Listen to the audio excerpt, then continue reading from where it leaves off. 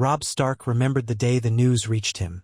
How the very heart of Winterfell seemed to clench with grief and cold rage when the Raven arrived bearing the tidings of Eddard Stark's imminent fate.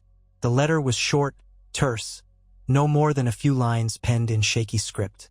It told of his father's imprisonment and the rising chorus of voices in King's Landing, baying for Lord Stark's head. In that moment, Robb felt something within him shift irrevocably. The boy who had always yearned for his father's approval, who had wondered if he had the makings of a true lord, found in himself a hard steel. Even as the wind whipped the banners atop the towers, it felt like all the North was drawing a deep breath, waiting for his decision. He read that letter again and again until the words burned into his eyes.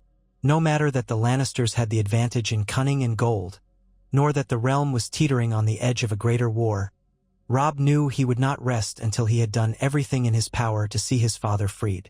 They had taken Ned Stark and thrown him into the Black Cells, dooming him by the mad will of King Joffrey and the manipulations of Queen Cersei. Robb would not let the injustice stand. He would tear apart King's Landing stone by stone if he must. And so he closed his eyes, gripping the hilt of his sword, and made his choice.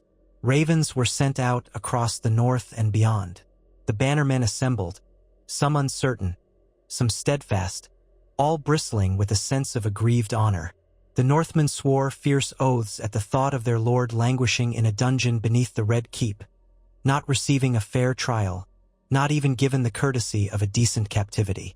Those who remembered the last time the North had marched south understood the gravity of what was to come. This would be no mere foray. It would be the forging of the next generation's history. The great lords, Umber, Karstark, Manderly, arrayed themselves beside their young liege lord, presenting their strengths and cautioning their weaknesses. Lady Catelyn, grief-stricken yet resolute, stood by Robb's side. Even in her sorrow she urged him to think carefully, to strategize. But at times, Robb caught that glimmer in his mother's eyes. She was not only a mother worried for her husband, but a Tully by birth who had seen her own father hold Riverrun through many storms. She knew how to fight for what was dear to her. They were in accord. They would do whatever was necessary to bring Ned Stark home. They marched with a swiftness that stunned allies and enemies alike, cutting through the raw autumn countryside. Robb pressed the northern army hard, always sending out scouts and outriders to gather intelligence. Rumors ran wild across the Seven Kingdoms. Some said the young wolf had no plan, only blind wrath. Others whispered he had an unearthly cunning, the cunning of the first men, aided by old gods lurking in the heart of the weirwoods. The truth was simpler. Robb had no illusions that this would be easy. King's Landing was heavily fortified and the Lannisters had the crown's resources at their disposal. But he also knew that waiting would only give the Lannisters time to strengthen their hold on his father to hold a trial or an execution. The longer he tarried, the more likely it was that Joffrey would grow impatient or cruel, though the boy was hardly short on cruelty and simply call for Ned Stark's head to be displayed on a spike. Robb refused to countenance that possibility. The North was with him, outraged at the insult done to their liege lord, but they were not blind to the danger. Yet in that danger, Robb found the stark necessity that led him to approach war with a cold determination. He would move faster than anyone expected. He would not linger to fight petty skirmishes or to lay siege to lesser castles. His single aim was to break the gates of King's Landing and pry his father from those black cells. They encountered resistance earlier than expected.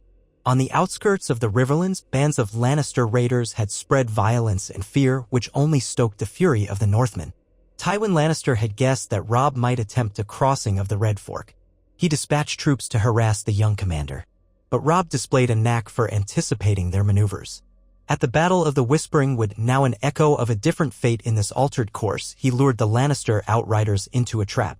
Under the silent watch of ancient trees, the Northmen encircled them at night, capturing prominent knights and sowing terror in the hearts of their foes.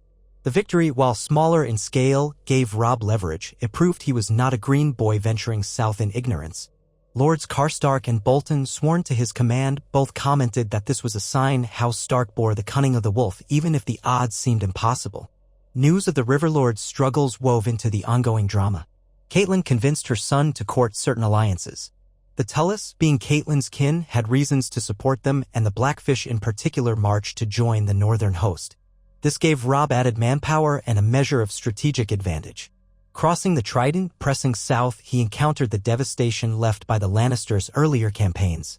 Fields were burnt, villages abandoned, and the people living in fear. Seeing the atrocities, the Northmen were reminded again that their cause was just. It was no simple feud between great lords. The entire realm suffered under Lannister dominion, under a boy king who did not care for the small folk he claimed to rule. The men who marched with Robb found renewed vigor. They were not merely avenging their lord, they believed they were lifting a great injustice off the realm. Even as the northern army advanced, word spread like wildfire that Joffrey had called for the immediate trial of Ned Stark on charges of high treason. No one doubted that the trial would be rigged, a farce conducted simply to give the illusion of justice before the headsman swung the sword. The letter bearing that rumor reached Robb in his tent at night.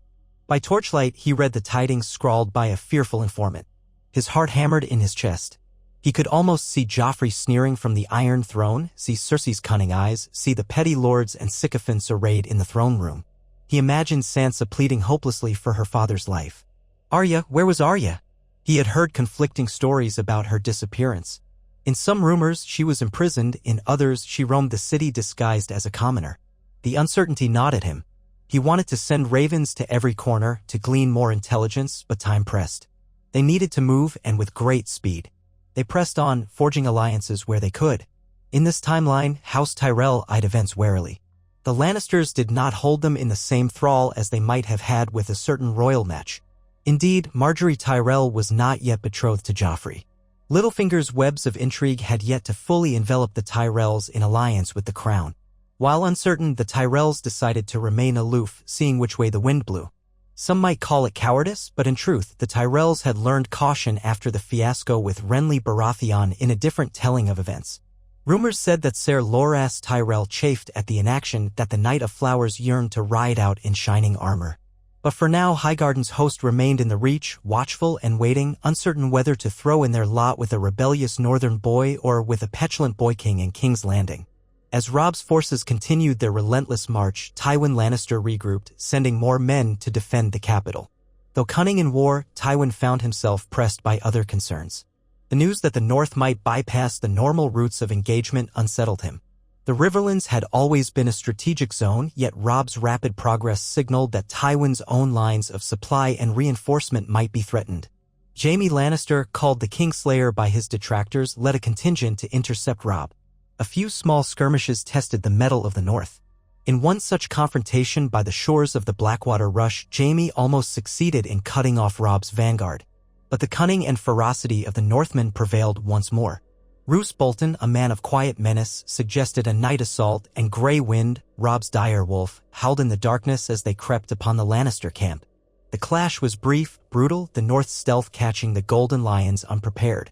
Jaime managed to withdraw with most of his cavalry, but the defeat stained the Lannisters' sense of security. Amid these battles, Robb learned more about the precarious politics in King's Landing. Varys, the Spider, had his spies in every corner of the realm, and rumor had it that he did not look favorably upon the Lannisters' iron grip. Cersei was rumored to be at odds with the council, with Tyrion Lannister forced to attempt some measure of diplomacy to quell the chaos. Sansa Stark remained a captive in the Red Keep, used as a pawn to manipulate the North's compliance. The tension grew daily. If Joffrey decided that Ned Stark was a lost cause for their purposes, there was nothing to prevent him from ordering the execution out of sheer spite. That knowledge spurred Robb further. He slept less, studied maps late into the night, and commanded his outriders to push their horses to the limit. In the early morning hours, Lady Catelyn would find her son awake, eyes rimmed with red but shining with a determined light. His voice, though tired, held a quiet resolve that reminded her of Eddard Stark in the days of Robert's rebellion. When at last they reached the Crownlands, the Northmen saw the first glimpses of the capital's outskirts. Smoke rose from distant villages, not from war but from daily life. The farmland around King's Landing had not been as ravaged as in the Riverlands, though signs of neglect were everywhere. The Lannisters had not cared for the small folk, and bandits took advantage of the turmoil. Many of those peasants looked upon the arriving host with fear. But then they saw the dire wolf banners, glimpsed Lady Catelyn riding at her son's side, saw the disciplined ranks, and for a moment some dared hope that these were liberators, not conquerors. Robb had given strict orders. No foraging parties were to harm the small folk. Any supplies needed would be paid for as best as they could manage. The North fought for justice, not pillage. That discipline won them reluctant goodwill among the peasantry. When some farmers came forward with bread and cheese, trembling in fear but wanting to assist those who might unseat the tyrant boy king, Robb's men received them kindly. Though the gesture was small, it kindled a sense of rightness among the Northmen. Finally, the spires and walls of King's Landing came into view, the Red Keep perched on its hill, gazing imperiously over the city and Blackwater Bay. The sight of it, so imposing and ancient, brought a chill to Robb's soul. Here, in these dungeons, his father was kept. Here the Iron Throne twisted men's hearts with ambition and deceit. More than one Northman paled at the thought of storming those walls, for they were high and thick, guarded by thousands. But even fear could not deter them. They had not marched hundreds of leagues to turn back now. Robb ordered the tents pitched in a crescent formation outside the main gates. Scouts would circle the city, see if there were any weaknesses. The plan was daring, perhaps reckless, an all-out assault on the city while crucial Lannister forces were scattered or still traveling. Yet, any siege could take months, and that was time Ned Stark did not have. A quick, overwhelming blow might surprise the defenders, might open a path to free Ned before the Lannisters could respond effectively. The tension in the camp was palpable, the men checking their swords, whispering prayers to the old gods and the new. In the gloom of an autumn dusk, Robb gazed upon the city and prayed for the gods' strength. King's Landing itself quivered with unease. Joffrey shouted at his small council, demanding to know why the northern traitors were at his gates. Grand Maester Pycelle coughed out half-hearted reassurances, while Cersei eyed her son warily, trying to maintain composure. Tyrion Lannister, newly returned from a diplomatic stint in the Vale, struggled to impose some sense of rational thought. The city guard was insufficient to hold a protracted siege if the northern host was as large as rumored. Add to that the unrest of the starving masses, and the capital might tear itself apart from within if not well managed. In the Red Keep's dark corridors, Varys whispered of cracks in the city's defenses, of potential sabotage. Littlefinger, perpetually smirking, weighed how he might profit from the chaos. None could quite believe that the Northmen had arrived so swiftly. It was a testament to Robb Stark's ability to rally his banner lords to unprecedented unity and to march with single-minded purpose. Within the bowels of the Red Keep, Ned Stark lay in the darkness, a proud man reduced by captivity and injuries. His leg pained him from the blow that had brought him low weeks prior, but the deeper wounds were to his spirit. He fought despair in that damp cell, remembering how quickly the illusions of justice in King's Landing had crumbled around him. He thought of his daughters, Sansa trapped, Arya missing, and he thought of his sons far away. He believed he might never see them again. At times, he prayed to the old gods for their protection. Yet, there were moments in the blackness when he allowed a small flicker of hope. Word reached him in hushed tones that Robb had marched south, that the banners of the North were on the move. Could it be that his son, little more than a boy, had taken the weight of war upon his shoulders? The notion both pained and awed Ned. He had never wanted his heir to know such horrors so young. But if it meant the difference between life and death, perhaps it was inevitable. In that darkness, Ned whispered, "Robb, my son, be careful. Do not lose yourself in the city's shadows. If you come for me, come swiftly." Before dawn on the day that would decide everything, Robb Stark mustered his men. The plan was brutal in its simplicity. While a portion of the army led by Roose Bolton and the River Lords would create a diversion at the King's Gate, Robb himself would lead the main charge at the Mud Gate, accompanied by his fiercest warriors. Simultaneously, small parties of scouts and outriders would harry the walls and watch for any breach. If the rumors were true, certain gates might be undermanned. Tyrion Lannister had moved parts of the city watch to the Red Keep, trusting in the thick walls and the confusion of a city not expecting a full-scale assault at daybreak. The horns sounded, echoing across the plain. The sun had barely touched the horizon when the Northmen moved, armor gleaming dully in the early light. The war cries of House Umber, the calls of the Karstarks, the battle chants of the Manderleys. Together they became a roar of defiance. Grey wind bounded ahead of Robb, the great direwolf's presence a symbol of ancestral might. At the King's Gate, the Lannister loyalists braced for the frontal attack. The Gold Cloaks, outnumbered and lacking morale, strove to hold the barricades. Roose Bolton, cold-eyed and methodical, unleashed wave after wave of pressing infantry. The defenders rained arrows from the battlements, stones and pitch thrown down to break the assault. But the Northmen were determined, using heavy shields and battering rams. Each crash of the ram against the reinforced gate reverberated through the city's cramped streets, sending tremors of alarm among the populace. Meanwhile, at the mud gate, a less guarded position, Robb led the charge. The gatehouse, older and in need of repairs, stood vulnerable. The watchers stationed there never expected a massive northern host to appear at sunrise, and they scrambled to sound the alarm. But the horns blaring from the King's Gate had already drawn most attention. Robb's men surged forward. Grappling hooks were thrown, scaling ladders raised. Arrows streaked across the sky. The defenders atop the gate tried to rally, but the frantic assault broke their lines. Gendry, a young armorer's apprentice pressed into the gold cloaks, saw the wave of northern steel and felt a surge of terror. All around him, men shouted curses. Then the barricade splintered under a heavy ram, and the mud gate burst open in a shower of broken wood. Chaos descended upon King's Landing. The Northmen flooded into the streets near the riverfront, while at the King's Gate, Roose Bolton's diversion intensified. People screamed, scurrying out of their houses. Street by street, skirmishes erupted, with the gold cloaks trying to form defensive lines. But many of them threw down their arms, terrified or unwilling to die for Joffrey's questionable cause. Robb kept his men moving, mindful of the plan. They were not here to sack the city, but to reach the Red Keep. He had hammered this order home every night leading up to the assault. We do not harm the innocent. We do not stoop to the Lannisters' level. Our purpose is to free Lord Stark. Yet war is rarely neat, and pockets of violence flared unpredictably. Some men from the back ranks saw unguarded homes and were tempted by plunder. Others, more honorable, policed their own, forcing discipline with the edge of their swords if necessary. War can transform men into beasts, but Robb fought to hold them to a higher standard.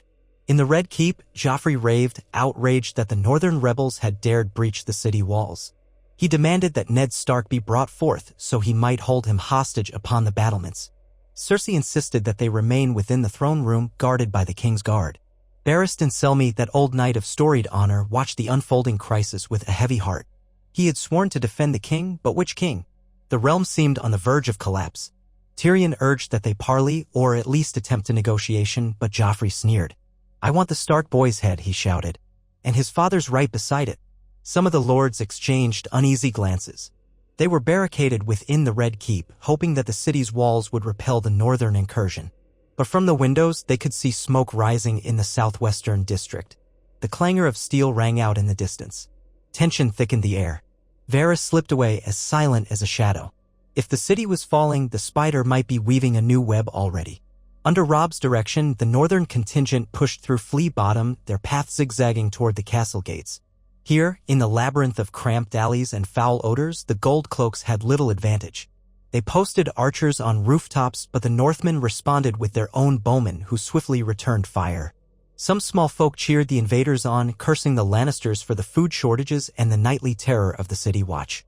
Others simply cowered, praying they would not be trampled in the chaos. Robb felt an almost surreal sense of dislocation as he led his men through the capital's heart.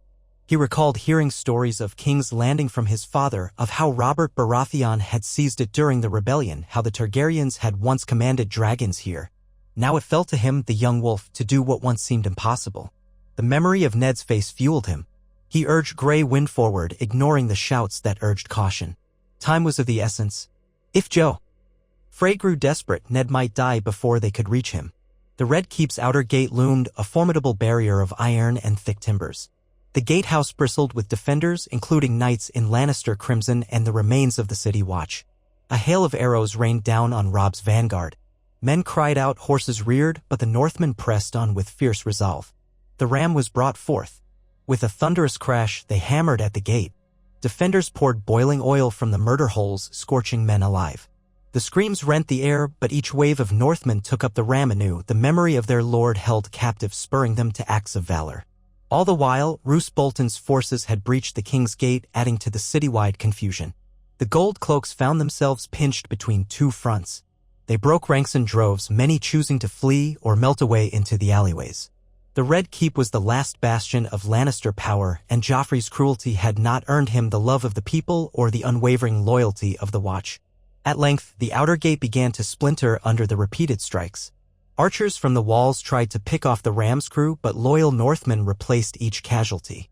Eventually, a massive crash signaled the gate's partial collapse. Through the smoke and splintered wood, Robb led the charge, Grey Wind at his side, the young lord's voice echoing, "For the north."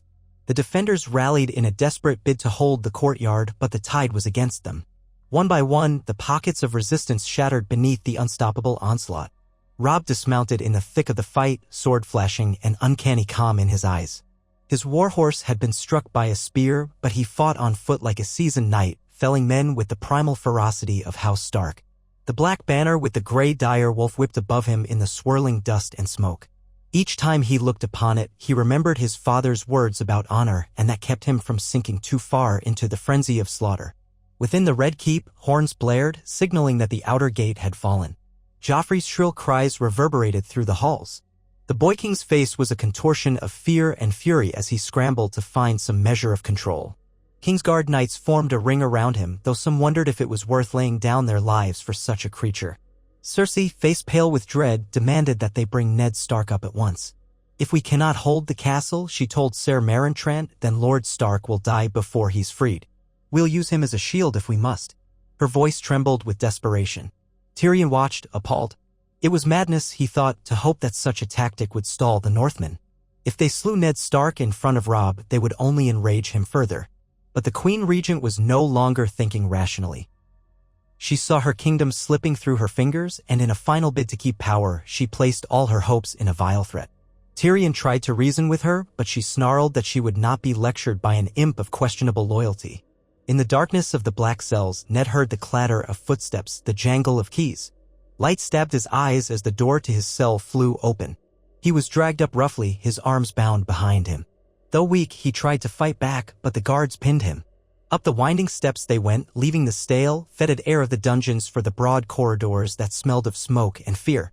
Over and over, he heard distant shouts, "The Northmen have taken the gates. They're inside the city." Hope warred with dread in Ned's breast. Robb had come. His son, so young, had done the unthinkable and now threatened to wrest King's Landing from Lannister hands. But what if it was too late? He could already feel the malice in the guards' rough treatment. They might kill him at any moment. Yet a steely calm came over him, the same calm he felt when he had passed the sentence on a deserter at Winterfell. He had taught his children about justice and duty. Now, in a cruel twist, it seemed those lessons had led Robb here to wage open war for his father's freedom.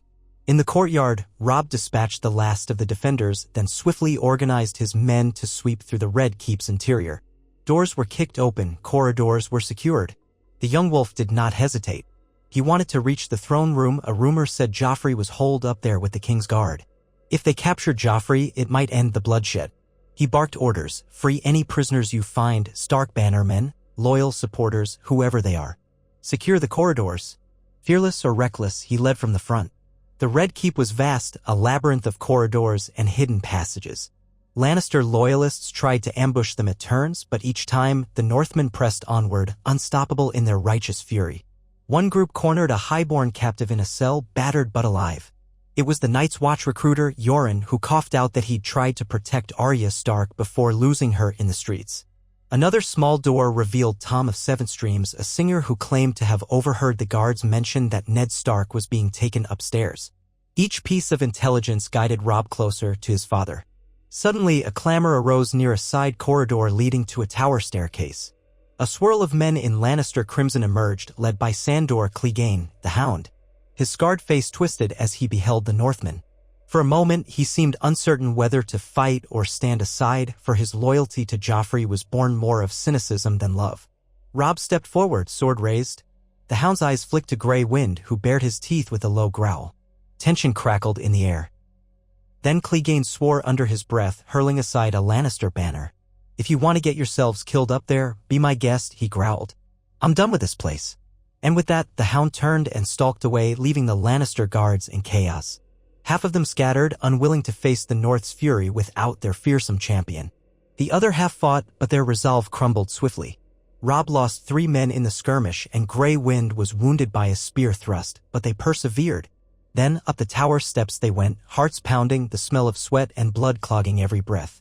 Beyond those steps lay a corridor that opened into a grand hall. At the far end, a set of ornate double doors led to the throne room. Barricades had been hastily erected, and behind them stood a cluster of Kingsguard knights, all in white cloaks, along with some Lannister men-at-arms. And there, in the center, was Joffrey Baratheon, his eyes wide with panic. Cersei Lannister clutched at him, her face pale, but her voice rang out, "Come any closer, and Lord Stark dies."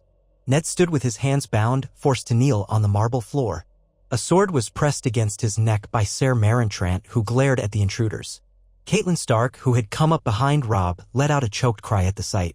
The Northmen bristled, swords raised, but unwilling to charge lest they trigger Ned's immediate execution. The tension was excruciating. Cersei repeated her threat, "Leave now. Call off your men and leave the city, or your Lord Father's blood will flow." Robb's heart thundered. He saw Ned's eyes, weary but unbroken, and heard the ragged breathing of his mother behind him. He thought of his sisters, of the entire reason he had come here.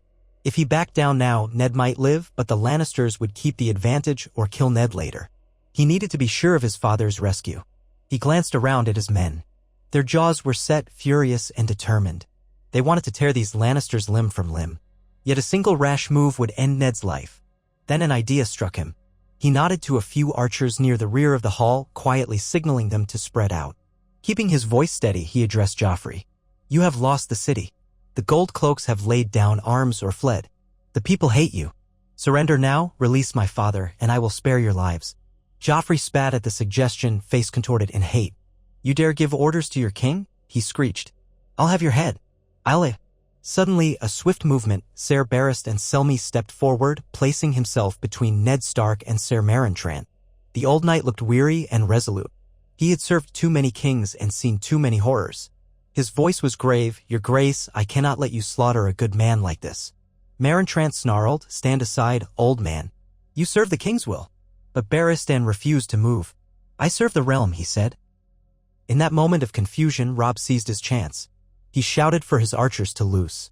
2 arrows flew, aimed not at Ned or the Kingsguard, but at the men-at-arms holding the line. The shock broke the standoff.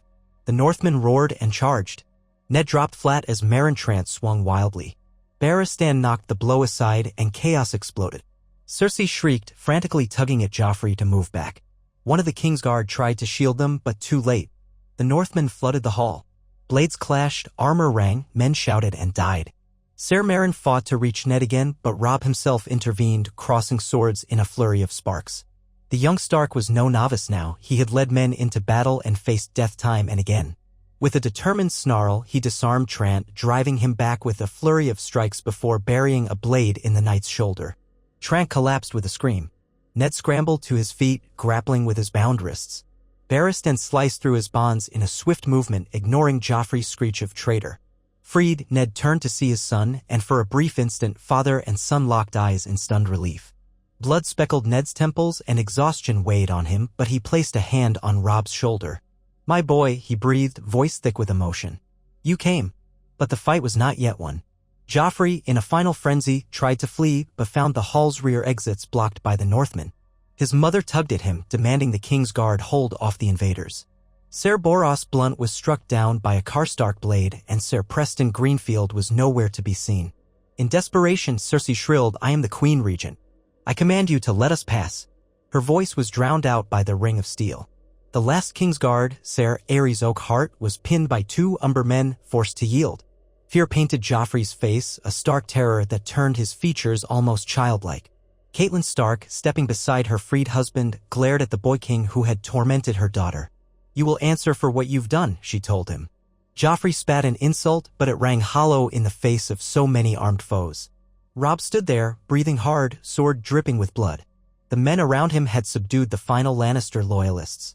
The throne room was his, an impossible reality that had seemed beyond reach just days ago. He spotted the Iron Throne looming over them all, its twisted swords reflecting the torchlight. It was a monstrous seat that had driven men to madness for generations. For a moment, the young Stark realized with a jolt that by sacking King's Landing, he had come closer to that seat of power than he had ever dreamed. But his father's voice, hoarse and urgent, broke through his reverie. "Robb, you must not linger. You saved me, but there is still danger.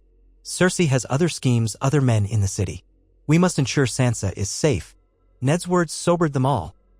This was no time for triumphal speeches. The city could descend into anarchy. The Lannister army might regroup. Allies might turn on them. And so Robb nodded, pressing his forehead against his father's for a fleeting moment of mutual relief, then turned to face the aftermath. Within hours, the Red Keep was firmly under Northern control. Patrols scoured the corridors, ensuring no pockets of Lannister resistance remained. They found Sansa Stark in her chambers, shaken and tear-stained, clinging to her belongings as if they might vanish. She sobbed with relief upon seeing her father and brother. Catelyn held her daughter tightly, murmuring words of comfort. Sansa's confusion and fear, her heartbreak at Joffrey's cruelty, all melted into tears. For a moment, Ned simply closed his eyes, grateful that both he and his daughter were alive. His leg wound throbbed, his body felt weak, but he was free, and that meant everything. Meanwhile, Joffrey and Cersei were placed under guard, locked in their own luxurious suite of rooms. Tyrion Lannister, found quietly stashing parchments in a side room, was detained but not harmed. Robb recognized the imp's reputation for cleverness. Perhaps he could be of use or at least prevented from sowing chaos. Queen Cersei railed at her captors, threatening them with Tywin's wrath, but her pleas fell on deaf ears. The city was in uproar. The gold cloaks had lost their nerve. The small folk were terrified and uncertain if the new regime would be any better than the old. Plumes of smoke rose from scattered fires. Rival gangs took advantage of the chaos in Flea Bottom. It would take a steady hand to restore order. Yet, in the midst of this swirling confusion, Ned Stark stood by his son's side in the Red Keep's grand courtyard, gazing out at the city that had seemed so impossible to take just yesterday. Robb immediately ordered the release of any innocent captives, the distribution of bread to the starving crowds, and a stern edict against looting. Northmen found committing atrocities would face the same justice as Lannisters. The war had brought them here, but if they meant to hold the city, and, indeed, to keep Ned safe, they had to exercise discipline. Quietly, Ned whispered to his son, "You realize what you've done, Robb? By storming King's Landing, you have overthrown the Boy King. The realm will not take this lightly. Tywin Lannister will raise a massive host to retake the capital." Robb nodded. He had accepted that risk the moment he decided to save his father. "We'll face him," he said softly. "We have the North, the Riverlands, and we hold the king and his mother. Perhaps we can force terms." Ned frowned. The realm was fracturing at the seams. Renly Baratheon might declare himself king, or Stannis might stake his claim. The Tyrells might choose a side. Dorne would watch with interest, wary and resentful. "Let us hope your sisters remain safe and that the rest of our family finds refuge," Ned added. "But whatever comes, I am proud of you, my son. You have risked everything to do what you believed was right." For the Northmen who had expected a short campaign, march south, save Ned, and depart, the complexity of ruling a captured city soon became evident. The Red Keep's bureaucracy was immense, from the kitchens to the treasury to the scribes. Varys, ever the spider, reappeared as if from thin air, offering to help maintain order, though his true motivations remained obscured behind that unctuous smile. Littlefinger, if he still lurked, would be weaving new plots. Ser Barristan Selmy asked for an audience with Ned Stark, kneeling before the newly freed lord in a gesture of regret. "My lord," he said, "I could not stand by and watch another horror done under the guise of kingship. I have failed my vows once before. I would not fail them again." Ned clasped the old knight's hand, acknowledging the risk he had taken. Outside the walls, the northern camp was abuzz with the news that the city had fallen. Men cheered, wept with relief, or nursed wounds. Some of the wounded would never walk again. Others had lost dear friends in the assault. The cost of victory lay in blood-stained fields and silent corpses. Families in the north, as well as in the Riverlands, would feel the sorrow for months, years to come. War is never kind, even when it's fought for what one deems a just cause. By nightfall, the great hall of the Red Keep was lit with torches. Robb sat at one end of the table with his father by his side, along with Catelyn, Sansa, and their key allies. The rush of events still felt unreal. They had done it. Eddard Stark was free, alive, and ironically enough, they held power in King's Landing. But the Iron Throne loomed over them, a menacing presence that seemed to whisper promises and threats. Some Northmen eyed it with curiosity, as if expecting Robb to claim it. Others looked away, wary of its legacy of blood. Ned rose to his feet, leaning on the table for support. His voice was calm, firm, but tinted with sorrow. "We have saved my life," he said. "But the war has only begun. Tywin Lannister will not bow easily, nor will the Baratheons or the Tyrells remain idle. We must decide what we mean to do with this city and that boy king we have captured." Catelyn laid a hand on Ned's arm. She could see the weariness in his eyes, the pain in his leg. She spoke softly, as though reminding him that they could rest. But Ned shook his head. Rest, if it came, would be short. The kingdom was in turmoil. There was talk from Roose Bolton about pressing the advantage, maybe marching west to crush Tywin. Lord Karstark suggested using Joffrey as leverage in negotiations. Lady Catelyn insisted they seek to return Sansa and Arya safely home. Ned nodded. "First, let us find Arya," he said. "Then we can speak of alliances and negotiations." They learned from Yoren that Arya had escaped during Ned's arrest and might be hiding somewhere in the city. A search party was assembled, men scouring Flea Bottom, the docks, even the deserted corners of the keep. Days might pass before they found her, if she was still alive. The fear weighed heavily on all their hearts. At the suggestion of order, Tyrion Lannister was brought before them. He stood there, bound but unbowed, face set in a wry twist. "Lord Stark," he said politely, "I find myself in a regrettable position, but let me assure you, I take no pleasure in the cruelty displayed by my nephew. Perhaps we can discuss terms." Robb eyed the imp with a mixture of caution and curiosity. "And what terms would those be?" he asked. Tyrion shrugged. "My father will come with fire and blood for his children. If I remain alive, you might persuade him to treat. If I die, you'll likely guarantee a vengeance you can't imagine." Ned exchanged glances with Robb. It was galling to negotiate with a Lannister, but the realm was never simple. If their goal was to preserve the lives of their people, they could not ignore the realities of power. While negotiations began in quiet corners, the city reeled under new governance. Northern soldiers kept watch on the gates to prevent sabotage or infiltration. The small council was effectively dissolved, with many members either dead, imprisoned, or fled. Varys lingered, offering scraps of intelligence about Tywin's movements, about possible infiltration by the remnants of the city watch loyal to the Lannisters. Some Northmen sneered at him, calling him a eunuch spider unworthy of trust, but Ned listened carefully. He knew the man was cunning and, if properly motivated, might help them maintain precarious order. The Red Keep's servants walked on eggshells, uncertain whether the new masters would be more merciful than the old. But Ned Stark, battered as he was, demanded fairness. He allowed the kitchens to feed the prisoners, posted guards to prevent wanton brutality. Rumors floated among the scullions that Lord Stark might even be a decent man, in contrast to the monstrous Joffrey. Still, fear clung to everyone's hearts. War had not left the gates. It had merely changed hands. Over the next several days, a sense of tenuous calm settled upon King's Landing. Parts of the city smoldered, but the Northmen managed to quell the worst of the fires. They began distributing food from the royal granaries, though the supplies were meager after the Lannisters' mismanagement. A crowd gathered in the streets outside the Red Keep, hoping for mercy or bread. Robb, accompanied by a detachment of lords and guards, addressed them. He promised that Lord Stark would look after the good people of King's Landing until peace could be established. He left unsaid how complicated that would be. Yet, for the moment, cheers replaced curses.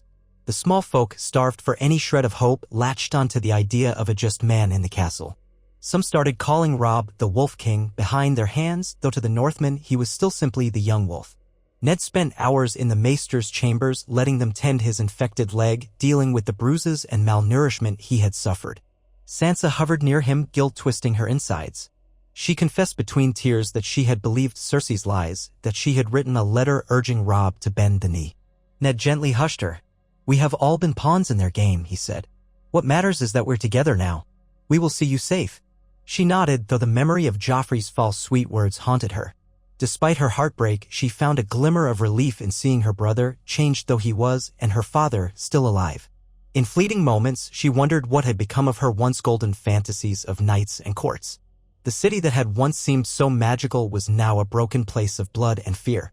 Robb, for his part, roamed the corridors, holding council after council with lords of the North and the Riverlands. They debated whether to name a new king or to restore the rightful monarchy. But who was rightful? Stannis Baratheon, elder brother to the late King Robert, had a claim.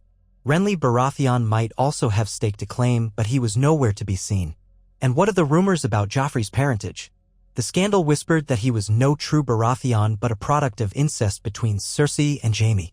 Ned knew the truth. He had discovered it before his arrest, but proclaiming it now might tear the realm apart even more. Some advised him to speak the truth, dethrone Joffrey, and name Stannis. Others whispered that the North should crown Robb as king in the North. Ned, exhausted, felt the weight of it all. Too many choices, too many possible disasters. He had come here to do his duty, only to be betrayed. Now, with the power ironically in his hands, he found himself wishing for a simpler life back at Winterfell. Inside a small chamber overlooking Blackwater Bay, Ned and Catelyn took a rare moment alone. The room smelled of salt and the distant tang of smoke. Ned massaged his wounded leg, while Catelyn stood by the window, anxiety etched into her features. "We have our family," she murmured. "Not complete. Arya is still missing, Bran and Rickon are in Winterfell, but we have you, Ned. We have Sansa. Robb is alive, changed, but alive. That is a grace the gods have granted." Ned nodded gravely.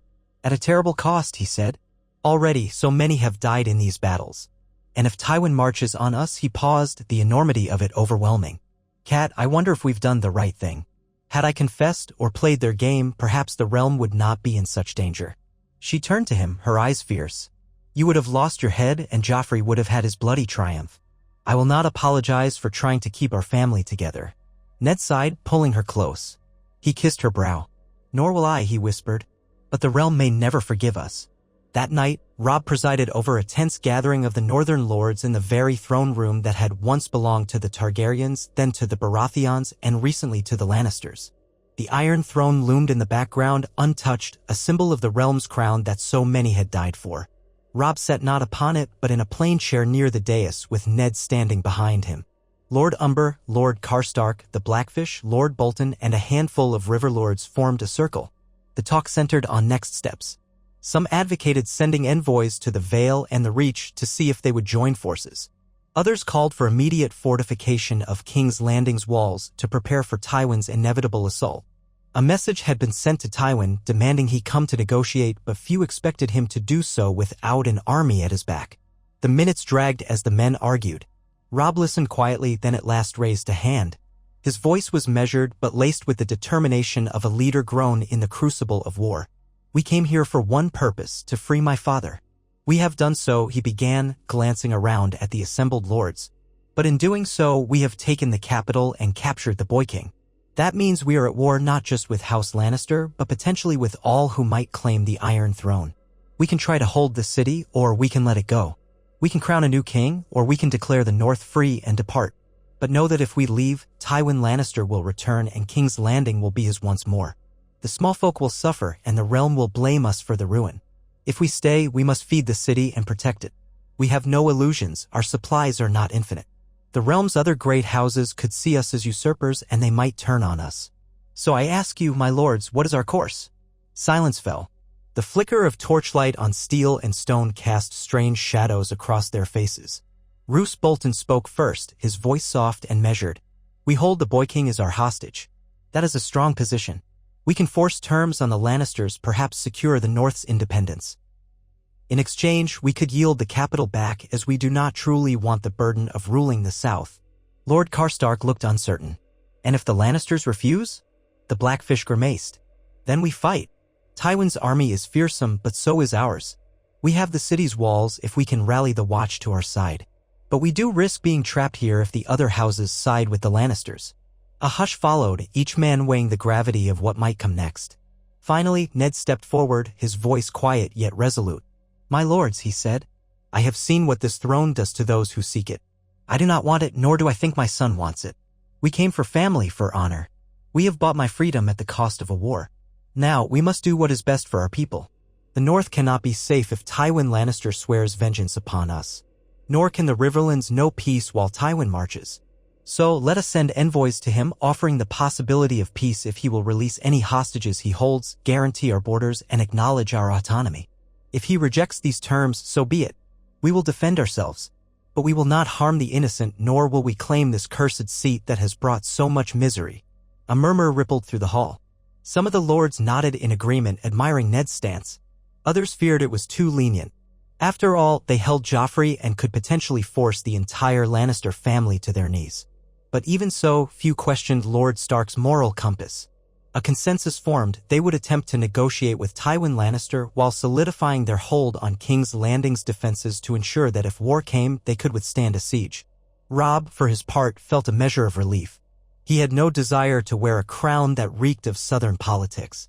He simply wanted his family safe, the North at peace. That night, they drafted letters to Tywin, to the Lords of the Vale, the Reach, even to Dorne, inviting them to consider an alternative to all-out war. But the battered watchers on the walls sensed that the real battle might just be beginning. In the days that followed, patrols fanned out beyond the city to secure the roads. Reports trickled in that Tywin's host was gathering in the west, mustering at Harrenhal or perhaps even closer. Ravaged villages along the Blackwater told stories of roving Lannister outriders. Refugees poured into King's Landing, swelling the population and straining already thin supplies. Meanwhile, inside the Red Keep, tension simmered. Cersei refused to eat, hurling plates at any guard who dared enter. Joffrey, caged like a feral animal, spent his hours screaming threats or sobbing in fear. Tyrion tried to reason with his nephew but found Joffrey unmanageable. When my father arrives, Joffrey spat, you'll all die like dogs. Robb, from time to time, visited the Boy King's quarters to gauge his mood, accompanied by a retinue of Northmen. Each time, he left with a profound sense of relief that Joffrey was not his king. The thought of this sadistic boy ruling the realm chilled him. He vowed never to become that sort of monster. Sansa Stark avoided seeing Joffrey, preferring to remain with her father, mother, or her septa. She practiced needlework mechanically, her hands trembling every now and then when she remembered the screams during the battle. The illusions of gallant knights had shattered. She tried to find some gentleness in small acts, nursing wounded men, speaking kindly to frightened maids. Ned saw in her a quiet resilience that reminded him of her mother. Though Sansa's heart had been broken by the Boy King's cruelty, she retained a capacity for compassion that shone through the gloom. Arya, at last, was found near the docks, surviving on stolen bread disguised as a boy. She had avoided the gold cloaks, overheard rumors of fighting, and even witnessed the city's fall from a distance. A group of loyal Northmen stumbled upon her while she was attempting to slip onto a departing ship. Her reunion with her family was fierce and tearful. She hurled herself at Ned in a desperate hug, burying her face in his chest. Later, she stood before her brother, the newly hailed hero, looking at him with both awe and confusion. She saw how different he was now, a commander of men, a soldier, no longer just her older brother who used to laugh with her at Winterfell. Yet his eyes softened when he saw her, and he pulled her into a warm embrace. I'm so glad you're safe, Robb murmured. Arya only nodded, tears slipping down her cheeks. With Arya found, the Starks were as whole as they could be, missing only Bran and Rickon in Winterfell. That unity gave Ned the strength he needed to endure the next wave of challenges. Tywin Lannister's reply arrived within a week, delivered by a trembling courier. It was curt, demanding the immediate release of Joffrey, Cersei, and Tyrion, and the full withdrawal of northern forces from King's Landing. In exchange, Tywin would consider sparing the city and the Stark host. Otherwise, they would know the wrath of Casterly Rock. Robb and Ned read it in silence, passing the parchment between them. The elder Stark's jaw tightened. So be it, Ned said. He will not yield. Nor shall we. Robb nodded. He could sense the winds of war swirling. We must prepare the city's defenses, he declared. Gather supplies, repair the gates, station archers along the walls. They set to work with grim efficiency. The Northmen, who had taken King's Landing through a bold surprise attack, now had to hold it against one of the most formidable generals in the realm. Barristan and Selmy helped train them in the ways of the city's fortifications. Tyrion Lannister, playing his own game, quietly offered advice on how to strengthen certain choke points, presumably to show goodwill, or perhaps to ensure he survived. Varys lurked around each corner, offering suggestions for how to sow dissension in Tywin's ranks. The small folk looked on in anxiety as new barricades went up around the gates, watchtowers were reinforced, and the port was patrolled by commandeered ships. Winter was coming, but war was already here. Days slipped by, each one laden with the threat of Tywin's approach. Scouts raced back and forth with sightings of Lannister cavalry. Skirmishes erupted on the roads. The farmland around King's Landing was again at risk of being scorched by the oncoming army. Robb tried to remain steady, though the toll of leadership weighed heavily on his shoulders. He consulted with Ned frequently, but also recognized that his father needed rest to fully recover.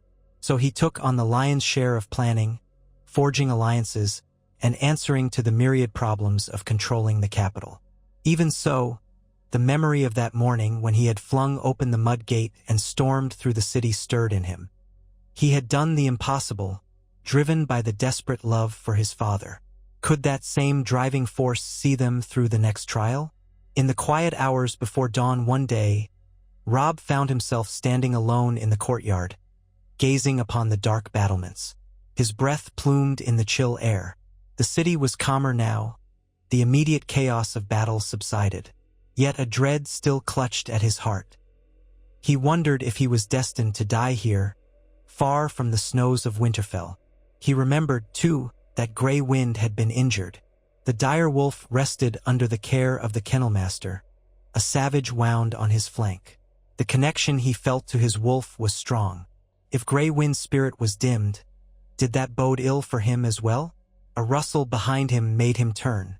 It was Ned, limping slightly, his cloak wrapped around him. "I could not sleep," Ned said, as if reading his son's thoughts. They stood together, father and son, bound by the weight of their choices. "I never wanted this for you, Robb. This war, this throne, these burdens." Robb closed his eyes. "Nor did I," he whispered. "But I'd do it again to save you, father. 1,000 times." The sun rose, gilding the rooftops of King's Landing, the city that had so often proved the doom of honorable men. Yet now, in this change-turning of fate, it stood under the banner of the direwolf. The watchers on the walls spied columns of dust on the horizon, the telltale sign of approaching armies. Tywin Lannister was near, and the greatest test of Robb Stark's bold stroke was about to begin. But for now, with Ned Stark free by his side, Robb felt at least one victory shining through the dark times. The North had come for its lord. The North had prevailed, if only for the moment. Whatever else the future held, the memory of that victory, of father and son reunited, of the city's walls taken by surprise, would stand as a testament to the lengths the Starks would go for honor and family.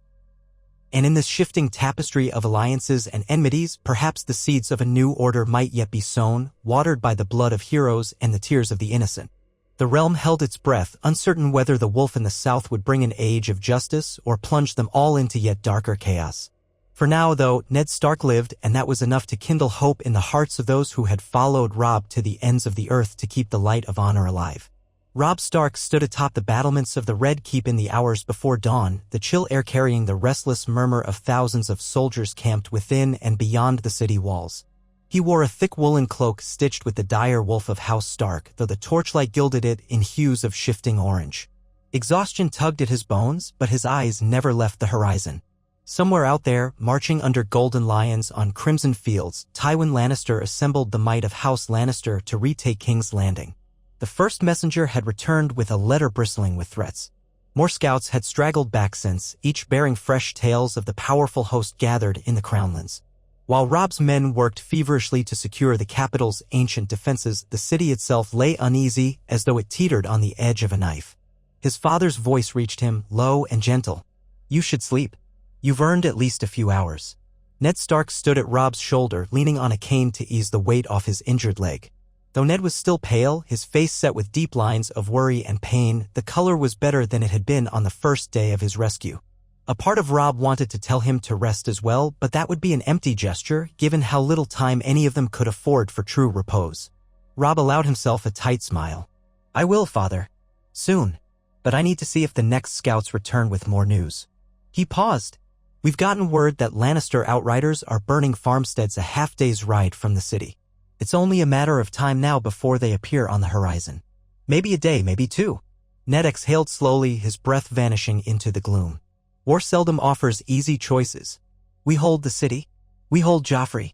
But Tywin will not negotiate on any terms but his own. He glanced toward the flickering torches along the battlements where Northmen stood vigil. The question remains, do we have enough supplies to withstand a siege if that's what this becomes? Robb dipped his head, acknowledging the problem. We've seized what the royal granaries have left, but the gold cloaks and the Lannister court were never cautious about rationing. The city is swollen with refugees. Some came in fleeing Tywin's men, others linger from days of chaos, and we don't have enough to feed them all indefinitely. Even distributing a loaf of bread can trigger a riot in Flea Bottom. It's a fire waiting to start, especially if Tywin encircles us. Ned grimaced. It was never your ambition to rule King's Landing. And the longer we stay, the more entangled we become. That's the truth of it, came a wry voice from behind them. They turned to see Brynden Tully, the Blackfish, stepping close. The man's expression was grim. The people call you their liberator, Robb. They're whispering about a wolf king in the Red Keep. But that flattery means nothing if Tywin starves them out. Those same small folk will curse you if they go hungry. Robb nodded, fatigue pulling at him again. Better a quick resolution than a drawn-out siege. But Tywin Lannister is no fool. He'll likely try to blockade the roads and keep us pinned until we run out of supplies. He cast a glance at the eastern sky. I've sent out riders to the Vale, the Reach, even the Stormlands, anywhere that might be compelled to break a Lannister siege. But it's uncertain whether those letters will bear fruit. Ned looked at Robb, eyes shadowed. We've stepped beyond what anyone in the north foresaw.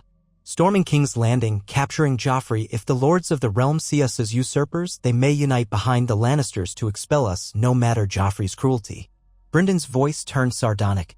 More than a few lords hated the Lannisters, true enough. But many also fear the unknown. They worry the North might take the throne for itself. And too many of them can be bought. Tywin's gold runs deep. Robb ran a hand across his stubbled jaw. We'll see. For now, we can do only what we must.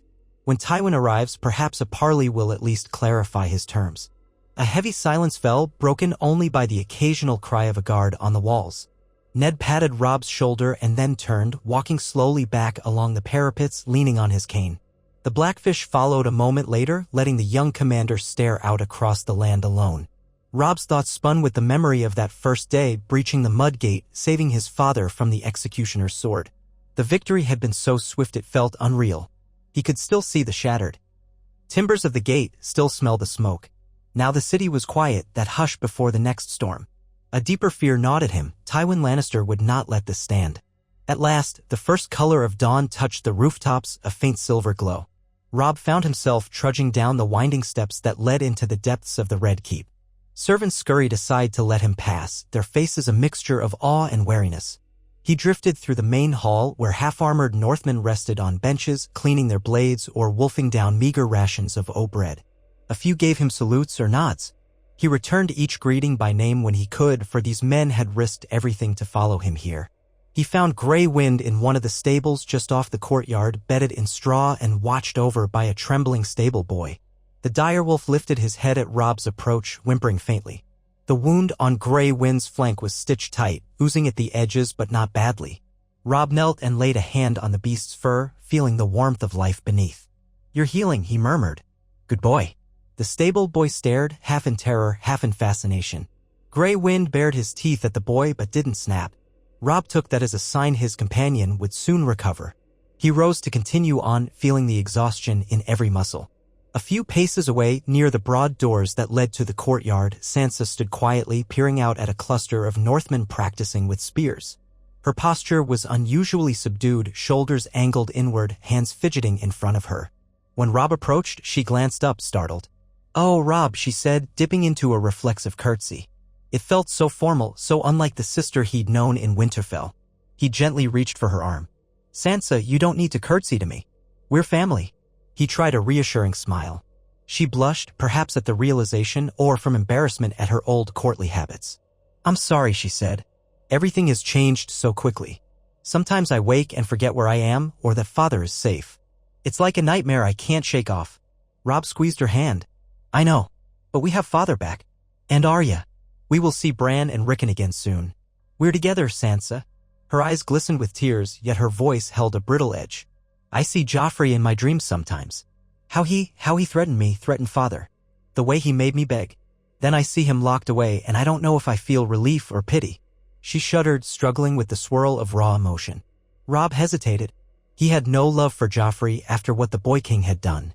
But it was no simple thing for Sansa to watch someone she'd once admired or even cared for reveal himself as a monster. In the hush of that moment, he saw how deeply it scarred her. He wished he could say some magic words to make that hurt go away. Instead, he placed an arm around her shoulders, pulling her close. "He won't harm you again," he murmured. After a moment, she nodded, tears slipping down her cheeks.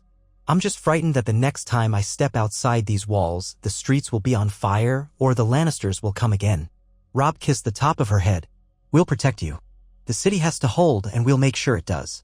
She blinked hard, trying to compose herself. "I trust you," she whispered. "And Father." He gave her a final squeeze, then released her, stepping back. "Get some rest, Sansa. Things will move quickly soon." She nodded, wiping her eyes, then turned and went down the corridor toward the tower that held her quarters. Robb followed the path into the Red Keep's heart, making for his makeshift war council chamber. This had once been a solar for the Targaryen kings, so rumor said. It was quiet, adorned with old tapestries half-eaten by moths and wide windows that gazed over the city. Most of the furniture was scarred with age. He found his commanders within. Roose Bolton stood near the window, hands clasped behind his back, dark eyes flicking over a map spread on a table. Ricard Karstark and the great Jon Umber flanked him, exchanging low grunts of conversation. Ser Barristan Selmy, a quiet but attentive presence, leaned against a column, arms folded as if lost in thought. At the sight of Robb, they bowed heads in respectful greeting. The great Jon was first to speak. "Any word from the Outriders?" Robb shook his head. "Not yet, but the day is young. If Tywin's as near as we think, we'll see a messenger soon." Roose Bolton nodded, voice subdued. "We've had scouts riding for days in every direction. The Lannister Outriders operate in small packs, harrying anything they can find." His pale eyes flicked to Robb. "But we can't pin them down in open battle unless we ride out ourselves." Karstark grunted. "That would be madness, riding out to meet Tywin on open ground. We took King's Landing with cunning and surprise. We lose that if we give him the field." The great Jon slammed a hand on the table, making the map shiver. "We can't just wait for him to starve us either. Wolves do not cower behind walls forever." Ser Barristan cleared his throat politely, drawing their attention. He wore no white cloak now, only a simpler surcoat, though his bearing remained as knightly as ever. "My lords, if I may, I have seen wars in King's Landing before. The city is vast, difficult to breach, but also difficult to supply. If Tywin means to encircle us, we'll be forced to ration or risk chaos from the smallfolk. And the smallfolk can turn on you in a heartbeat if they believe you cannot protect or feed them." Robb studied the map, remembering how quickly the gold cloaks had folded when the city fell. Loyalty here was ephemeral. "We might attempt a sally if Tywin invests the walls, but only if it breaks his lines. Another possibility is to maintain strong defenses while sending a separate force around to threaten his flank or his supply lines." Bolton nodded, tapping a spot on the map representing an old fortress. "Harrenhal. Tywin might claim it as a staging ground. If we had a force strong enough to disrupt him, we could cut off his approach. But that would require leaving fewer men to hold King's Landing." The great Jon bared his teeth in a fierce grin. "I'll ride. Give me 5,000, and I'll turn Harrenhal into a slaughterhouse for those lions." Roose Bolton's lips curved faintly. 5,000 is too great a chunk of our forces, Lord Umber. Not when we have a city to hold. Perhaps half that, and you must rely on cunning, not just brute force." Ser Barristan offered a measured response. "The roads around Harrenhal are crawling with Tywin scouts. You risk being intercepted before you even reach its gates." Robb lifted a hand, forestalling further debate. "It might be wise to wait until Tywin's position is clearer. If we gamble now, we risk dividing our forces too soon. Let's see what the next scout report says. Then decide." The men grumbled but assented. The tension in the room was unmistakable. In the north, the lords had rarely faced prolonged sieges. They fought in cold climates, used to marching together and returning home. Holding a hostile southern city was a different beast altogether. Yet they had come this far, and Robb resolved not to let uncertainty tear them apart. As the gathering dispersed, Roose Bolton lingered. He studied Robb with that quiet, unsettling gaze. "You've grown more decisive these past weeks," he observed softly. "You understand now, I hope, that honor alone will not protect the North. We must be wolves, not lapdogs." Robb's jaw tightened slightly. We should never forget who we are, Lord Bolton. But cunning and strength don't require us to abandon honor. Bolton's expression remained unreadable. May the gods see us through, then. He offered a small bow and left, his footsteps echoing in the corridor. Robb was left with Barristan, who hesitated as if weighing whether to speak. The old knight's voice was careful. My lord, you've entrusted me with a degree of freedom here, and I'm grateful. But I feel I must remind you that however monstrous the Lannisters have acted, they still wield great influence. People across the realm fear Tywin's retribution.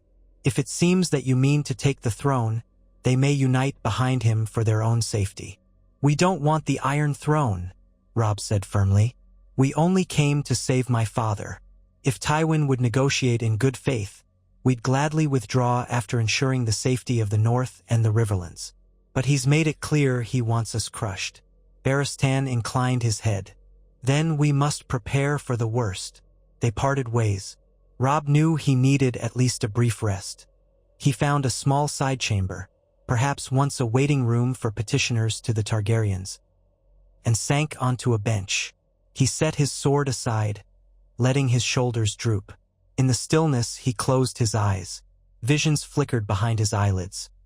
The red walls of the throne room, the battered gates, the cheers of men as they'd broken through, and above all, his father's gaunt face freed from the black cells.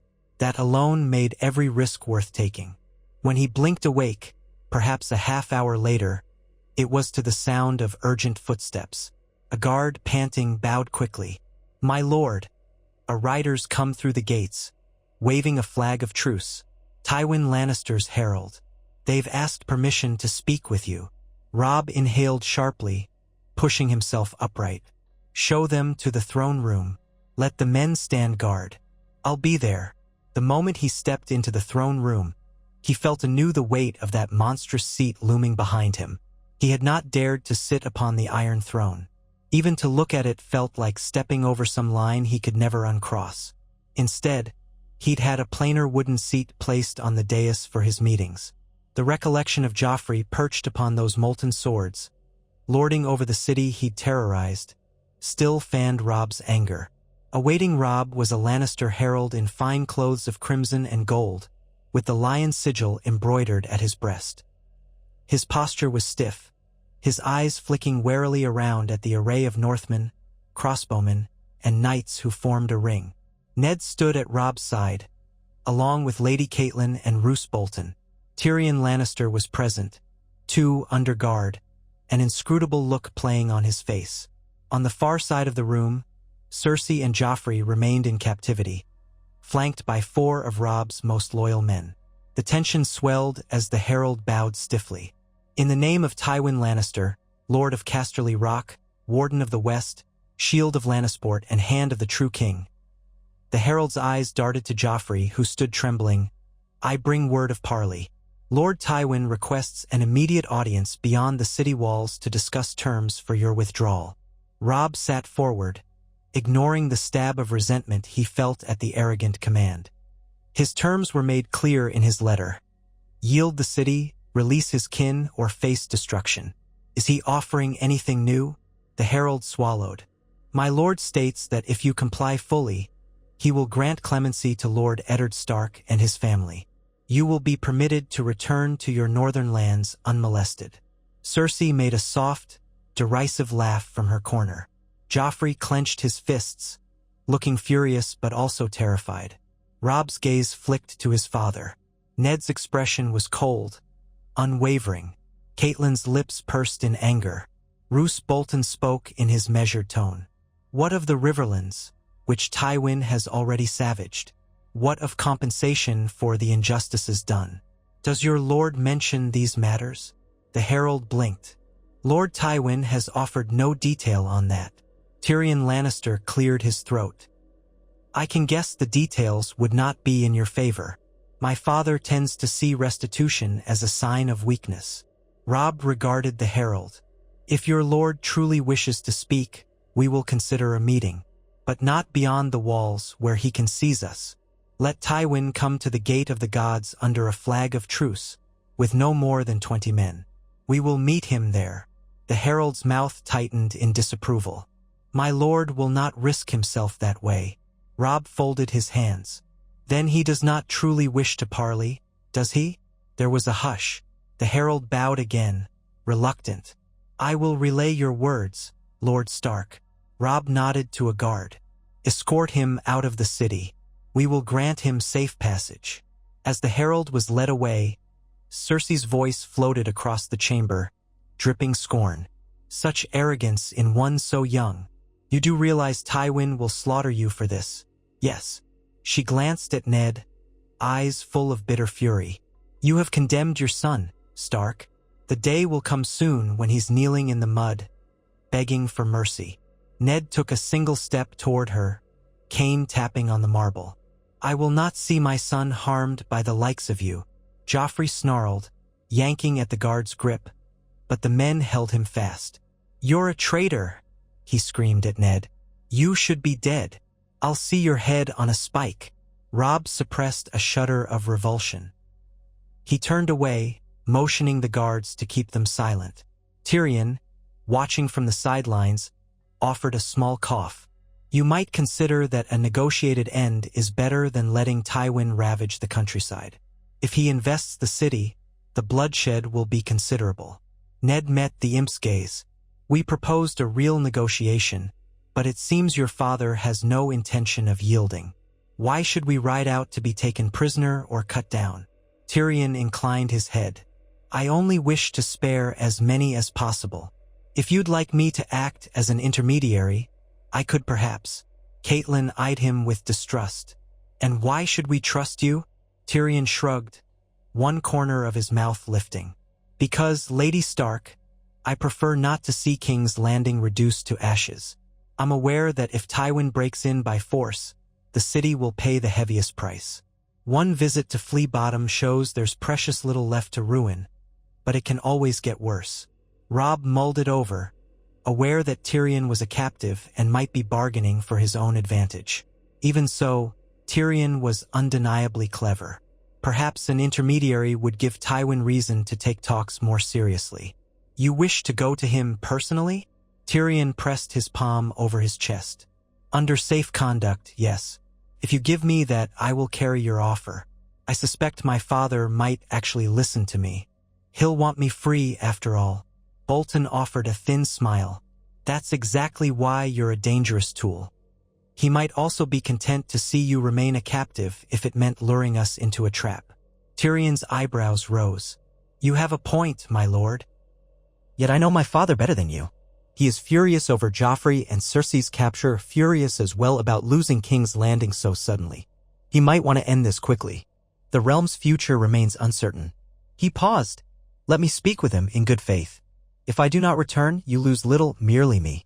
If I do return, perhaps we can avoid turning the city into a charnel house. Robb flicked a glance at his father. Ned's gaze was grim but thoughtful. He could be sincere, Ned said quietly. And I would spare our men if I can. Catelyn's features were etched with reluctance, but at last she nodded. We have to try.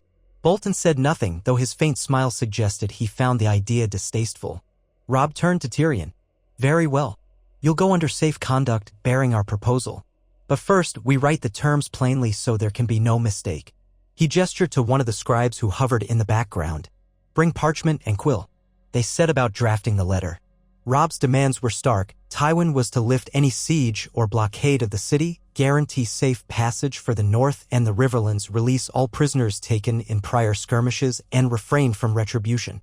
In exchange, Robb would release Joffrey, Cersei, and Tyrion and withdraw from the capital once Ned and the northern forces had safely departed.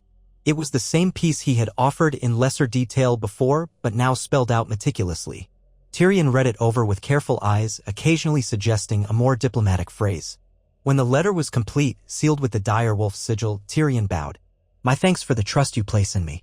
I shall do my best to see it repaid. Robb regarded him warily. You'll have an escort of our men and a royal safe conduct pass. If you fail to return in 5 days, I'll know Tywin spurned the offer. Then we'll be ready to meet him with steel. Tyrion spread his hands. Fair enough. Wish me luck. He was led away under guard to make preparations. Cersei and Joffrey watched his departure in sullen silence. The queen's face flickered with an odd mixture of contempt and was that hope? Perhaps she believed Tyrion would broker their release. Joffrey, though, seemed purely livid, hurling insults at the guards who bound him. As noon approached, Tyrion Lannister rode from the King's Gate, flanked by a small troop of Northmen. They bore a white banner of peace. From the battlements, Robb watched their silhouettes recede down the road until they vanished in the heat shimmer. There was no turning back now. That afternoon, the city thrummed with tension.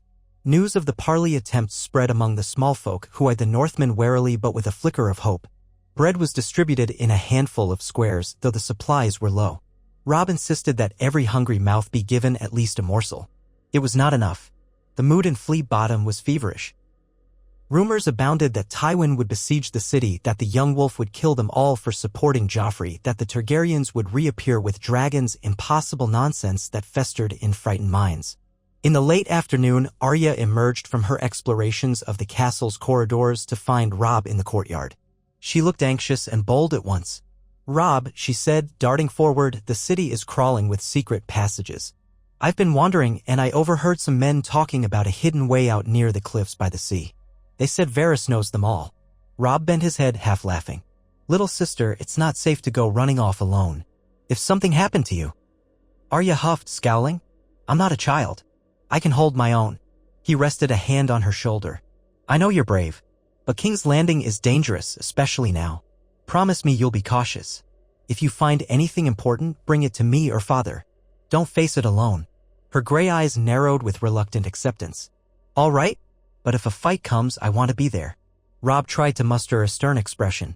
"You're too young to fight in open battle, Arya." She folded her arms. "I have Needle. I can fight if I must." He sighed, remembering how fiercely she had always resisted any notion of ladylike pursuits. "I know. Just stay safe."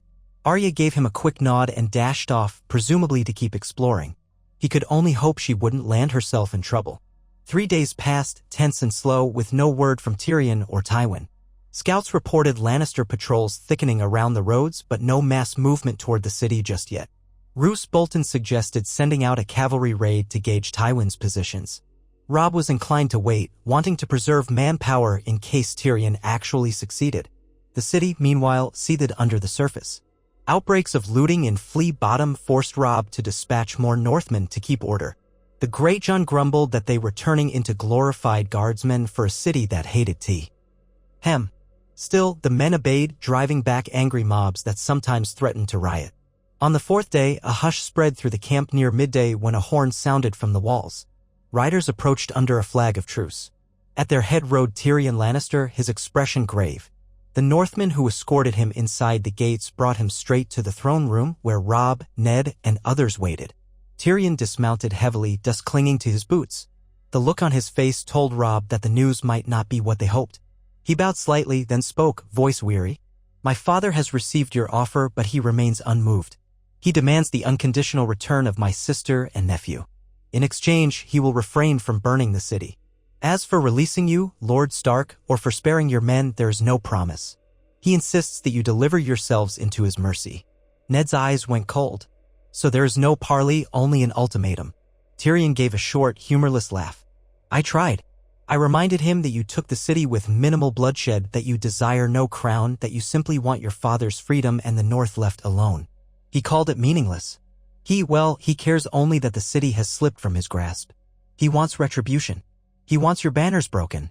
In short, you have no recourse now but to prepare for war." Robb clenched his fists, feeling the knot in his chest harden. "Did you see his forces? How large are they?" Tyrion's voice was quiet. "Large enough. He's brought half the west, and more will come. I saw soldiers from the Reach as well, mercenaries, perhaps, or smaller lords who have allied with House Lannister for coin. My father is also pressuring lords from the Crownlands to support him. None dare defy him openly yet, not while your presence here is so uncertain." Catelyn exhaled, her posture stiff. "Then it's to be a siege."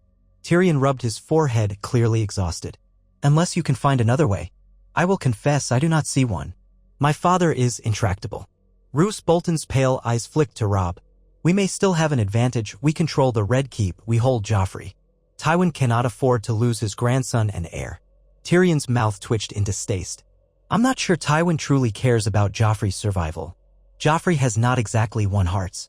Still, his pride might demand the boy's rescue. Cersei, across the chamber, let out a short, ragged laugh. "My father will come for us," she spat, "and he'll leave your bodies in the gutters." Robb ignored her, turning instead to Tyrion. "You've returned. Does that mean Tywin is willing to let you stay here?" Tyrion shrugged. "He likely assumes I will gather information from within these walls. Or perhaps he considers me of too little importance. His real concern is his daughter and grandchild. I asked him to let me remain, thinking I might still negotiate. But to be frank, I'm not sure it will help." Ned gestured for the guards to bring Tyrion some wine, which he accepted gratefully. Tension thrummed in the room. Robb's mind churned. He had hoped, maybe naively, that Tywin would see reason. That had been a fool's hope. He glanced at Barristan Selmy, who had lingered by a column. "Ser Barristan, you've seen sieges of King's Landing before. How best can we hold the walls?" Barristan pursed his lips. "First, we must man every gate with enough men to repel assaults. We'll need archers on the battlements in great numbers.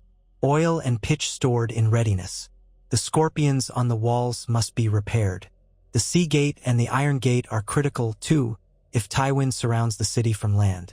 We might still receive supplies by ship, unless Tywin blockades the Blackwater. Have we any ships loyal to us?" Robb's brow furrowed. "We seized what was in port, but the royal fleet was mostly gone after the chaos. Stannis Baratheon commanded some portion once, but he's vanished to Dragonstone or beyond. We have maybe a few war galleys and some merchant vessels. It won't be enough to break a full blockade, if Tywin invests in one." Barristan inclined his head. "Then we must store as much food and water as possible. We'll need to ration the city or it will starve. The small folk may rebel if they see no hope. They can be as dangerous as any army." Catelyn looked distressed. "We should send away as many as we can, then. Encourage the small folk to leave before Tywin arrives." Karstark gave a grim bark of laughter. "And let them run straight into Tywin's lines? He might slaughter them, or push them back at spear point, compounding our burden." A sour hush fell. In the tales, King's Landing had seen horrors in past wars. The sack during Robert's Rebellion, the madness of the Mad King setting wildfire in the city. Now the Northmen had to find a way to protect themselves and the innocents within these walls. Robb rose, heart pounding with grim resolve. "We have no choice, then. We prepare for a siege. Send out men to gather supplies from the Crownlands, grain, livestock, anything we can use. Post a double watch on every gate. I want the city readied for a long holdout." Ned placed a hand on Robb's arm, the gesture both supportive and heavy with foreboding. "We must be certain the cost is worth it. Tywin will not spare us mercy if he breaks through." Robb met his father's gaze. "We'll stand, or we'll die fighting. At least we'll do so together, father." They parted ways, the lords scattering through the castle to coordinate the new orders. In the days that followed, King's Landing became a hive of frantic activity. Every blacksmith in the city worked day and night, forging arrowheads, spear tips, reinforcing gates. Streets were barricaded in strategic points to halt an enemy's advance should the walls be breached. Sacks of grain, barrels of salted fish, and casks of fresh water were hoarded in storehouses under guard.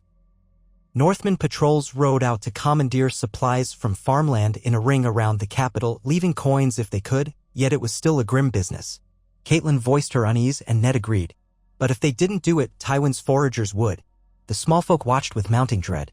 Some attempted to flee, but found that Lannister outriders harried travelers on the roads. Others crowded the gates, begging for bread, only to be turned away by northern soldiers who had little enough to spare. Riots flared in Flea Bottom every few days, only to be quelled by armed sorties of Umber or Karstark men who waded into the mob with clubs and stern commands. Stories circulated of pockets of men raping and looting, though Robb had declared any such crimes would be punished by death. He had a few culprits hanged, but it was impossible to stop all chaos. War was an ugly business, and the city's fevered tension tested everyone's limits. Against this backdrop, Joffrey fumed in his captivity, screeching and threatening whenever a guard came near. Cersei remained coldly furious, though at times she seemed to try cunning words on the guards, seeking advantage. None were swayed. At one point, she demanded an audience with Ned Stark, claiming to have information that could end the siege. Ned granted a brief meeting, watched over by stern Northmen. She attempted to bargain for her freedom in exchange for revealing a rumored plot by Littlefinger, who had vanished from the city. Ned, suspicious, demanded proof. She refused to share more details unless he released her. The meeting ended in bitter silence. When a week had passed since Tyrion's return, the watchers on the walls began to see ominous shapes on the horizon, banners in the distance, dust clouds from marching columns. Tywin was here. The city braced for the storm. The first wave of the Lannister host arrived on the western road, establishing camps well beyond bow range. More contingents came from the south and north, moving to encircle the city in a great ring of tents and pavilions. From the Red Keep's highest ramparts, Robb, Ned, and others counted thousands of spears glinting in the late afternoon sun. Siege engines were dragged into place, towering catapults, rams, and mantlets. The banners of the Lion fluttered, accompanied by a scattering of lesser sigils from houses sworn to the Lannisters. "They're forming a complete blockade," Ned said quietly, leaning on the parapet. "No one will come in or out." Roose Bolton's voice was calm, though his eyes were calculating. "They mean to starve us first, then assault us if we don't break. We must pray the preparations are enough." Barrist and Selmy gazed upon the host. Tywin does not do anything by halves. The city walls are strong, but with enough siege engines and time, they can break through. If we do nothing, we might endure for months, or we might face an assault sooner. Robb glanced to the Blackfish. "Any sign of movement from Riverrun or the Vale?" Brynden Tully's frown was deep. "Riverrun is presumably battered, but they might send some men. The Vale has stayed neutral thus far, closed behind its mountains. We cannot count on them. The Tyrells remain aloof. And I've heard no word of Stannis or Renly. We are alone for now." A hush passed among them. Robb forced a deep breath. "Then we hold. The North is used to harsh winters. We can outlast these lions if we keep discipline and store our resources. Let them try our walls if they grow impatient." Down below, horns sounded from the Lannister lines. Some shuffle of ranks occurred, but no charge came. Instead, Tywin's men settled in for a siege. Over the coming days, they dug trenches, erected earthen embankments, and positioned their catapults in a ring. Smoke began curling up from farmland as they burned leftover supplies, leaving nothing for the defenders. At night, the sky glowed with campfires that seemed to stretch endlessly. King's Landing was trapped in a ring of steel and flame. Though tension soared, Robb set about fortifying the city further. Under Bolton's guidance, small squads slipped out through hidden postern gates at night to raid the siege lines. Sometimes these raids succeeded, burning a few siege engines or capturing supplies. Other times, they failed, with Northmen returning wounded or not at all. Tywin responded by tightening his perimeter, setting watchers with torches and horns. The siege lines turned nearly impenetrable, a fortress outside the walls. Within the city, rationing became the rule of each day. Lines formed at distribution points. The small folk quickly grew restless, complaining that the newcomers from the north had brought war to their doorstep even if they had dethroned Joffrey. Robb heard curses in the streets from people blaming the Wolf King for their hunger. A few fights broke out between Northmen and city dwellers. It took all of Ned's moral authority to keep the peace, aided by men like Ser Barristan and a handful of gold cloaks who decided to serve the Starks for a steady wage. Late one night, Robb prowled the top of the barbican overlooking the King's Gate. The moon was thin, turning the sky into a canvas of blackness. Below, the Lannister siege lines glowed with thousands of campfires, a ghostly spectacle. His breath curled in the cold air. He thought of Winterfell, of the silence of the Godwood, and ached to be home. A voice drew him from his reverie. It was Ned, leaning on his cane, hobbling up to join his son. Robb rushed to assist him. "Father, you shouldn't strain yourself. Let me fetch you if you need something." Ned offered a gentle shake of his head. "No, my son. I can walk. And these walls, they remind me of the last time I stood here when Robert Baratheon first took the city. Then it was our victory. Now it feels so different." Robb stared out at the fires. Is Tywin stalling, or is he preparing for something? Ned gazed at the ring of flames. He's waiting, hoping we'll turn on each other, or that starvation forces a surrender. King's Landing has a history of devouring those who hold it. If you watch long enough, it seems inevitable. A sour bitterness rose in Robb's throat. Let him wait. I'll not yield. Ned looked at his son, a mixture of pride and sorrow in his eyes. If your mother could see you, she'd tell you not to be so stubborn. But I understand. You've come this far. I only wish there were a path to peace without more blood. They stood together in silence, father and son, the wind tugging at their cloaks. Beneath them, guards patrolled, carrying torches. Somewhere in the darkness, a child cried in the city streets, the hunger and fear wearing on the population. At the break of dawn days later, the first major assault began. Trumpets blared from the Lannister lines, and the watchers on the walls shouted alarms as siege towers and catapults rolled forward. An army of footmen advanced in disciplined ranks, raising ladders and mantlets. Arrows darkened the sky from Lannister bowmen, striking the ramparts in a deadly hail.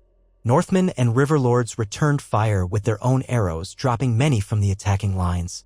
The entire city quaked with the thunder of war. Robb rushed along the battlements, sword at his hip, calling orders. The Great John bellowed like an enraged bull, urging archers to loose. Barristan Selmy commanded a section of the wall near the mud gate, methodically directing scorpions to fire upon approaching towers. Bolton's men worked in teams to dump boiling pitch onto the ladders, sending men screaming to their deaths. The Lannister host pressed on, unrelenting. In places, they reached the walls and slammed siege ladders into place. Clusters of men began climbing. Northmen slashed at the climbing foes, hurling stones, hacking away at the ladders. Screams and steel clashed in the morning light. Smoke billowed from a catapult set aflame by a well-aimed flaming arrow from the defenders. Somewhere along the battlements, Robb heard the shout that a siege tower had reached the wall. He sprinted to the spot with a retinue of guards. The tower groaned as it locked against the stone, a drawbridge crashing down. Lannister men-at-arms, clad in half-plate and bearing lion-crested shields, poured out. The defenders met them in a desperate melee. Blood slicked the stones. A fierce Lannister sergeant swung a mace at Robb, who ducked low and drove his sword upward into the man's torso. Another soldier lunged with a spear, but Grey Wind, limping but present, snarled and tore out the man's throat. The direwolf's flank was bandaged, but his rage was undimmed. Robb fought with a grim focus, each strike of his sword an echo of the vow he had made to save his father, to protect the North. Each clang of steel felt like a heartbeat pounding in his ears.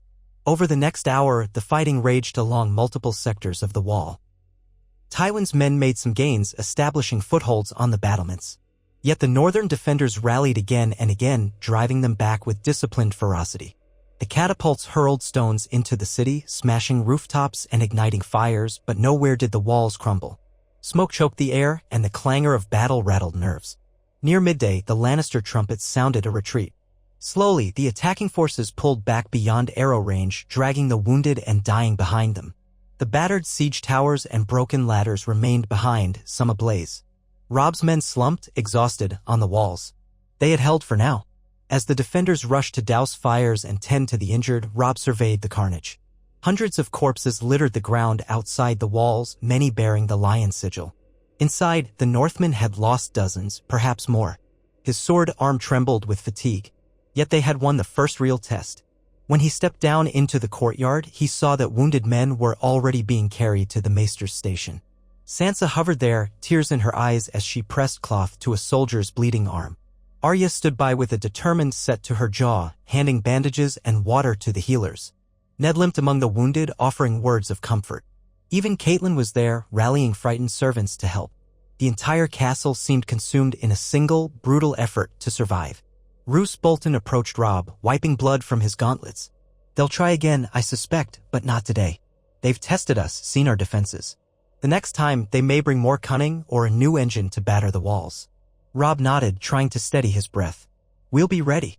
How many did we lose?" Bolton's pale face was grim. "Too many, but we've bloodied them in turn." The Great John stomped over, a cut across his forehead, blood running down his cheek. "A fine victory, boy. We showed them the North's teeth." He laughed, but the laughter was tinged with sorrow at the men lying dead or dying. Robb forced a nod. "We did. Now we must repair quickly, see to the wounded, and prepare for the next blow." And so the cycle began in earnest. Tywin would test the walls, pulling back after each assault if progress stalled. Days of tense calm interspersed with fierce battles, each one chipping away at the defenders' strength. The city's ration stores dwindled faster than Robb had hoped, thanks to the swelling numbers of refugees. Disease began to creep through cramped districts.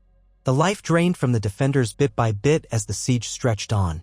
Ned counseled Robb that they could not endure forever. Either a relief army had to come, or they had to find some chance to break out and scatter Tywin's lines. But each foray proved costly. The Lannisters seemed always to anticipate their moves, responding with disciplined cavalry or well-placed archers. Moonlit raids could damage a catapult or two, but it never turned the tide. Weeks passed. The gloom in King's Landing grew. A number of lesser lords who had sworn to help Robb now whispered of defection, fearing Tywin's inevitable triumph. Saboteurs set fires within the city. More than once, the bell rang at night as some storehouse of grain went up in flames, leaving precious little food to feed the city. Roose Bolton suggested harsh measures, public executions of suspected traitors, but Ned forbade it without clear evidence. Tension flared between them. Robb tried to mediate to keep order among his council. Still, they fought on. Each new assault battered the walls. Each time, the defenders threw the Lannisters back, but at a heavier cost. Robb himself suffered a wound to his thigh from an arrow that punched through a gap in his armor. It was not mortal, but enough to leave him limping for days. Gray wind collected new scars. Arya was spotted sneaking around behind the lines, volunteering to bring water to the archers. Sansa prayed daily in the royal sept, uncertain which gods might be listening. Catelyn willed them all to endure. One cold morning, after an especially vicious attack that left half the King's Gate Tower collapsed from repeated catapult strikes, word reached the Red Keep of an unexpected arrival at the city's outskirts. A small force carrying the Blackfish sigil of House Tully had somehow slipped past the Lannister lines, seeking entry. Brenda and Tully hurried to meet them with a sortie of men. In a daring midnight skirmish, they managed to escort the new arrivals through a little-known postern gate. Among them was Edmure Tully, wounded but determined, bringing news that Riverrun still stood and that more Riverlords might rally if they could break Tywin's hold on the Crownlands. Edmure's face was gaunt when Robb and Ned met him in a dim torchlit corridor. "We've fought off Lannister raids in the Riverlands, but it's not enough," he rasped. "The Freys are as slippery as ever. They won't commit unless they see a clear victor. Ivern is safe for now, but besieged by lesser Lannister forces. I gathered a small band to try to reach you. If we can coordinate a blow from the west, maybe we can lift the siege." Robb was heartened by the mere sight of reinforcements, though few in number. "We need more men than a few hundred. If Riverrun can field an army to strike Tywin's flank, that might draw him off." Edmure winced. "We're battered. But if the North still has men behind us, if we can muster them." They discussed plans late into the night, working by lamplight over battered maps. If they could communicate with Riverrun and muster a larger host, Tywin might be forced to split his forces. Then the defenders could sally forth. It was a gamble, but better than waiting to starve. In the weeks that followed, messengers slipped out through various hidden routes, risking capture and death, carrying pleas to the Riverlords to the north, to any potential ally. Meanwhile, Tywin's pressure mounted. The city reeled under near-constant bombardment. The battered gates were shored up with rubble, the walls scorched from flaming pitch. Disease took hold in cramped neighborhoods. The stench of death grew. Tensions soared between the city folk and the northern soldiers. Fights became frequent. Sometimes a watch patrol would vanish, found later knifed in a back alley. Amid the misery, Robb clung to the memory of why they had come. Each time he saw his father walking the walls, or glimpsed Sansa carrying bread to the wounded, or caught Arya scowling as she practiced sword stances, he remembered that he had succeeded in saving them from Joffrey's cruelty. It gave him the will to continue, even when despair gnawed at him. At last, a pivotal day arrived. Under the cover of darkness, a ragged band of riders galloped into the city, somehow slipping the siege lines. They bore the banner of the Mallisters from Seaguard. Their leader, a squire near exhaustion, presented a sealed letter to Robb. With trembling hands, Robb broke the wax. The words within, though brief, made his heart pound. The Mallisters, the Blackwoods, and various Riverlords had rallied. They were marching on Harrenhal, where a lesser Lannister force was posted. If they prevailed, they could push on to the Crownlands. The letter ended with a vow to send a raven once they neared the city. Ned read it over Robb's shoulder, hope in his weary eyes. If they're successful, Tywin might have to split his army or risk losing Harrenhal and the West Crossing. Bolton exhaled softly. "This is it then. Our best chance." Word spread among the defenders like wildfire. The battered men found renewed spirit, believing rescue might come. In the Lannister lines, the Watchers also sensed a change. Perhaps word had reached Tywin of the threat from the Riverlords, for the bombardment lessened as if he pondered his next move. Days stretched out, each side waiting, braced for a momentous clash. That moment arrived with the tolling of dawn bells on a gray, rain-swept morning. Scouts on the walls spotted distant columns of troops approaching from the northwest. Dust and mud churned under their hooves and boots. The Black Hawk of House Mallister was visible alongside the Trout of Tully, the flayed man of House Bolton from a separate contingent returning from the field, and smaller banners of minor Riverlords. They seemed a respectable force, though perhaps not as large as the Lannister army. Tywin Lannister was not idle. As soon as he realized the threat, he split a significant part of his host to confront the Mallisters before they could link with the city's defenders. The Watchers in King's Landing saw thousands of Lannisters file away from the siege lines, vanishing into the rolling countryside to the northwest. That left the ring around the city thinner, though still formidable. Roose Bolton, cunning as ever, seized on the opportunity. Now is the time to strike while Tywin's force is divided. We can sally out in strength, tear open his lines, and link with the River Lords. Robb stood in the courtyard under drizzling rain. War Council gathered. We risk everything, he said quietly. If we fail, the city falls. Ned placed a hand on his son's shoulder. Victory never comes without risk. The alternative is slow ruin. They quickly prepared. Trumpets sounded through King's Landing, calling defenders to the gates. The Northmen and their allies mustered in the streets, an odd mix of men in fur-trimmed cloaks and battered armor, grim faces set with a desperate determination. Robb donned his mail and helm, Grey Wind padding beside him, bandages still on the direwolf's side. Ned stood with him, though his leg was weak. He intended to command a reserve force. Catelyn, Sansa, and Arya would remain in the Red Keep, guarded by loyal men. As the gates creaked open, the host poured forth in a thunderous charge, banners snapping in the wet wind. They aimed at the sector of the siege lines most weakened by Tywin's redeployment. The Lannisters reacted swiftly, horns blasting warnings, ranks forming. Catapults and archers launched a torrent of arrows, but the Northmen pressed on, thirsting for a breakout. The clash that followed was brutal. Mud and rain turned the field slick. Men slipped and fell as swords hacked, axes bit, and spears thrust. The Greyjoy's war cry bellowed above the din, rallying the foemen.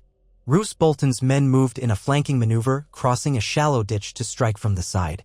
Lannister knights tried to rally, but the surprise of the city defenders surging out caught them off balance. For a time, it seemed the Northmen might carve a path cleanly. Robb fought at the forefront, mounted on a charger. Grey Wind, despite his wounds, snapped and lunged at any lion sigil that came near. Rain soaked Robb's hair, water streaming down his face, but his sword rose and fell without pause. He thought of the farmland, of every victim of the Lannister raids, of the men who had died on the walls. This was for them. Step by step, they advanced. The Lannisters began to give ground, though they did not break. The muddy field churned with bodies. The clang of steel merged with the roar of thunder overhead. Robb glimpsed men from the Riverlands fighting side by side with his own, all for the chance to shatter Tywin's hold. Suddenly horns echoed from the northwest. Through the sheets of rain, the battered but determined Riverlord army emerged, banners streaming. A wild cheer rose from the northern ranks as they realized the plan had worked. The Riverlords had closed in, pinning the Lannister lines. Now the Lannister force found itself beset on two fronts. Panic flared in some corners of their host. Yet it was not a simple rout. A cadre of heavy cavalry loyal to Tywin charged from the flank, smashing into the Mallister ranks. The tide of battle surged back and forth. At the center, Robb's cavalry engaged in a swirling melee. Horses screamed, men fell to be trampled in the mud. Across the lines, the Great John and Roose Bolton attempted to keep the men organized. Barristan and Selmy, battered but resolute, cut down more than one Lannister knight. Hours passed in confusion. The fighting spread across fields and small copses of trees. Rain hammered the combatants relentlessly. Some pockets of Lannisters tried to retreat toward the main camp. Others fought to the death. By mid-afternoon, the combined forces of North and Riverlands had seized the advantage. A large portion of the Lannister blockade was shattered, the men fleeing or surrendering. Amid the carnage, Robb wiped blood from his brow, scanning for the banners that marked Tywin's position. He saw none. Tywin must have been with the other half of his army battling the Mallisters further off. In the distance, the rumble of conflict still sounded.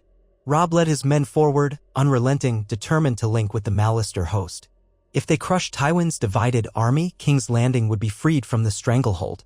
The final clash occurred near a winding stretch of the Blackwater Rush, where Tywin himself commanded a rearguard to prevent the Mallisters from encircling his forces. By the time Robb arrived with his battered column, the field was strewn with corpses and churned mud. Tywin's golden banners were visible through the haze. The sun, sinking low, cast a fiery glow across the chaos. Roose Bolton's voice came cold and sharp. There he is, the old lion, with about 4,000 or 5,000 men still in formation. Robb's force was likewise exhausted, though reinforced by pockets of Mallisters and Tully men. They still had the numbers advantage, but Tywin's position on slightly higher ground, near the river, gave him a defensive edge.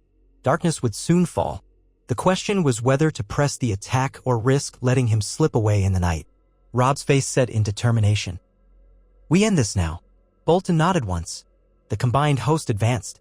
Tywin's men fired volleys of arrows, braced for the onslaught. The hail of shafts struck down many, but the Northmen thundered on. Amid the chaos, Robb spied the lion banner at the center of the ranks. He urged his horse forward. A Lannister knight galloped into his path. Robb parried a lance thrust, then cut across the knight's side, sending him tumbling. Grey Wind, valiantly keeping pace despite his injuries, lunged at another horseman. Suddenly, the lines broke in a swirl of violence. Robb found himself face to face with Tywin Lannister. The old man wore ornate, lion-crested armor and wielded a longsword with grim skill. A ring of Lannister guards surrounded him, forging a tight pocket of lethal steel. For a moment, Robb locked eyes with Tywin.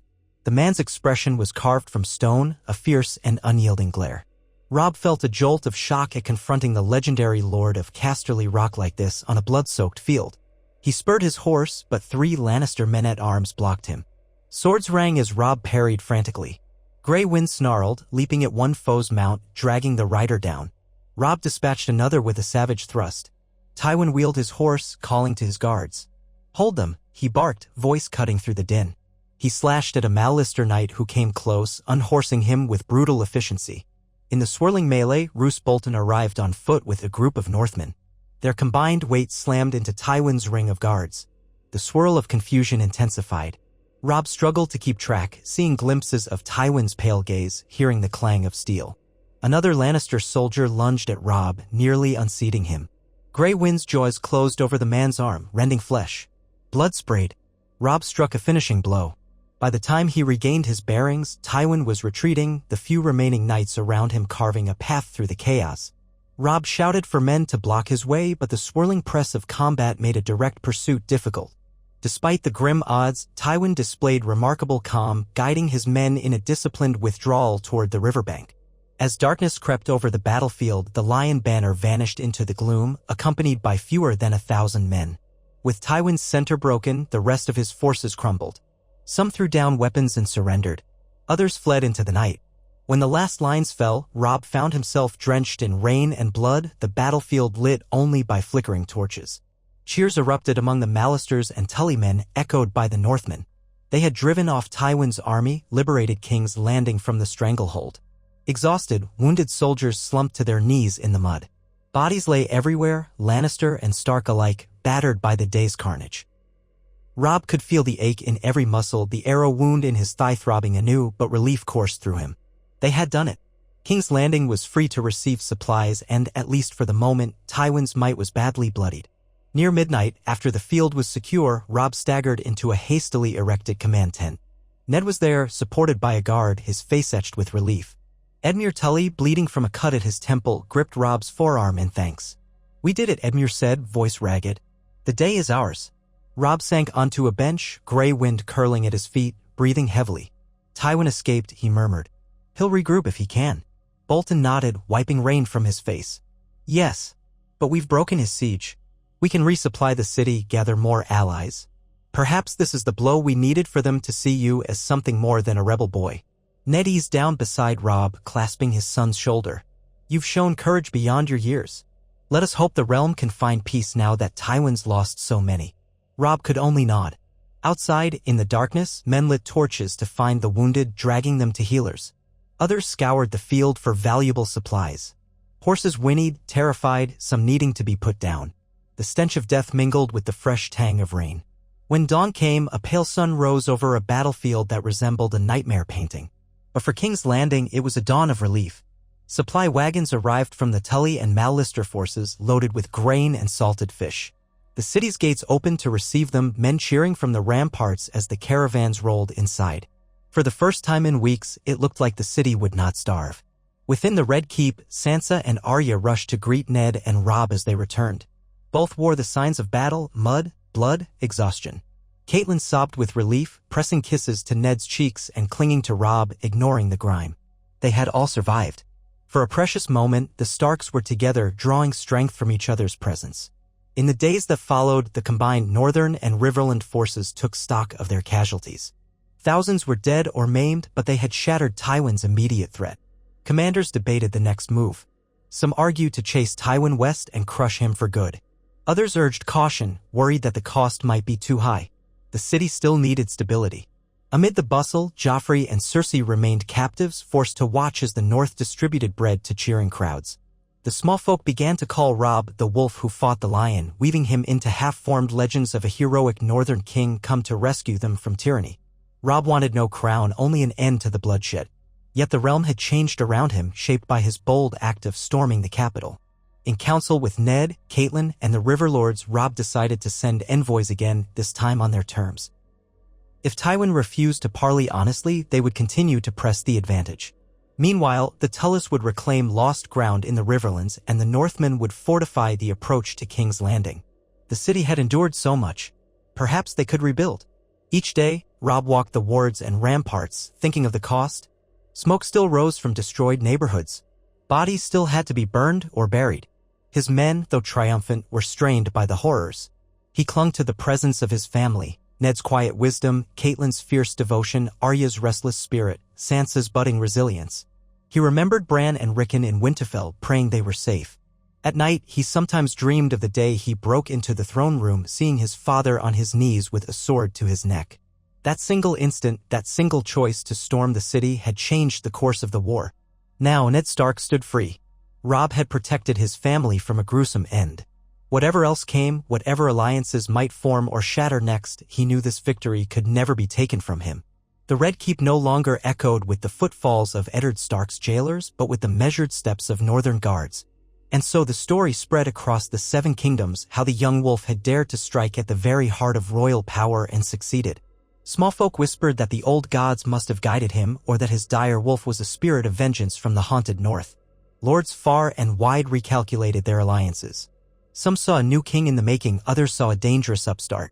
But for Robb Stark, the cause remained the same as it had been from the beginning, to save his father, to protect his people, and to stand by the ancient honor of the North. In the weeks to come, further challenges would arise. Tywin Lannister lurked in the west, wounded in pride and power but far from defeated. The Tyrells of Highgarden had yet to move decisively. Rumors abounded that Stannis Baratheon was gathering ships. Yet in King's Landing, freed from the shadow of Joffrey's cruelty, a hush of possibility lingered. If the North and its allies acted wisely, perhaps they could shape a fairer future for the realm, or at least spare it from the worst ravages of a continuing war. On one of those evenings, as the sun dipped below the spires, Robb stood atop the Red Keep again, gray wind by his side. He felt the breeze from Blackwater Bay, carrying a tang of salt and the faint bitterness of ash.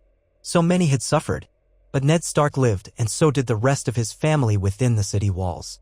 If the realm demanded a price, Robb would pay it, but he would never regret the choice he made to save his father from an unjust execution. Below him, the battered city stretched out, full of souls trying to piece their lives back together. He thought of the long nights of siege, the swirl of illusions and betrayals. He remembered how close they had come to losing everything. Yet the North had prevailed. The old gods had heard their howls, and the proud men of Winterfell had not been found wanting. In that quiet moment, he allowed a rare smile, resting his hand on Grey Wind's head. The direwolf's ears flicked at his touch. "Father is safe," Robb murmured. "For that, and for all else that may come, I am grateful." The wind rustled the direwolf's fur, and the young lord of Winterfell breathed deep. Beyond the city walls, the future roiled with uncertainty. But for now, under the red-streaked sky, Robb Stark stood at peace with the choice he had made, the vow he had kept, and the family he had saved. Robb Stark stood upon the high walls of the Red Keep as a band of fresh rain clouds drifted across the sky, casting fleeting shadows over the city he had wrested from the jaws of the Lannisters. A raw wind swept in from Blackwater Bay, ruffling his hair and tugging at the edges of his cloak. Grey Wind lingered at his side, tail low and ears pricked. Below, the bustle of life in King's Landing continued in a nervous stir. Though Tywin Lannister's siege had been broken, the city was far from calm. Rumors floated on every corner about what might come next. Did Tywin lurk beyond the horizon, waiting to strike anew? Would the Tyrells or other great houses intervene? No matter how many times Robb told himself he had already faced impossible odds and prevailed, a part of him still braced for the next hammer blow of war. He remembered the day, rain-soaked and fierce, when he and the River Lords had shattered the lines encircling the capital, forcing Tywin into retreat. The victory had come at a steep price in blood. Thousands lay dead in the muddy fields around King's Landing, and hundreds more had perished inside the city from disease, starvation, or the hazards of constant bombardment. For a time, though, the city was free to breathe again. Supply wagons rolled through the reopened roads, and the small folk dared to hope that the worst had passed. Robb felt a kindling of pride in the knowledge that he and his men had protected the helpless from Tywin's wrath. Yet he also sensed that his work was unfinished. He ran a hand over the cold stone of the battlements, gazing out over the rooftops and spires. A fresh haze of wood smoke curled from chimneys. King's Landing was trying to return to normalcy, but the scars of war lingered.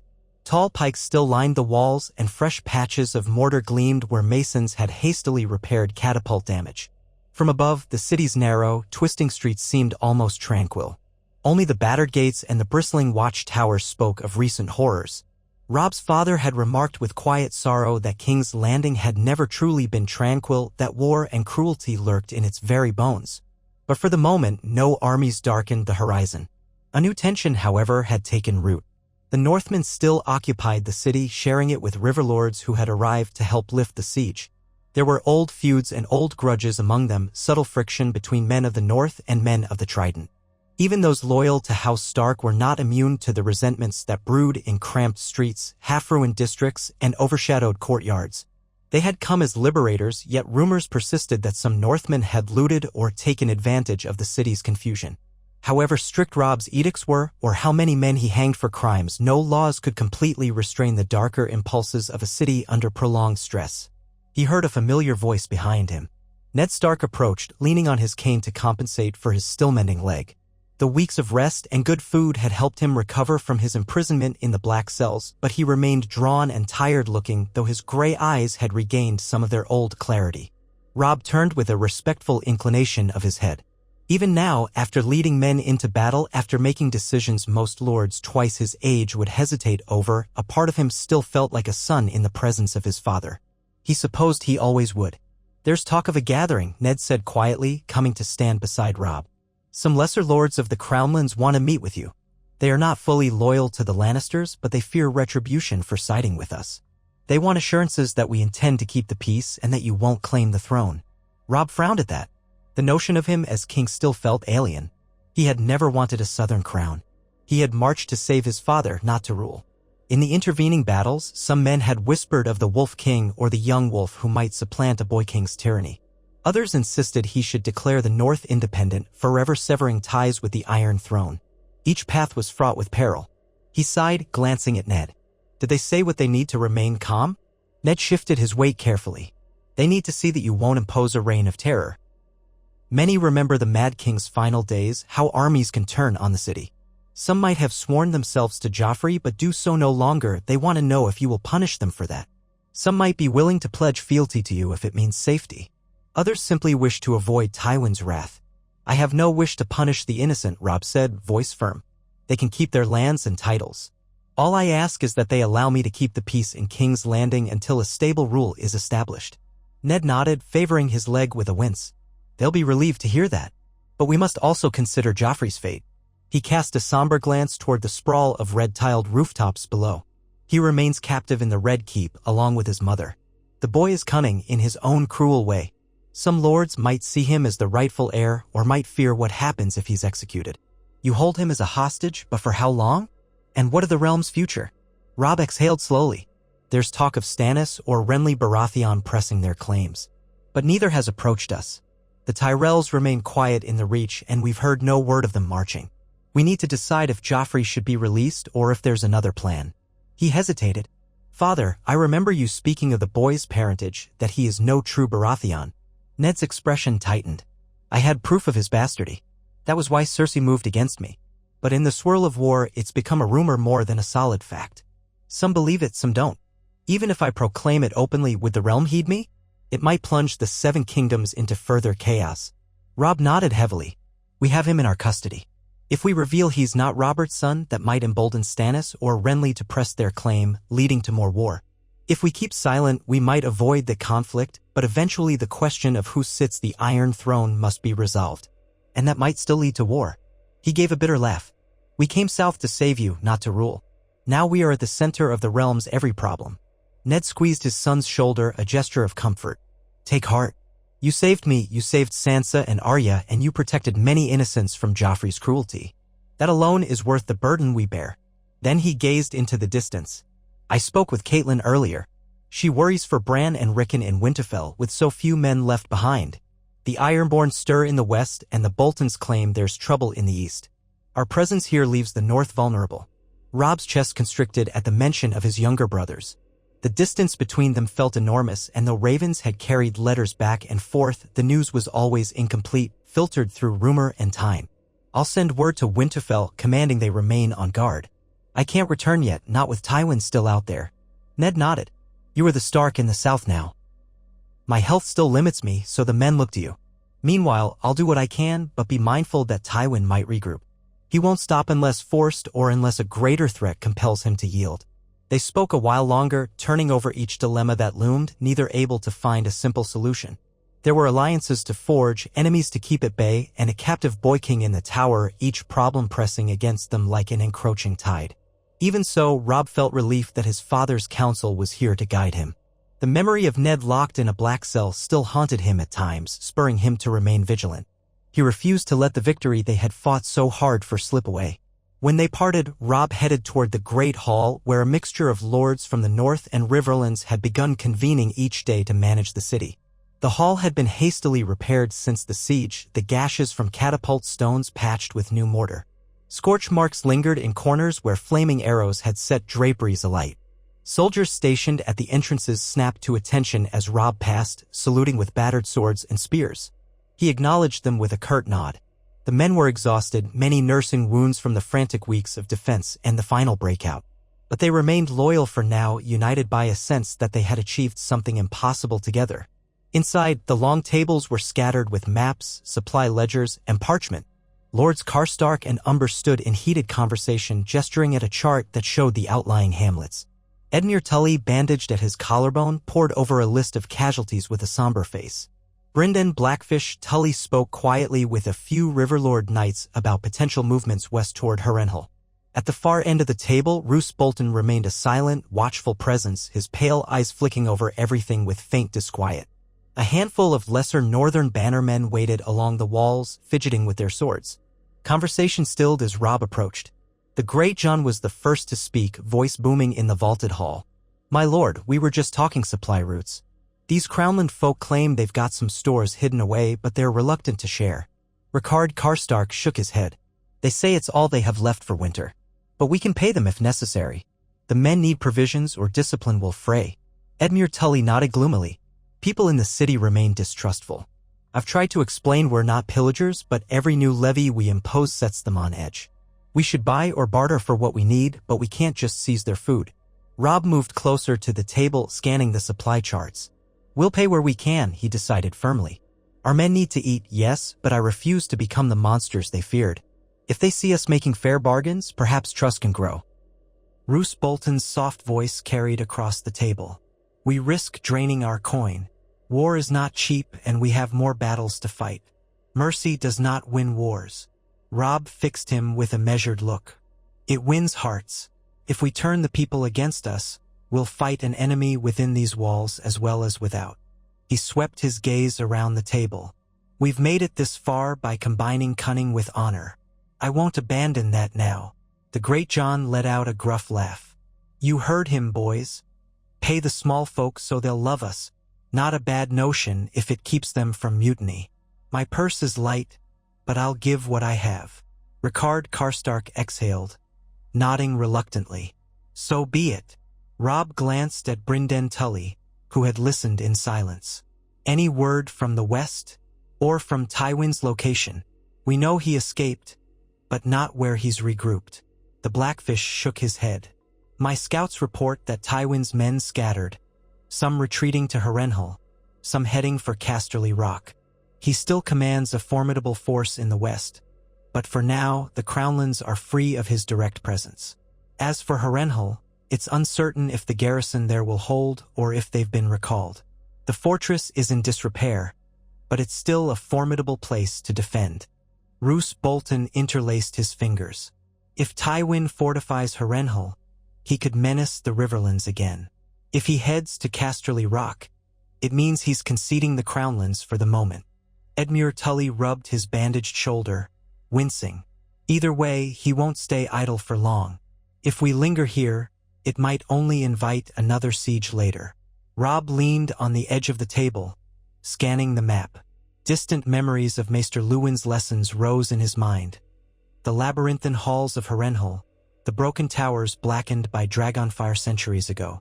A cold fortress, full of ghosts. He studied the lines representing the trident rivers, the roads that converged near the monstrous castle. It often served as a staging point for wars in the Riverlands. "We can't let Tywin rally unopposed," he murmured. "But we also can't abandon King's Landing to chaos. If we leave too few men, the city might tear itself apart, or a new power might swoop in. We still have a captive king to consider." "We could split our forces," Karstark suggested.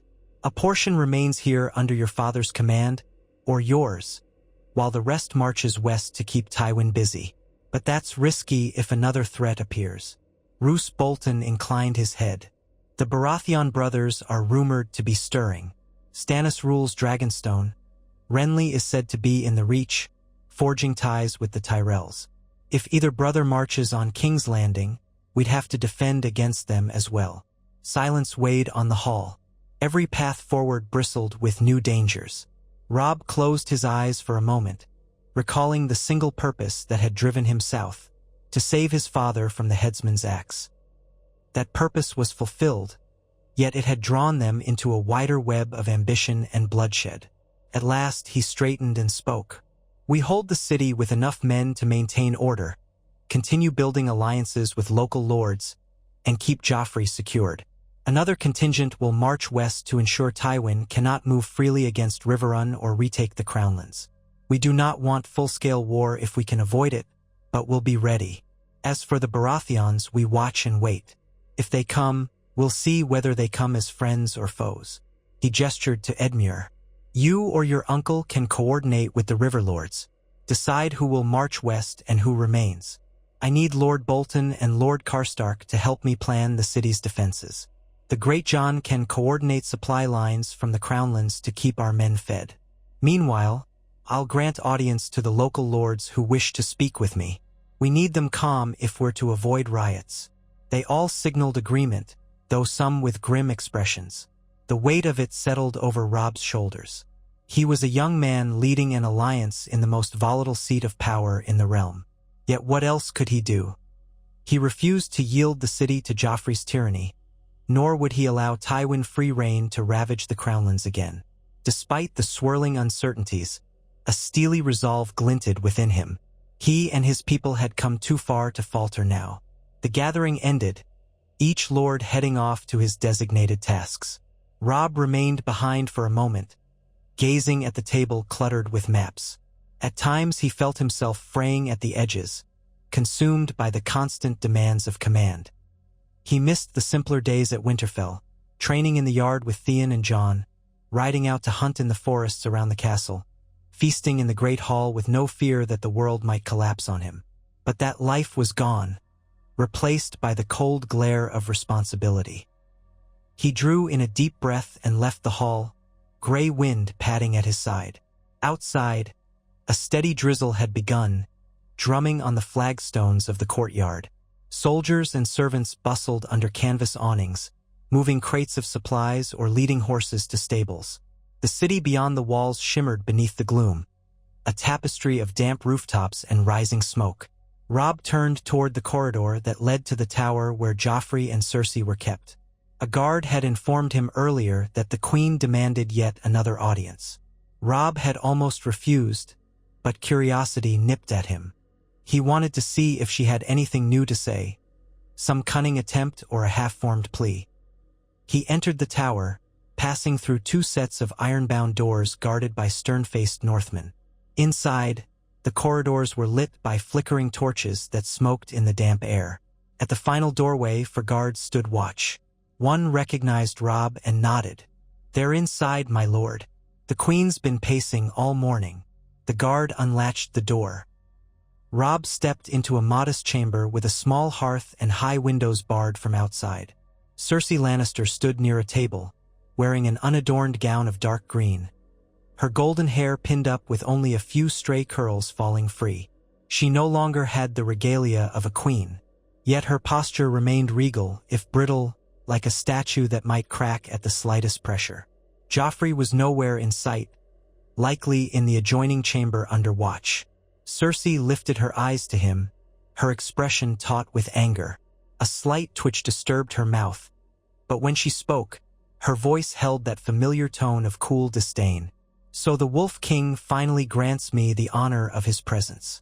I was beginning to think you'd forgotten we exist." Robb studied her calmly, recalling how she had orchestrated Ned's capture and nearly had him executed on the steps of the Great September. Part of him wanted to rage at her, but he forced himself to remain calm. "I'm told you requested an audience. Why?" Cersei's green eyes flashed. "You hold me here like a caged animal while you strut about the Red Keep as though it were rightfully yours. All the while, my father is out there, gathering his strength. If you had any sense, you would surrender Joffrey to me and flee back to your frozen wastelands." Robb let out a short breath. "That's not a request so much as a demand. You have no authority here. Why would I release the boy who nearly killed my father? And your father's greatest bargaining chip?" Cersei's jaw tightened.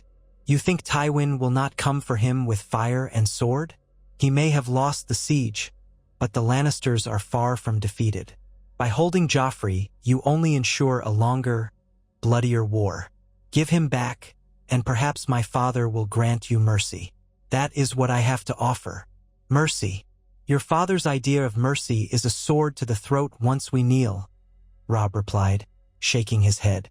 "We tried peace. Tywin offered none. Now we stand at an impasse." Cersei's nostrils flared. "Peace? You seized King's Landing in the dead of night, slaughtered loyal soldiers, and made off with the crown's seat of power. You killed many of my son's men." Robb felt anger stir, but kept it controlled. "Your son was set to execute my father on false charges. You left me no choice but to act. It was war, Cersei, and you know it. I'd not have come here if you had shown any hint of justice." For a moment, raw hatred flickered in her gaze. Then her features smoothed into a mask. "You brandish the word justice as though you invented it. Do you truly think the realm is better with you in charge? The city starves, disease spreads, chaos reigns. Congratulations, you freed your father, but you've damned thousands in the process." His heart clenched at the truth hidden in her venom. The city had suffered terribly under the siege, but letting Ned die would have solved nothing, only unleashed further cruelty. "I'm trying to keep order," he said softly. "If Joffrey had remained on the throne, the city would be drowning in blood. Your father and your son made a mockery of good governance." Cersei's bitter laugh snapped like a whip. "And you do better? You have not the faintest notion how to rule. Men who have grown up in these corridors learned that lesson the hard way, and they still fail. You, a northern pup, think you can handle it." She turned away abruptly, gazing into the empty hearth. "You said you came only to save your father. Then why stay? Why cling to a throne you claim not to want?" Robb's jaw worked. He found himself almost wanting to explain the complexities. Tywin's threat, the city's vacuum of power, the potential for chaos if the North simply withdrew. But Cersei was hardly a confidant. "Because leaving now would invite more chaos," he said. "I won't let your father storm back in and butcher the small folk who defied him. Nor will I let King's Landing fall into the hands of another tyrant. The realm needs stability." She turned, a curl of scorn on her lips. "Stability? From you? You speak like a child reciting a lesson. You do not know these lands, these politics. The moment you let your guard down, the wolves of the south will tear you apart, Baratheon, Tyrell, Martell. They will see you as a usurper. Do you think them kinder than Tywin? Or do you see yourself as the new master of all 7 kingdoms?" She drew closer, voice low and mocking. "You might play at being a righteous conqueror, but you are just another warlord out of his depth." His pulse thudded with anger. He reminded himself that Cersei was desperate, caged, and would lash out in any way she could. "It doesn't have to be war forever," he said. "If lords from every region come together, perhaps we can find peace. But Joffrey is finished. You know that deep down. There are rumors of his true parentage spreading again. If the realm believes he's not Robert's son, his claim is void." Her eyes flashed with what might have been fear. "Rumors. Lies. You have no proof. I have enough. And so do others." He took a step back. Crossing his arms. "Is that all, then? You demanded my presence to parrot your father's threats and call me names." She stared for a moment as though weighing another volley of insults. At last, she exhaled shakily. Let me see my daughter, my other son. Joffrey might be monstrous, but Tommen and Myrcella are innocent. They remain in your mother's custody at the camps near Rosby, do they not? Let me send for them. At least let me keep my children with me. Robb went still. Tommen and Myrcella were effectively separated from their mother, an earlier precaution taken by Catelyn, who had insisted they not all remain in one place. The younger Lannister children were well treated, living under guard in a small holdfast near Rosby, out of harm's way. The city was no place for them, especially during a siege. They're safe, he said. I promise you that. Bringing them here might place them in danger should fighting break out again. Cersei's voice trembled with emotion for the first time. I don't care. They are mine. I want them near me. He hesitated. Compassion warred with prudence. He knew what it felt like to be separated from one's family. But reuniting the Lannisters under one roof could embolden them to plot. Then again, Tommen and Myrcella were hardly threats. They were children. I'll speak with my father and mother, he said. We'll see what can be arranged. But don't mistake generosity for weakness. She scoffed, but tears shimmered faintly in her eyes. Do as you will, Wolf King. You have all the power here. But eventually, every dog has his day, and your day will come sooner than you think. She turned away again, shoulders tense. He recognized that as her dismissal. With a curt nod, he left the chamber, feeling a tangle of guilt and anger twisting in his gut. Outside the door, he inhaled deeply. One of the guards glanced at him, concerned, but said nothing. Robb nodded a farewell, stepping back out into the corridor. He'd long known that Cersei was cunning, manipulative, and arrogant, but he still found himself shaken by the raw venom in her words and by her fleeting show of genuine maternal anguish. As he started down the hallway, gray wind whined softly at his heels as though sensing his roiling emotions. Night approached by the time Robb made his way through the Red Keep's winding passages to the private chambers where his family stayed. He found Ned there, reading a letter by lamplight, and Catelyn standing at the window, arms folded. Sansa and Arya were absent, presumably in their own rooms. Outside, the sky was a bruised purple, with dark clouds promising more rain. Catelyn looked up when Robb entered, her expression softening at the sight of him. She still wore a house dress, simple but dignified, her hair bound in a practical braid, so different from the finery of the southern courts. You look troubled, she said gently. Robb approached, running a hand over his brow. I spoke with Cersei. She demanded I release Joffrey and threatened me with Tywin's wrath as expected. But she also asked to see Tommen and Myrcella. Ned set the letter aside with a weary sigh. That's no surprise. However vile she can be, she loves her children. What did you tell her? That I'd discuss it with you both. He hesitated. Their children, father, mother. Innocent. They haven't done anything to harm us. But do we risk bringing them here? Catelyn's brow creased. They've been safe at Rosby. The roads may not be secure, but if we send enough guards, they could be escorted in. And if there's another battle, it's not as if Rosby is that much safer. Tywin could strike there too, or roving bands of outlaws. At least here, we can keep watch. Ned nodded slowly, the lines of his face deep. Children are not to blame for their parents' crimes. Perhaps it's not unwise to keep them under our eye in the Red Keep. If the realm eventually seeks a settlement, it might help to show that we treated the younger ones kindly. Robb recognized that even well-treated hostages were hostages. But that was the reality of their world. Very well. I'll arrange riders to bring them in discreetly. Cersei will have her children under guard, and she can't say we didn't show mercy. Catelyn crossed the room, taking her son's hands. You're doing well, Robb. Truly. We're in a nest of vipers, but you've kept us safe. He squeezed her hands, a rush of warmth tempering his earlier frustration. Thank you, Mother. Then he turned to Ned. You have a letter? Ned sighed, handing it over. From Winterfell. Maester Luwin writes that the Ironborn have been stirring along the western coasts. The Greyjoys might sense weakness now that our forces are away. No open conflict yet, but he advises we be vigilant. And there are rumors that some mountain clans in the Vale have begun raiding again, emboldened by the confusion.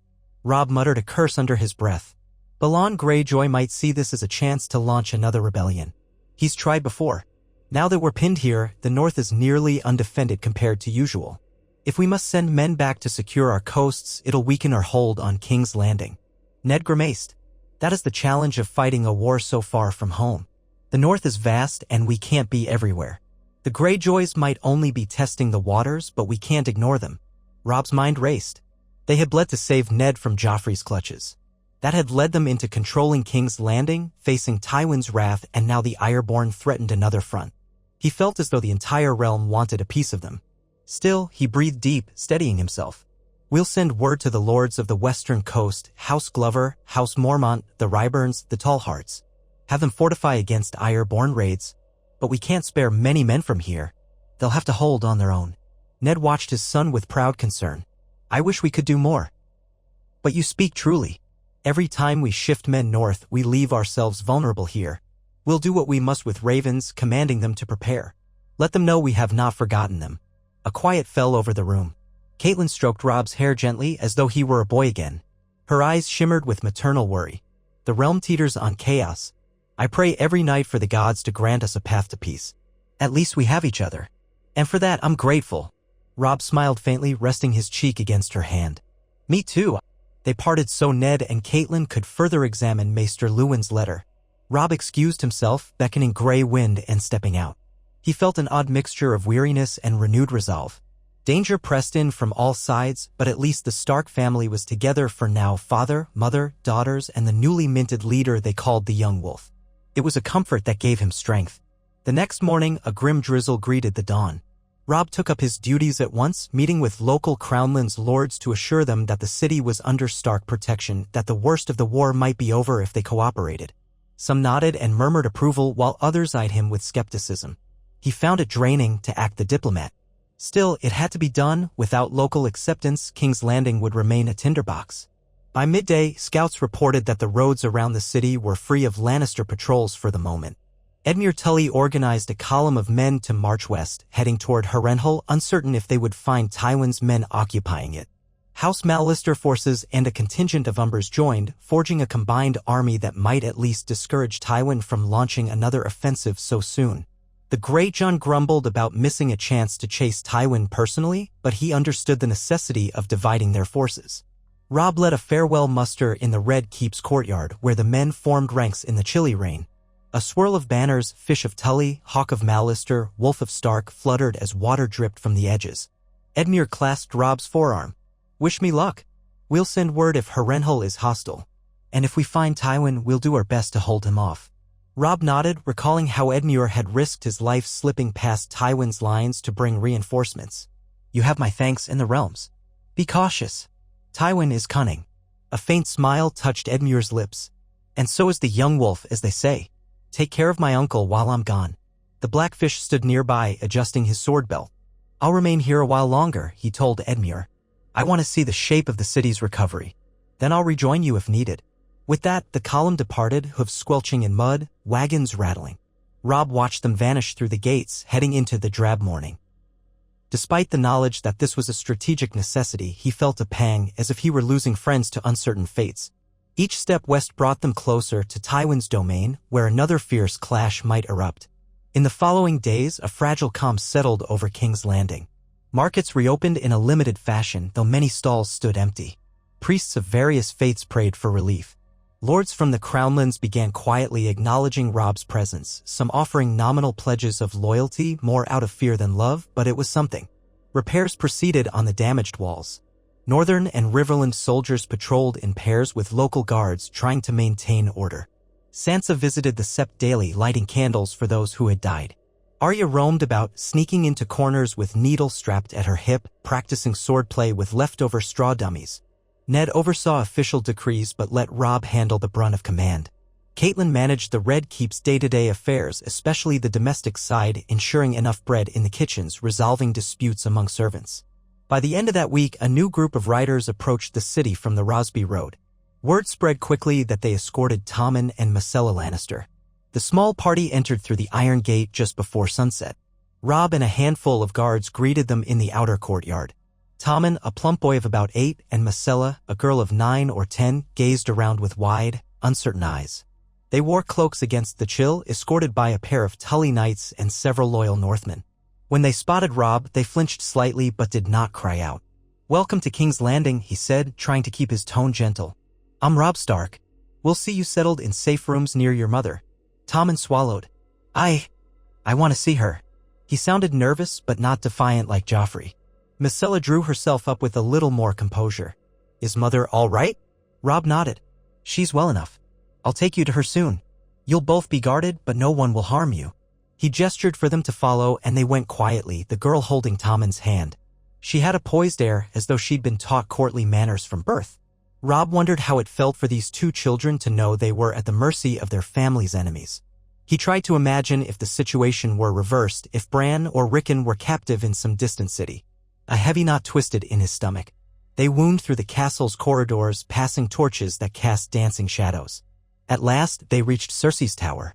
The guards stationed outside let them enter, though they stood tense, ready for any trick. Inside, Cersei whirled at the sound of footsteps. Her eyes swept over Myrcella and Tommen, and a wild relief seemed to flood her face. The children ran to her, and she dropped to her knees, pulling them close.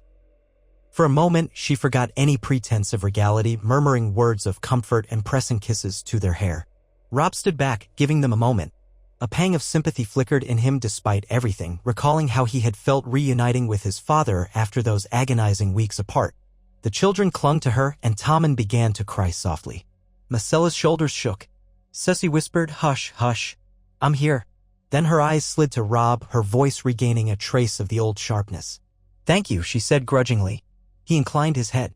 "They'll remain here under guard, but they'll be allowed visits and freedom to move about these rooms. I hope that eases your worries. I'll leave you to it." Without waiting for a response, he turned and walked out, his boots echoing in the hallway. The door swung shut behind him with a dull thud. The guards resumed their post.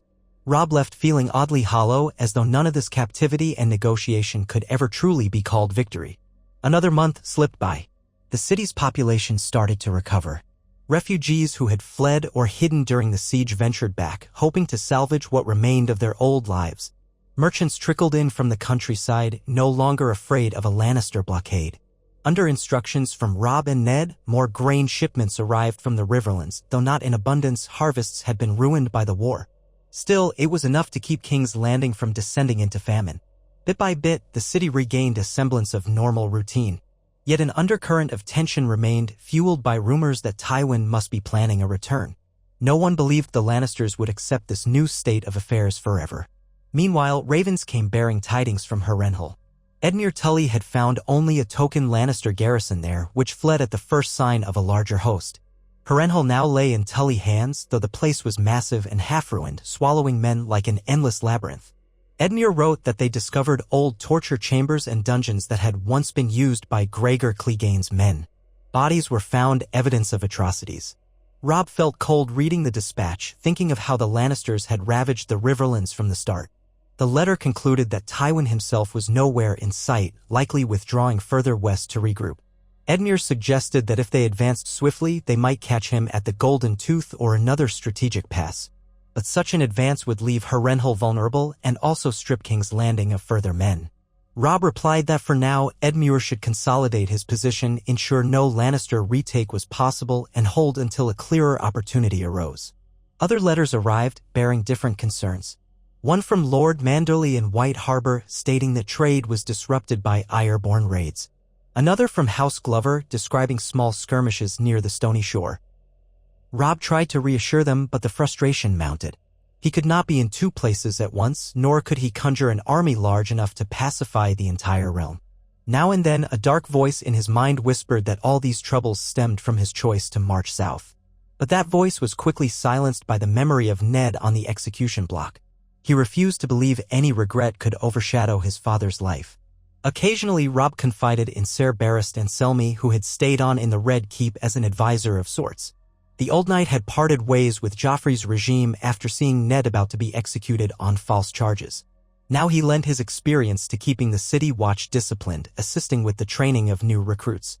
Robb found him a repository of old stories, from the Mad King's downfall to Robert Baratheon's triumphant entry into King's Landing years ago. One afternoon, as they stood in the yard overseeing spear drills, Barristan commented, "I see the weight on your brow, my lord. You've done much in a short time. Many men who claim crowns do not handle half so much." Robb gave a wry smile. "I don't want a crown, but it seems every day I have to fend off new enemies or keep the realm from crumbling further. Even if the city is stable for now, we all know Tywin lurks." Barristan nodded. "Yes, he's too stubborn to concede defeat, but you've dealt him a blow he won't soon forget. If you continue to show fairness to the small folk, you might earn enough goodwill that when Tywin tries again, the city won't yield to him." Robb watched a group of young recruits struggling to hold pikes correctly. Perhaps. I only hope that each day we can inch closer to a peace. The realm has spilled enough blood. Barristan's gaze wandered to a pair of Northmen practicing with wooden swords. I've served many kings, some good, some terrible. Kings who thought themselves invincible often learned otherwise. Kings who cared for their people often were betrayed by those they trusted. Power is a harsh burden, my lord. I don't envy you for all you've accomplished. But if I may say so, my eyes are old, yet I see a measure of justice in you that I rarely found in the men who sat the Iron Throne. Robb felt awkward at the praise. I only do what I must. Barristan inclined his head. That's all any man can do. Not long after, a fresh wave of rumors swept the city. Stannis Baratheon was said to be amassing a fleet at Dragonstone, perhaps to sail on King's Landing and assert his claim as Robert's rightful heir. Others insisted that Renly Baratheon had left Highgarden with a host, supposedly courting the Tyrells' support for his own kingship. The realm might be splintering into multiple claimants. Some whispered of Daenerys Targaryen across the narrow sea, though that seemed far-fetched to Robb, just another rumor swirling among many. On a crisp evening near the end of autumn, Ned and Robb hosted a small feast in the Red Keep's Great Hall, inviting the local lords and important merchants. The intention was to show that King's Landing was returning to normal life. They laid out what food they could spare: stewed mutton, river trout, fresh bread. Wine flowed in moderation, though many cups were raised in memory of those lost in the siege. Lords Karstark and Umber attended, along with the Blackfish, the Great John, and a scattering of Crownlands knights. Even Tyrion Lannister, still a captive but given relative freedom within the castle, appeared, sipping wine and making wry remarks. Cersei and Joffrey remained confined to their tower, but Tommen and Myrcella dined quietly at a separate table under guard, as though they couldn't quite comprehend the changes in their lives. Robb noticed Sansa sitting near the dais, wearing a modest gown of pale blue. She looked composed, a soft sadness in her eyes whenever the conversation turned to the city's suffering. Arya lasted only a short time at the feast, then slipped away, likely bored by all the courtly talk. Ned presided with quiet dignity, his legs still paining him, but managing to greet each guest with courtesy. Catelyn circulated among the tables, ensuring that no disputes flared. For a short while, the hall glowed with laughter and conversation, as if everyone needed the illusion of festivity after so much death. During the meal, Tyrion sidled up to Robb, plate in hand. He gave a small bow, though his eyes sparkled with ironic amusement. "My lord, a fine evening for a feast, wouldn't you say? Nothing like celebrating victory while half the realm calls for your head." Robb arched a brow at the imp. "I assume you're referring to your father?" "And others, no doubt. Word travels fast in these times. Still, I appreciate the hospitality more than you know. The Black Cells are no place for a dwarf to contemplate life." He took a bite of stew, made a face. "A bit bland, but I won't complain." Robb's gaze was cool. "You've had relative freedom because I trust you won't do anything foolish. You tried negotiating with Tywin once before, to no avail." Tyrion inclined his head. "So I did. My father can be single-minded. I suspect he's licking his wounds in the West, trying to figure out which weakness of yours to exploit next." He lowered his voice. "If you'll pardon my candor, you have enemies far beyond House Lannister. Houses that once followed the Baratheons, or the Targaryens before them, might not be so thrilled by a northern boy running the capital. If Stannis does indeed sail from Dragonstone, do you plan to resist him?" Robb paused. He'd asked himself that question many times. Stannis was the older Baratheon brother, and if Joffrey was illegitimate, Stannis was technically Robert's heir. "If he comes to the city seeking to seize it by force, I'll defend the people here. But I'd prefer talks first." Tyrion chuckled. "I wish you luck with that. My father always said Stannis is as rigid as an iron rod, rarely bending." He glanced around at the assembled guests. "Well, enjoy your feast, my lord. In these uncertain times, it might be one of the last cheerful gatherings we see for a while." The dwarf left, leaving Robb with a swirl of uneasy thoughts. He looked about at the flickering torches, at Sansa's subdued smile, at Ned talking in low tones with the Blackfish. Each of them was trying to find a moment of peace in the storm. Robb forced himself to set aside his worry and focus on the now. He raised a toast to those who had fought bravely in defense of the city, to the small folk who endured the siege. The hall responded with applause, though subdued by the memory of those lost. When the night ended and the candles burned low, Robb retreated to his chamber, letting the bustle fade behind him. Gray wind patted inside and collapsed on the rug, weary from the day's watch. Robb stripped off his doublet and boots, thinking back to Tyrion's words. He could almost envision new armies on the horizon. A Baratheon fleet in Blackwater Bay, Tyrell banners marching from the south, or a reconstituted Lannister host from the west. The realm was a powder keg, and any spark could set it off again. Yet as he sank onto the bed, he closed his eyes, remembering that at least for one more night, Ned Stark was alive and free, his mother and sisters safe under one roof. He'd carry that victory with him, no matter the wars to come. Winter bled into King's Landing more as a damp chill than the biting cold of the true north. The city's narrow streets and stone buildings shivered under a steady onslaught of mist and drizzle. The days grew short, the nights long and dripping with fog. But supplies continued to arrive from the Riverlands, albeit slowly, and the local lords cooperated just enough to keep the city from imploding. Robb worried often about the north, whether the Ironborn had grown bolder, whether House Bolton could be fully trusted at his back. But every raven from Winterfell assured him that, aside from scattered raids, the situation was stable. He clung to that reassurance as the cornerstone of his resolve. Messengers from Harrenhal, however, brought troubling reports of Lannister activity in the west. Tywin's outriders prowled near Riverrun and the Golden Tooth as if testing the Riverlord's preparedness. No outright battles occurred, but the tension crackled like an impending storm. Edmure wrote that he could hold Harrenhal but lacked the numbers to aggressively pursue Tywin. He urged Robb to send reinforcements or come in person if they wanted to corner the Lions once and for all. Robb stewed over the request, knowing that removing more troops from King's Landing could leave the capital vulnerable to a Baratheon move. Ned cautioned patience, but Bolton and others whispered that letting Tywin rebuild was folly. The debate raged in war councils, never reaching a definitive conclusion. Then came fresh tidings carried by a ragged ship from Dragonstone. Stannis Baratheon had proclaimed himself king of the Seven Kingdoms, citing Joffrey's illegitimacy. He demanded that all loyal subjects bend the knee or face his righteous wrath. Rumors claimed he had a priestess of some foreign god by his side, that strange omens had appeared in the sky over Dragonstone. Whether truth or exaggeration, the fact stood: Stannis Baratheon was coming. The city's mood shifted again, fear swirling at the prospect of a Baratheon fleet appearing at the mouth of the Blackwater. Ned confided in Robb that, while Stannis might have the better claim, his approach threatened more bloodshed. Robb considered sending envoys, but the risk was high. If Stannis refused to compromise, a fight would be inevitable. Did they truly want to defend King's Landing, once Joffrey's seat, against a Baratheon with a valid claim? Or should they relinquish the city?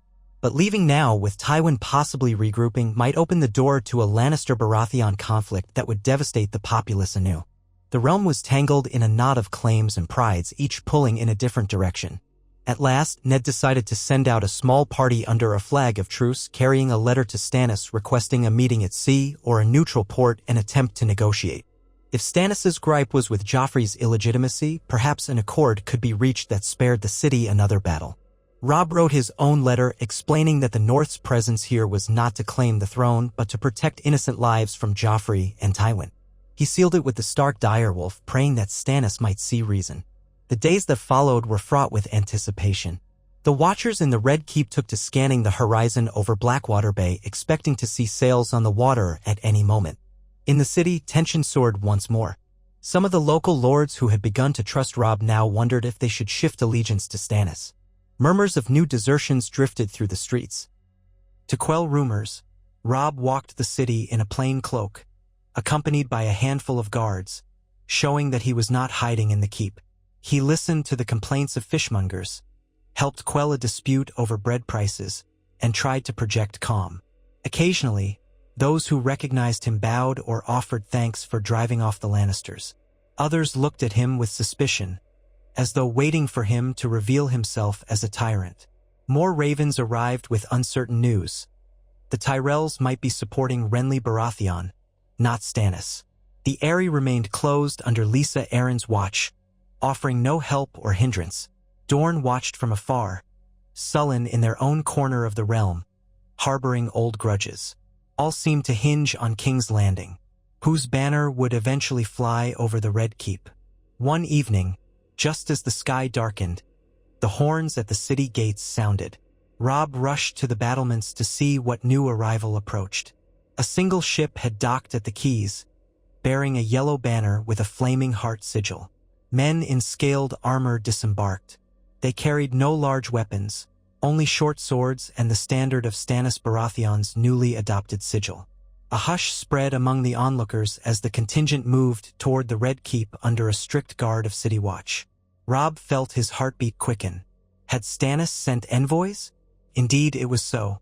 The knights introduced themselves as representatives of King Stannis, commanded by Ser Davos Seaworth, though Davos himself was not present. They bore a letter written in Stannis's own hand, responding to Ned Stark's overture. Robb led them into the throne room, where Ned, Catelyn, and the Northern Lords gathered. The lead knight stepped forward, unrolling a parchment. In the name of Stannis of the House Baratheon, rightful king of the Undulls and the First Men, Lord of the Seven Kingdoms, we answer your request for parley. His Grace acknowledges the valor of the North in freeing the city from the false King Joffrey. However, King Stannis declares that all who now occupy King's Landing without his leave are usurpers as well. He offers one chance for you to bend the knee and place Joffrey and his kin in his custody, so they may face justice for their crimes. If you comply, His Grace will grant clemency to House Stark and the North, allowing them to return home unmolested. If you refuse, he will bring fire and sword to wrest the city from your grasp. Silence met this ultimatum. Ned's face was unreadable, though his hand clenched around his cane. Catelyn's lips parted in shock. The Northern Lords bristled with anger. Robb stood there, measuring the words. It was similar to Tywin's earlier threats, yet couched in a different moral certainty. Stannis truly believed in his right to rule, and his letter made no allowances for compromise beyond total surrender. At length, Ned spoke, voice firm but calm. Tell your king we welcomed the chance to parley. We recognized Joffrey as illegitimate. We came only to save my life, not to claim the Iron Throne. Yet in your king's demands I see no recognition of the city's suffering nor the small folk's need for stability. The Baratheon knight bowed stiffly. My lord, King Stannis will bring them stability under the rightful heir. He has no desire to harm innocents, but he will not tolerate any usurpation of royal authority. Roose Bolton's quiet tone cut through. He means he will take the city by force if we do not hand it over. Much as Tywin threatened. The knight gave a slight shrug. King Stannis claims a right greater than Tywin's. Tywin served the false King Joffrey. Stannis is the true king by blood. If you stand in his way, you are enemies of the crown. Robb's anger flared. We have bled to protect these people from Joffrey's cruelty. We bled to break Tywin's siege. And now Stannis would brand us traitors unless we submit. The knight's gaze flicked to the battered walls, the blackened windows. War is never kind, my lord. His Grace sees you as men who acted honorably to save Lord Eddard.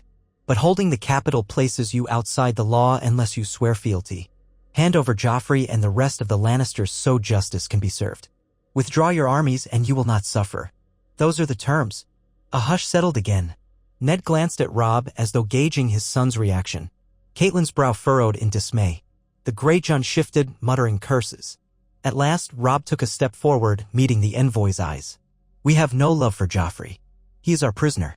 But we have countless families here, Northmen and Crownlanders, who rely on our protection. We cannot simply hand the city to a new king without understanding his intentions. If Stannis wants a peaceful transition, let him come to our gates under a flag of truce, meet with us face to face. We can determine a path that spares further bloodshed. The knight listened, then conferred with his fellows. After a moment, he turned back. We will relay your words, but do not expect King Stannis to bend. He is just, but he is unyielding as stone. Ned's voice was measured. Then perhaps we can persuade him to see reason. If not, we shall do what we must.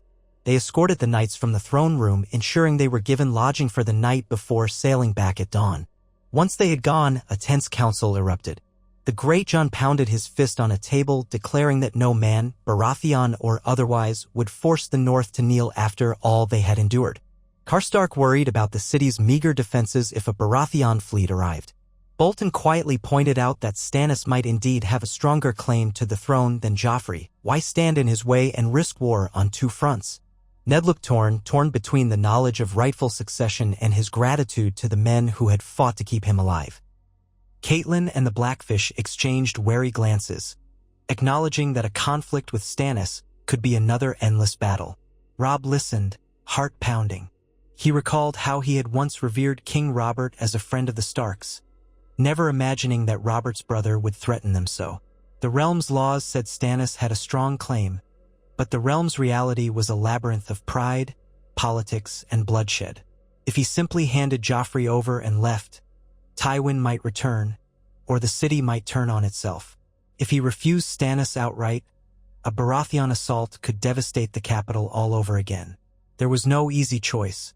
Finally, he took a breath and spoke, quieting the arguments around him. "We propose a meeting, somewhere near the mouth of the Blackwater, on neutral ground. If Stannis will not come, we'll see how serious he truly is about sparing the city. If he comes, we'll talk. Perhaps there's a way to pass the torch of governance without another slaughter. If he demands we all kneel or die, then we'll decide how best to protect our people." Bolton nodded, though his eyes gleamed with caution. "And if he attacks by sea with no warning?" Robb answered, "Then we defend these walls as we have before. We are not new to sieges. But I will try to spare the realm another battle if I can." They agreed on that course, drafting another letter to Stannis by night's end. Ned watched Robb, expression unreadable, yet there was a hint of pride. He recognized that his son was trying to find a path of honor in a realm that often rewarded cruelty. Whether the attempt would succeed, none could say.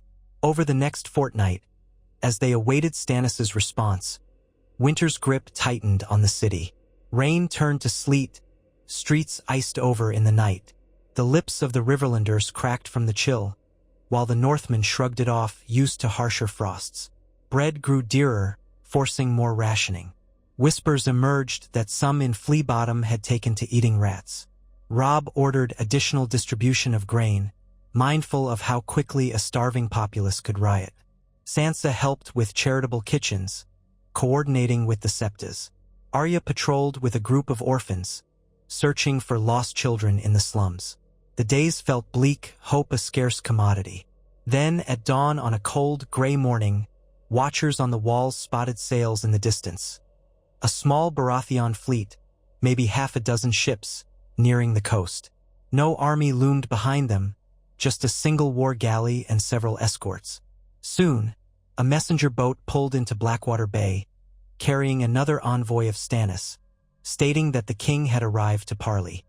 He demanded a conference on a neutral stretch of shoreline near the city, no more than 20 men on each side.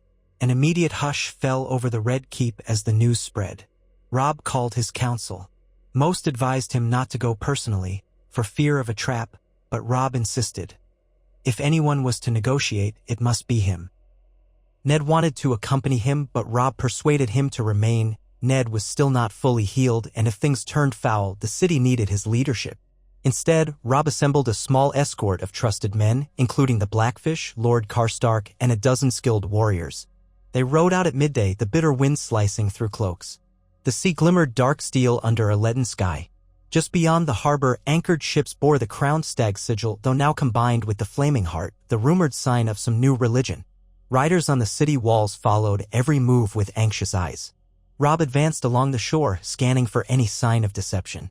Sure enough, on a rocky stretch of beach, a knot of Baratheon knights stood waiting, horses stamping in the cold sand. At their center, imposing and straight-backed, was Stannis Baratheon himself, clad in dark plate marked with the burning heart of the Lord of Light. Next to him stood a woman in red robes, hair the color of fire, and a handful of knights bearing grim expressions. Robb halted a safe distance away. The surf crashed behind him. The Blackfish and Karstark flanked him, the rest forming a half-circle. Stannis's party did the same, a stiff line of watchers. The red-robed woman observed Robb keenly, her eyes unsettling. The air crackled with tension. At last, Stannis strode forward. He was tall, lean, his face hollow-cheeked and severe. A close-cropped beard framed thin lips pressed into a hard line.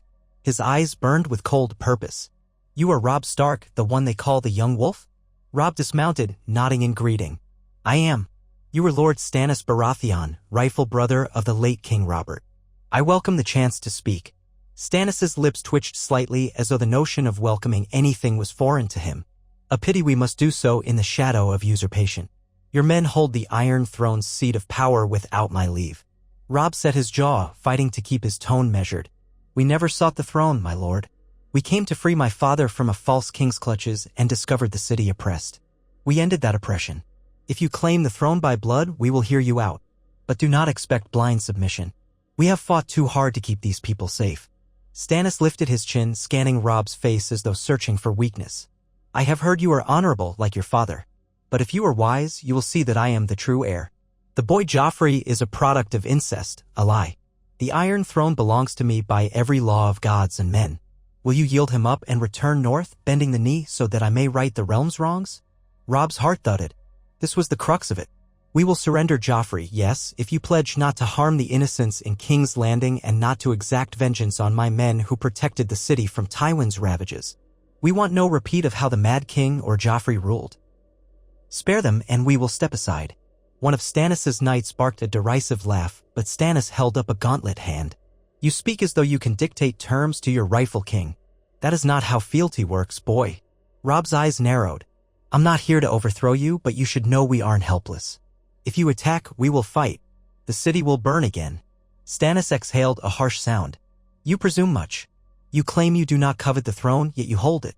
You claim you fight for the small folk, yet you block the rightful king's accession. If you bend the knee, I will spare you all. The North may remain under Stark governance. But Joffrey, the Queen, and all the conspirators who placed him on the throne must face my justice. That is my final offer. Robb felt an ache in his chest, thinking of how Cersei and Joffrey had indeed committed terrible acts, but would Stannis' justice be swift and harsh for all, possibly even threatening Tommen and Myrcella? He steeled himself. We will hand Joffrey over if you guarantee Myrcella and Tommen's safety. They are children. A flicker of annoyance crossed Stannis' face. The red-robed woman beside him touched his arm, whispering something. Stannis nodded almost imperceptibly. Children or not, they share the blood of incest. But very well, I have no need of more child-killing. They can live, but Joffrey and Cersei must answer for their crimes. As for you, I demand you depart the city at once. The crown is mine to claim. Robb stared at him. That was it, then Stannis would not abide any show of independence. Bolton had been right, the man was rigid. If we leave, Robb said, what guarantee do we have that you will not brand us traitors? We march to stop a tyrant. We want no trouble with the rightful king, but we must ensure we're not next on your list. Stannis' eyes blazed. Swear your fealty to me, Robert's rightful heir, and you need fear nothing. I keep my word. I do not thirst for the North. I thirst for justice. If you truly came only to save your father, then your quest is done.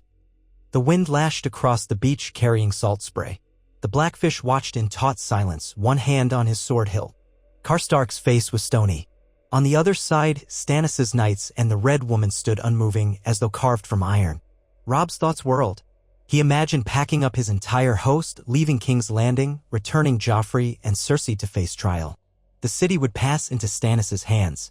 Would that truly be best for everyone? Or would it spark more war with the Lannisters, who might see Stannis' rise as an insult? And what of Tywin? He might attack the city the moment the North withdrew. For all of Stannis' stern talk, could he fend off Tywin quickly enough to spare the city another siege? The small folk would be caught in the crossfire yet again. Yet if Robb refused, Stannis would assault them, unleashing a new round of chaos. Robb's mind tugged back to the memory of Ned's near execution, the savage fighting at the walls, the screams of the starving. Could he choose that again? He lifted his chin, meeting Stannis' piercing gaze. I must confer with my lords and my father, he said slowly. We came as one army, and I will not force them to yield without their voices. Give us time. Stannis stiffened. How long? Robb considered. A fortnight, at least. We must see to the city's readiness, and I must speak with my bannermen. If you plan to sail in with your fleet, we need to ensure no miscommunication triggers bloodshed. Stannis' voice cooled. Very well, but I'll grant no more than a fortnight. After that, I come with all my power. Remember, Stark, I am the rightful king. I will take what is mine. Robb inclined his head, swallowing a bitter taste. Understood. They exchanged curt farewells. Stannis and his retinue rode off to their ships, leaving a swirl of footprints in the wet sand. Robb watched them go, heart heavy. Then he mounted his horse, leading the Northmen back toward the city. Overhead, the sky loomed dark, mirroring the storm in his thoughts. He felt no joy in the prospect of turning King's Landing over to another war. Yet if there was a path to peace, it might lie in yielding the seat of power that had never been his to begin with. They returned inside the gates to anxious faces. Sentries called down questions from the walls, while the people in the streets craned their necks, wondering if the Baratheon fleet was about to attack. Robb dismounted in the courtyard, scanning the worn stones where so many had bled. He still heard distant echoes of men crying out in the chaos of siege. Now he was faced with the choice: hand over the city in the name of rightful succession or resist for the sake of the small folk's fragile security. Neither path was free from peril. He instructed Karstark to gather the other lords in the war room and hurried to find Ned. Once father and son stood alone, Robb recounted the entire exchange. Ned listened gravely, lines deepening in his brow. When Robb finished, Ned's sigh was long and sorrowful. "I remember Stannis from Robert's rebellion. He was always a stern man, devout in duty. He's not evil, but he can be uncompromising. If he demands utter fealty, he will show little mercy to those he deems traitors." Robb nodded. "He gave us a fortnight to decide. If we do nothing, he attacks. If we comply, he takes Joffrey and the city, and we leave. But then what of Tywin or the small folk?" Ned looked at his son, eyes full of respect for the burden weighing on him. "There's no easy answer. You must ask yourself, does the North have a stake in who rules the Iron Throne, so long as it's not a tyrant? We want it to save me, not shape the realm. Perhaps it's time we withdrew while the realm sorts itself out." Robb gazed at Ned, remembering how close he had come to losing him. "You said once that the North can't stand alone if the rest of the realm sees us as enemies. Maybe submitting to Stannis is the best course. But if we simply leave these people to another war, is that honorable?" Ned swallowed. "We can try to negotiate a stable transition, ensure Stannis has enough men to hold against Tywin. But if Tywin comes, there will still be blood. At least it won't be our men dying for a throne we do not seek." He rested a hand on Robb's shoulder. "You have a fortnight to weigh these matters. Gather counsel. Then we must do what we believe is right." Robb's throat felt tight. He nodded, stepping away to gaze out the window. The city spread below, battered but still alive. They had come so far, accomplished so much, only to find themselves at another crucible. Perhaps this was the price of playing even a small part in the great Game of Thrones. Eventually, the storms of power swept you up, regardless of your original intent. The fortnight ahead would determine more than just King's Landing's fate. It would determine whether House Stark remained entangled in the South's endless intrigues or whether they could finally return home, father and children intact. As Robb stared into the gathering dusk, he silently prayed to the old gods that whichever path they chose, it would spare the realm more needless suffering. But even as he prayed, a chill deeper than the winter wind curled through him. One war had ended, but another threatened on the horizon, as unstoppable as the tide. And the young wolf, for all his courage, could only brace himself and hope his choice led to something like peace before the realm devoured itself once again. In the days following Robb Stark's tense parley with Stannis Baratheon, the chill of winter pressed more firmly into King's Landing, as though the very air knew that war threatened once again. Each dawn, the sky seemed heavier, a slate-gray dome hanging low over the battered city. Rain spattered the rooftops, turned to sleet by dusk, and sometimes hardened into a fine dust of snow overnight, uncommon for the Crownlands, yet a grim reminder that the cold season approached. Within the Red Keep, torches burned at all hours, fighting off shadows that seemed to grow longer by the day. Robb had no illusions about the gravity of the choice facing him. Stannis had granted a fortnight for the Northmen to depart the city and hand over their captives, or else the Baratheon fleet would return with an army to seize King's Landing by force. The ultimatum weighed on every council session, on every conversation among the lords who had followed Robb this far. A hush of foreboding pervaded the corridors. Servants whispered of the new threat of men in dark plate adorned with a fiery heart. The small folk who had only just begun to recover from the Lannister siege now spoke in frightened tones of a second storm gathering by the sea. Some insisted that Stannis Baratheon would be a more just king than Joffrey, that he would not condone cruelty or madness. Others feared that his iron sense of duty would lead to another merciless war, reducing the city to ashes once again. Robb spent his hours conferring with his father and the other northern lords, wrestling with the moral knot. Ned was torn as well. By law and lineage, if Joffrey was illegitimate, Stannis was Robert's rightful heir. Yet House Stark had fought so hard and lost so many to protect King's Landing from devastation. Could they abandon the city to another siege? Robb found himself pacing halls that still bore scars of the Lannister catapults, imagining new fires, new screams, a new wave of death. A fortnight was not long. The deadline hung like a guillotine over every waking moment. Winter's gloom stained the days, while each night threatened the possibility that Stannis might not even wait, might choose to strike at any moment. In that fragile pause, ravens flew in every direction. Robb wrote letter after letter to allies in the north, in the Riverlands, even to neutral lords in the Crownlands. Most replied with polite uncertainty or simple dread. The Riverlords under Edmure Tully reported no sign of renewed Lannister aggression, though Tywin's outriders continued to range near the Golden Tooth.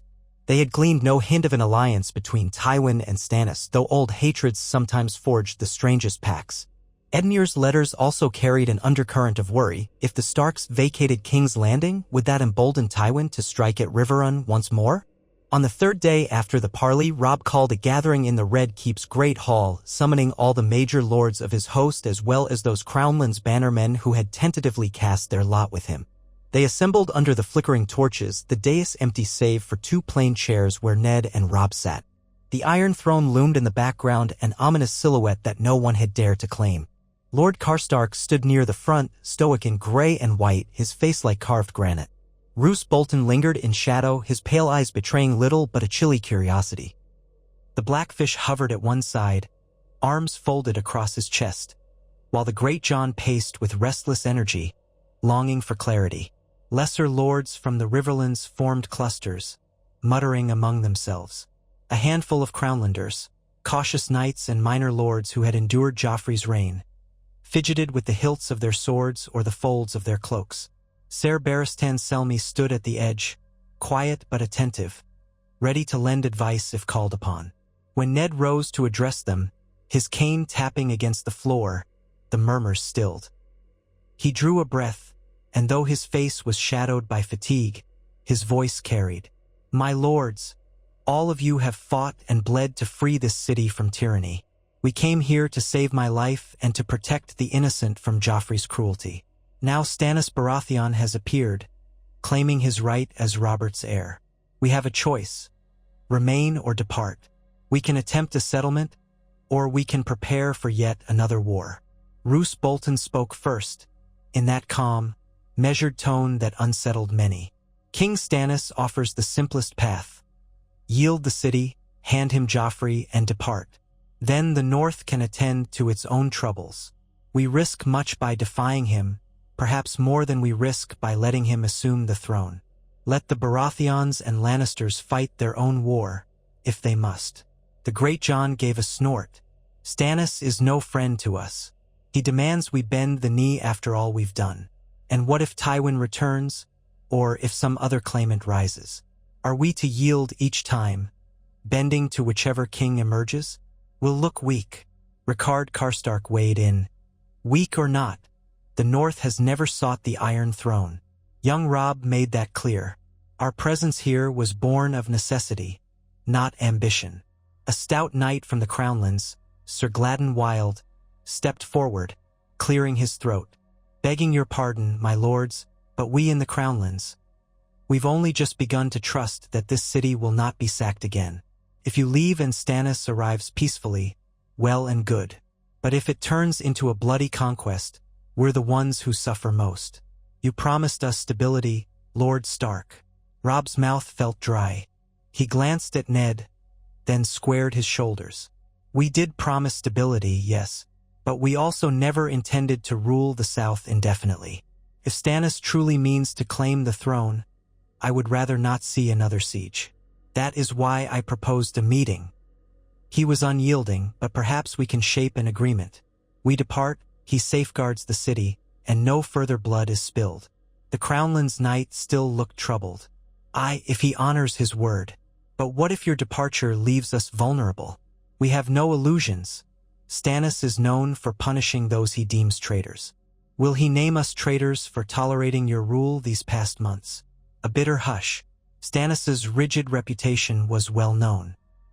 The man who had held Storm's End against siege during Robert's rebellion, the man who had no taste for compromise. Roose Bolton's lips curved faintly as if savoring the city's disquiet. "We do not command Stannis's heart. If he is determined to punish all who supported Joffrey or all who supported us, there's little we can do, unless we mean to fight him." That word "fight" rippled through the hall, stirring unease. Another war, this time with the North's battered host facing a Baratheon army fresh from the sea, possibly aided by new allies or dark powers. The memory of Tywin's siege was too raw. The men had lost so many. And there was no guarantee of victory, not against a man who claimed the rightful crown and might rally others to his cause. Ned gripped the top of his cane, his knuckles whitening. Our forces are not at full strength. Even if we prefer to stand by the city, we might not be able to hold it against a determined assault by sea. We are short on ships and large-scale defenses. Let us be honest with ourselves. The vow we made was to protect these people from cruelty, not to replace one king with another at sore point. The great Jon scowled, but there was a flicker of resignation in his eyes. So we kneel to Stannis? That chafes me, Ned Stark. We came here under the direwolf banner, and the men called you the young wolf, Robb. Now to kneel to a man who'd prefer to see us as traitors. Robb wrestled with his words. I won't kneel to any king who threatens to punish us for saving lives. But if Stannis' goal is justice for Joffrey's crimes, we can arrange that. We've no need to defend Joffrey. The question is ensuring the city's safety and also ensuring that the North is not forced into subjugation. Stannis must guarantee our men a safe departure. He must pledge not to ravage the city. And he must show leniency to the small folk who had no say in all this. Ser Barristan, silent thus far, cleared his throat. All eyes turned to him. My lords, I served King Robert and saw Stannis' character up close. He is stern, but not wantonly cruel. He might be bent on punishing true traitors, but I doubt he'll sack the city the way Tywin once allowed. If we lay out conditions, protections for the people, for your men, he might accept them. He has no love for the Lannisters, but his claim rests on the realm's laws. I believe he yearns to be seen as righteous. Some of the tension ebbed at the old knight's words. Robb studied Barristan's weathered features, seeing honesty in them. He turned to the assembly. Then we must finalize our terms. We have but a handful of days left before Stannis expects an answer. If we can persuade him to meet again under a flag of truce, we can try to shape a peaceful transition. I will not watch the city burn once more. I won't have thousands dying under catapults again. The murmurs rose and fell. Some lords objected, some grudgingly agreed that negotiations might be the only path to avoid further ruin. Lord Bolton offered only a small nod, as if the logic suited him. The great Jon let out a snort, muttering something about preferring a battle to handing over the spoils. But he, too, recognized the men's exhaustion. Ned rested a hand on Robb's shoulder. Well spoken, my son. Let's draft our conditions for Stannis. Chief among them, that the people not be punished for tyranny they never chose. That was the heart of the matter, Robb thought. Joffrey had been forced upon them, and the realm had groaned under the weight of Lannister misrule. Now that House Stark had ended that tyranny, it would be a tragedy if Stannis' triumph left the city in no better shape. Quietly, Robb recognized that the day might soon come when he and his father, his mother and sisters, rode away from King's Landing, letting others decide the realm's course. A pang of uncertainty jabbed him. Would that truly end the cycle of blood? That night, Robb found no restful sleep. He rose before dawn, leaving his chambers to wander the Red Keep's passages by torchlight, gray wind loping at his side. The direwolf's paw pads clicked softly on the stone, as if sensing his master's unease. Each corridor reminded Robb of how quickly fate had changed.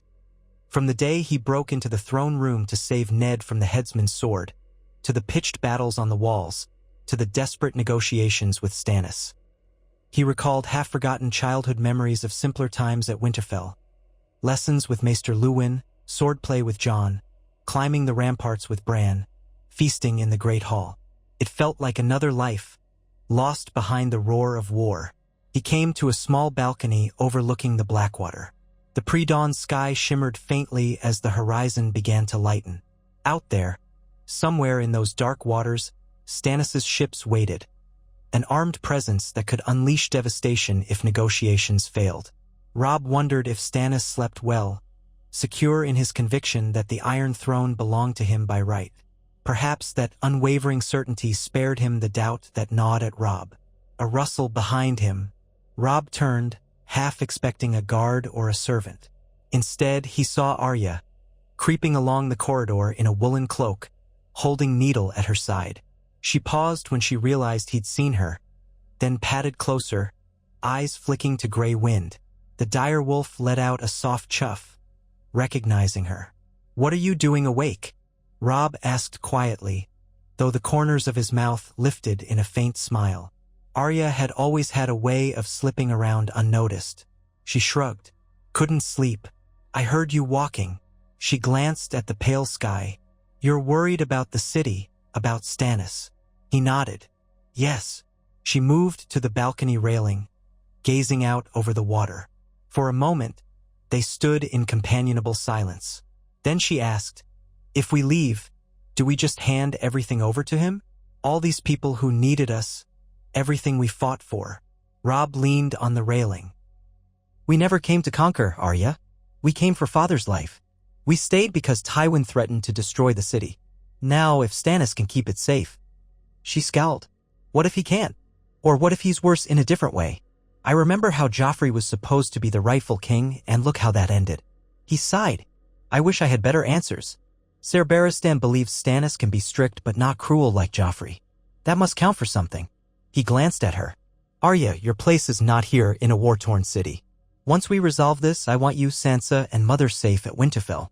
She gripped the hilt of needle, rebellious energy flashing in her eyes. "I don't want to just run off.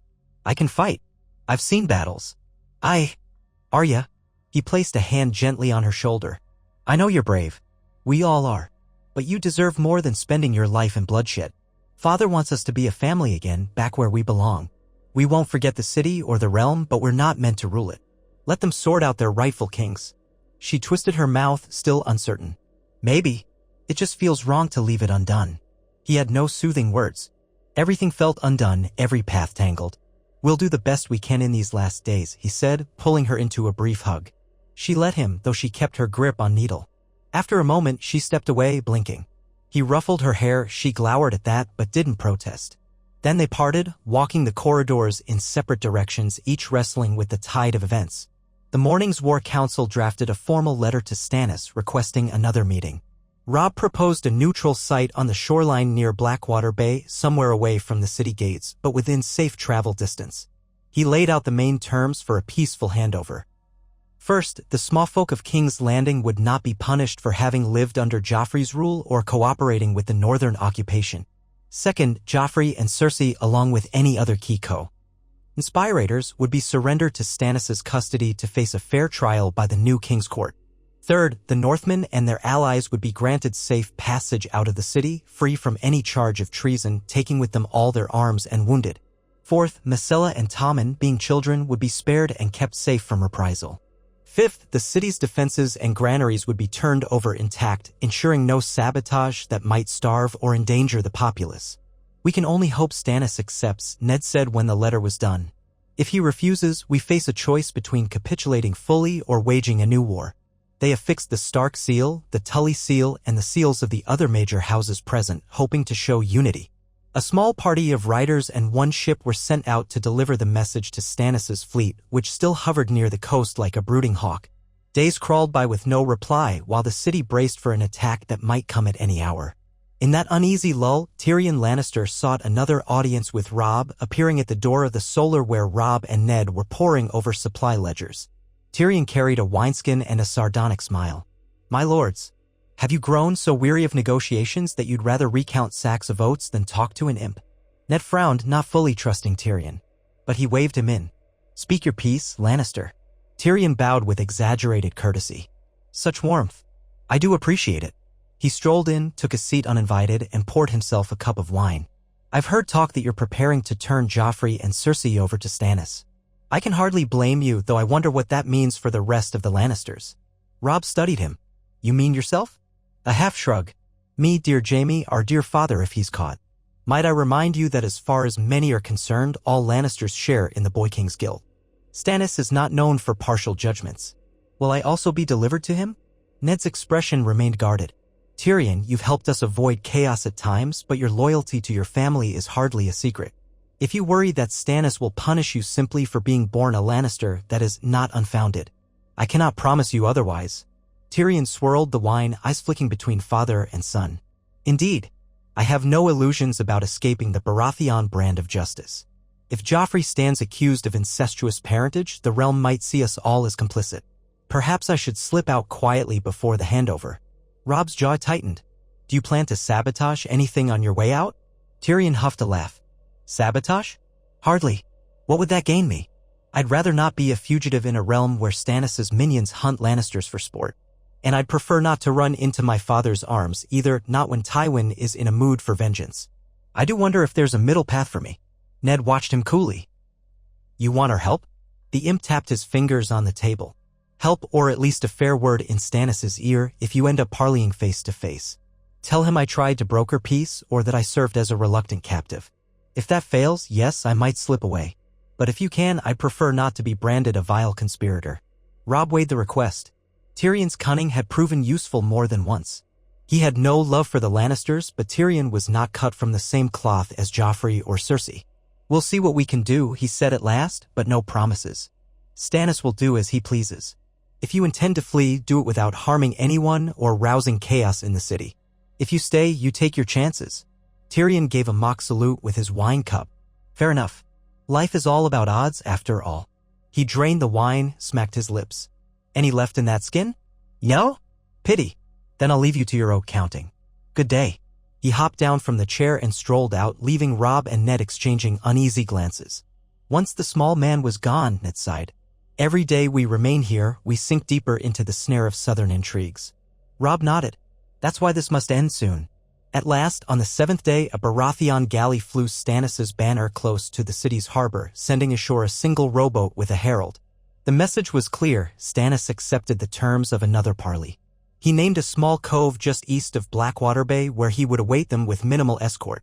He further indicated that he had read their letter and would respond in person. A swirl of tension swept the Red Keep. The next morning, Robb mustered a modest escort similar to the one from before, though this time Ned insisted he would accompany his son. Roose Bolton and the Blackfish also came, along with a handful of knights. They left behind enough men to hold the gates if treachery emerged, but the mood was uneasy. As they rode out, people in the streets stood aside, whispering of the meeting that might decide their fate. The day was bleak and cold, the sky layered in gray.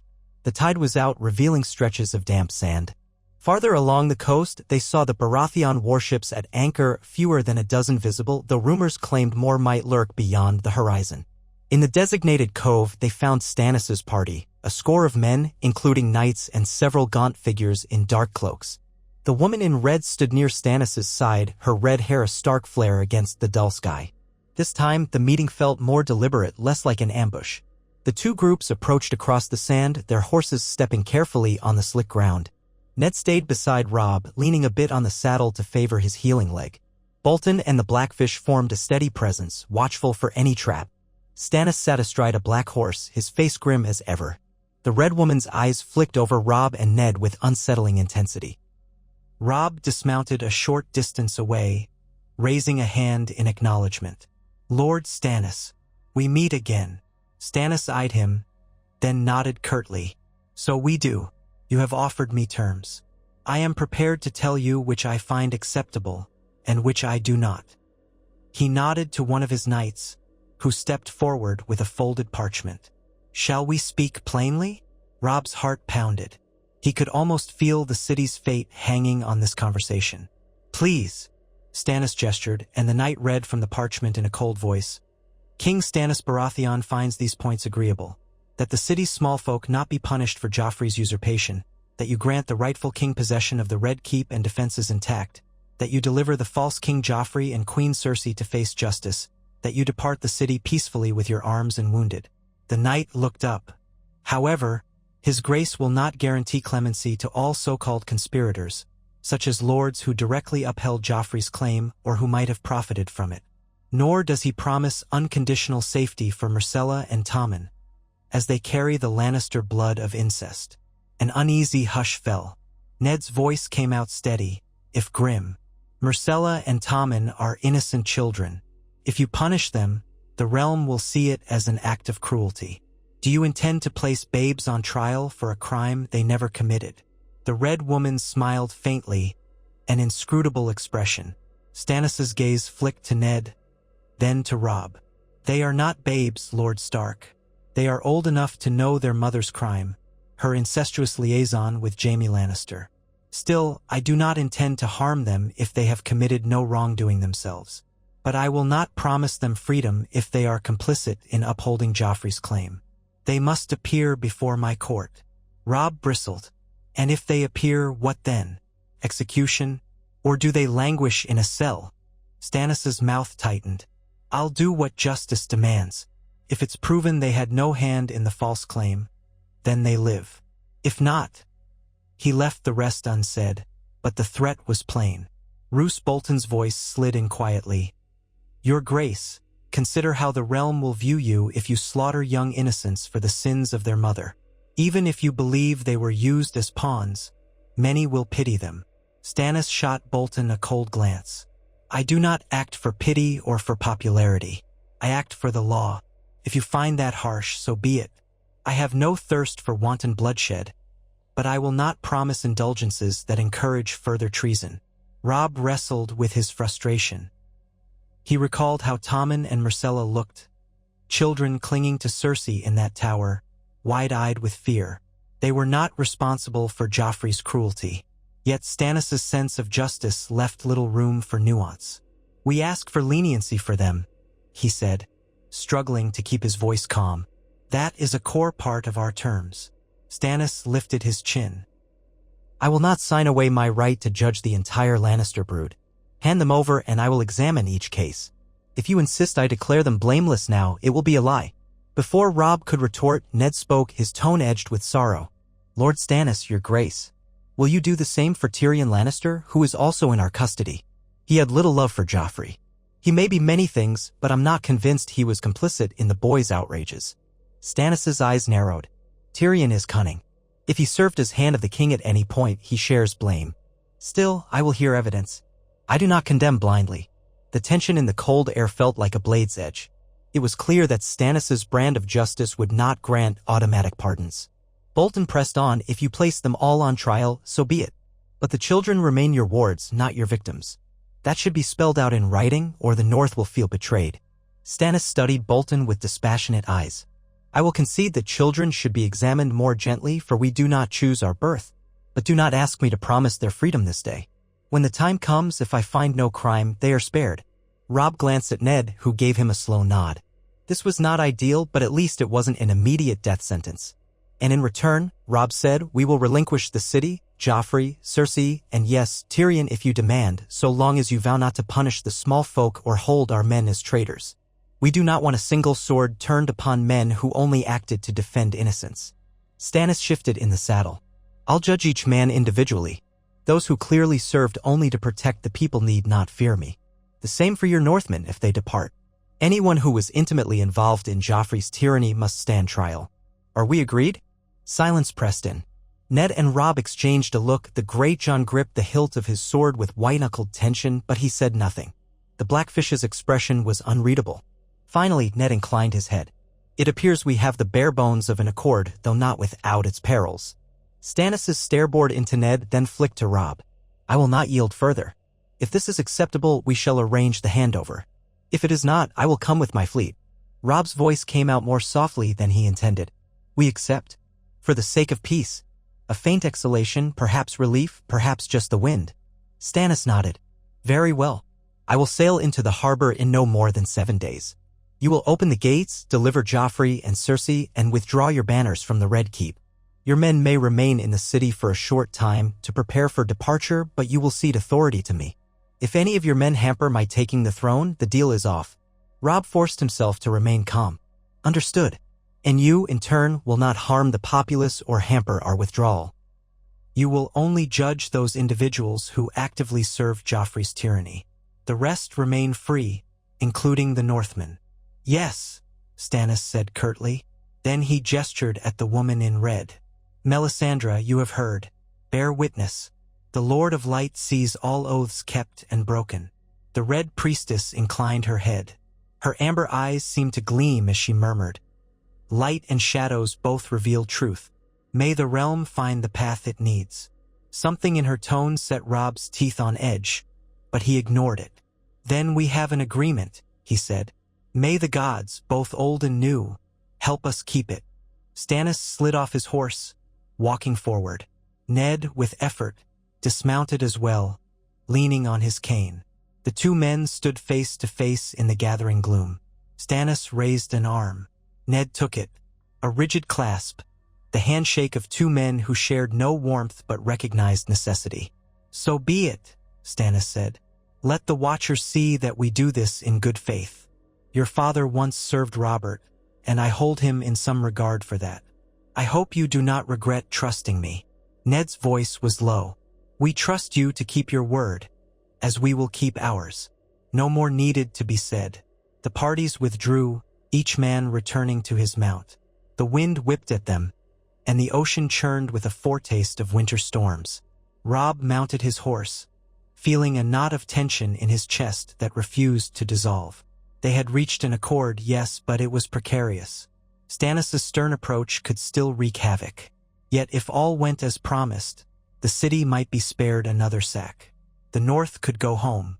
Perhaps that was victory enough. Bolton's expression, as they rode back, was unreadable. The Blackfish studied Robb in silence. Only once they were well away did the great Jon mutter, "I'd rather have faced him in open battle, but I see how it is." Robb sighed. "We can't fight every lord who claims the throne. Let's pray this is the last time we must yield the city to avoid a slaughter." Ned kept his eyes on the horizon. Pray indeed. The realm has had enough blood. When they returned to the Red Keep, the news spread swiftly. Stannis would arrive in a sennight, expecting an orderly transition. The reaction among the city's small folk was cautiously optimistic. Another siege might be averted. Yet fear still lingered. Stannis was rumored to be as unyielding as stone, and many worried about punishment for having lived under Joffrey or cooperating with the northern regime. Robb's men, too, had mixed feelings. Some resented giving up the city they'd fought so hard to protect. Others felt only relief at the chance to go home. The sense of finality pervaded the halls. Cersei's rage erupted when she learned of the arrangement. Word came that she had smashed furniture in her tower chamber, shrieking that the Starks were dooming her and her children to death. Joffrey likewise flew into hysterics, threatening everyone within reach. Tommen and Myrcella, terrified, clung to each other. Robb, reluctant though he was, had to double the guard outside their rooms, fearing a desperate breakout attempt. Tyrion merely sighed, remarking that Stannis' justice might prove no kinder to him, but that he'd face it if there was no alternative. With only days left before the fleet's arrival, Ned and Robb organized the city's defenses for a smooth handover. They wanted no suspicion that the Northmen would sabotage gates or storehouses. They arranged small squads to ensure no riots broke out and to keep unscrupulous soldiers from looting. The last thing they needed was an excuse for Stannis to cry foul. Meanwhile, documents were drawn up, a formal record of their departure, an official statement that King's Landing now recognized Stannis Baratheon as Robert's heir. Ser Barristan Selmy oversaw the details, hoping to avoid the bloodshed he had witnessed too often in his storied life. Despite the tension, a sense of mourning clung to the Northmen. In the months since they had seized the Red Keep, many had grown attached in odd ways, some to the city's complexities, some to the sense of having achieved the impossible. They had rescued Ned Stark, outwitted the Lannisters, and carved their names into the realm's history. Now they would depart, ceding the stage to a different king and returning to a battered homeland. Would their victory be remembered fondly, or scorned as a passing rebellion?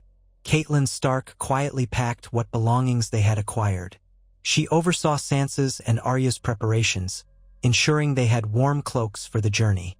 Sansa seemed subdued, uncertain about returning north after all she had endured in King's Landing.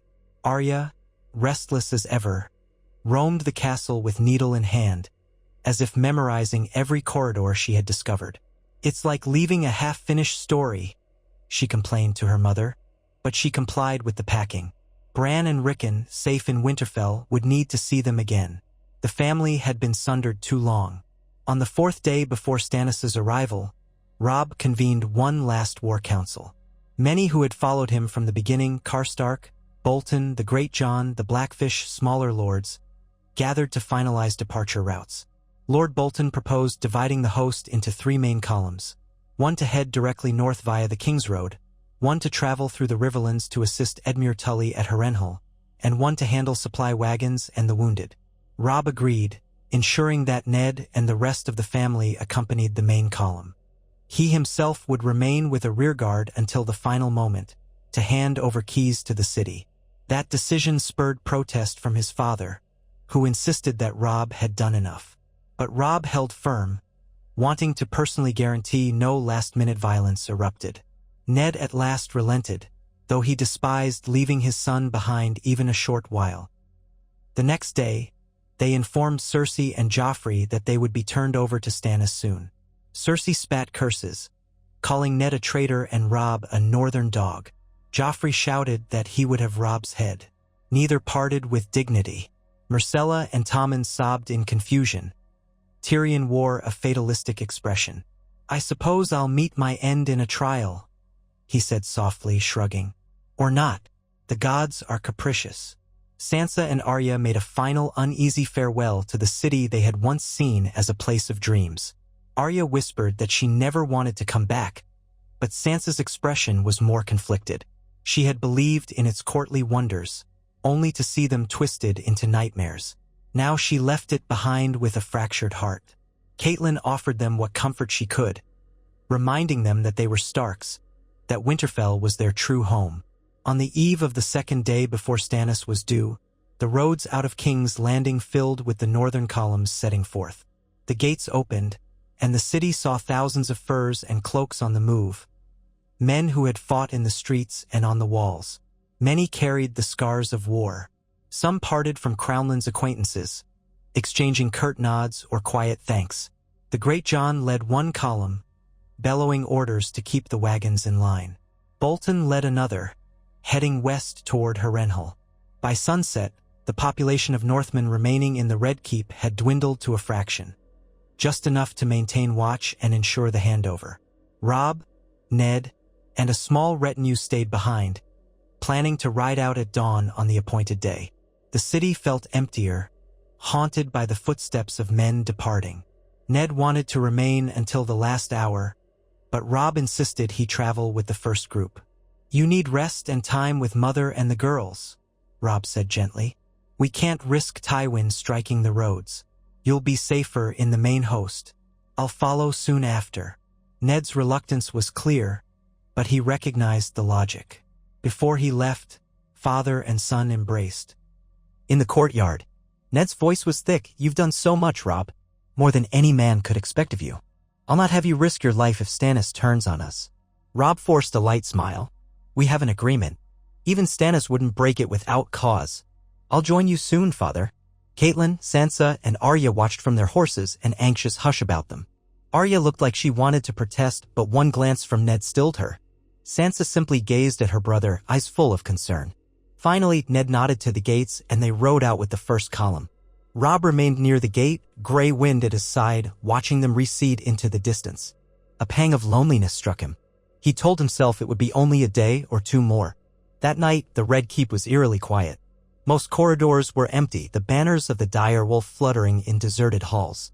The men who remained were a hardened core of 200 posted strategically around the castle to prevent any sabotage from desperate Lannister loyalists or from Cersei's attempts to flee. The City Watch, which had been reorganized under Stark authority, also stood by, uncertain what tomorrow would bring. The final dawn arrived, pale and cold. Fog clung to the Blackwater, a silver haze obscuring the view of approaching ships. Robb, dressed in simple mail beneath a fur cloak, strapped his sword across his back. He walked the wards, exchanging last words with the men. Many wore anxious expressions, glancing at the horizon for any sign that Stannis might come with treachery. Some remembered how Robert's rebellion had ended in the sack of King's Landing, how Tywin Lannister had entered the city under false loyalty. But this was a new day and a new king. At mid-morning, horns sounded from the bay. Shapes emerged from the fog, 3 large war galleys bearing the crowned Stag Anhart banner, accompanied by smaller ships. The watchers on the walls called out that the vessels dropped anchor near the docks. Within the hour, a formation of troops landed, men in Baratheon sigils, some with the new flaming heart icon. They moved through the city's outer streets with discipline, not looting or attacking, though the small folk scattered anxiously. Behind them rode Stannis himself, black plate polished to a dull sheen, escorted by grim-faced knights. Robb's watchers at the gates stepped aside. Stannis was not forcibly seizing the city, but entering by the agreed-upon terms. Robb stood in the courtyard to receive him, flanked by a handful of loyal men. Grey wind prowled at his side, hackles partially raised. From the corners of his vision, Robb spotted Tyrion Lannister under guard, as well as Cersei, Joffrey, Tommen, and Myrcella. They had been brought down from their tower forcibly if necessary. Joffrey wore manacles, cursing and yelling at his captors. Cersei's face was chalk-white, eyes glittering with hate. Tommen and Myrcella trembled, pressing against their mother's side. Tyrion looked drawn but composed, as though resigned to whatever came next. Stannis rode into the courtyard and dismounted with stiff precision. The Red Woman, Melisandre, followed on a chestnut mare, expression serene. A hush fell as the Baratheon knights fanned out, each man's breath steaming in the cold air. Robb stepped forward, hands in plain view, letting Stannis see he intended no trickery. "You stand in the Red Keep, Lord Stannis," Robb said, voice echoing faintly. "By our accord, we relinquish the city to you, rightful heir of Robert Baratheon." Stannis surveyed the courtyard and the keep's high walls as though measuring what he had inherited. He gave a curt nod. "So it seems you have honored your word." He gestured, and more of his men stepped into position, ensuring the courtyard was secure. "Joffrey?" At that, the guards shoved Joffrey forward. He stumbled, face twisting in fury. "Unhand me, you curse. I am your rightful." Stannis cut him off with a single glance of cold contempt. "You are nothing. Guards, take him." Two Baratheon soldiers seized the boy king's arms, ignoring his shrill protests. Stannis gestured again, and Cersei was pushed forward as well, her wrists bound. She hissed curses at Stannis, at Robb, at everyone in reach, yet her voice trembled. Stannis's gaze flicked to Myrcella and Tommen. For a moment, the children stared at the fearsome man in black plate who claimed to be the new king. Then Tommen stumbled, tears leaking down his cheeks. Myrcella tried to shield him with her body. Stannis's expression hardened, but he made no move to strike them. "Take them too," he said quietly but gently. "They will be kept until their guilt or innocence is judged." Cersei raged, straining against her bonds. Joffrey spat, "You'll die for this. My father will cut you all to pieces." But Tommen and Myrcella only clung to each other, too terrified to speak. Tyrion stepped forth under his guard's watch. "Your Grace," he said, with a thin attempt at decorum. "I too am a Lannister, though hardly a friend to Joffrey. I would request a fair hearing in a..." Stannis raised a hand. "You shall have a trial. Now stand aside." Tyrion sighed and bowed his head. The guards led him away in the wake of the others. Robb suppressed a shiver, wondering what sort of justice awaited them. He recalled the night he had first seized Joffrey in that throne room. So much had happened since. Now it truly ended here. "As for the Red Keep," Robb said, "the gates and walls remain intact. No sabotage has been done. Our men hold key points only to maintain order until you've established your presence. We will depart immediately after." Stannis examined Robb with a tight frown. "I will hold you to that. If any chaos ensues, I will hold you accountable. Do you understand?" Robb returned the glare evenly. "We've done our part to prevent chaos. The city watch is at your disposal. You'll find them posted throughout the districts. We ask that you do not punish them for following our orders to keep the peace." Stannis grunted. Not precisely agreement, but not rejection either. Melisandre spoke then, her voice like a distant bell. "The Lord of Light sees your intentions, Stark. May the shadows of war lift from you, if your heart holds no darkness." Robb had no patience for her riddles. "I've seen enough war," he said curtly. "We're done here." He turned to the men behind him, raising his voice. "Brothers, gather your gear. We ride in 1 hour." A surge of movement followed. The handful of Northmen began collecting packs and weapons from corners of the courtyard, preparing to march out. Stannis directed his own knights to seize control of the keep, striding into the great hall as if claiming a birthright. Robb watched them go with a strange mixture of relief and regret. The city was no longer theirs to protect. They had done what they came to do, at a cost that could never be fully measured.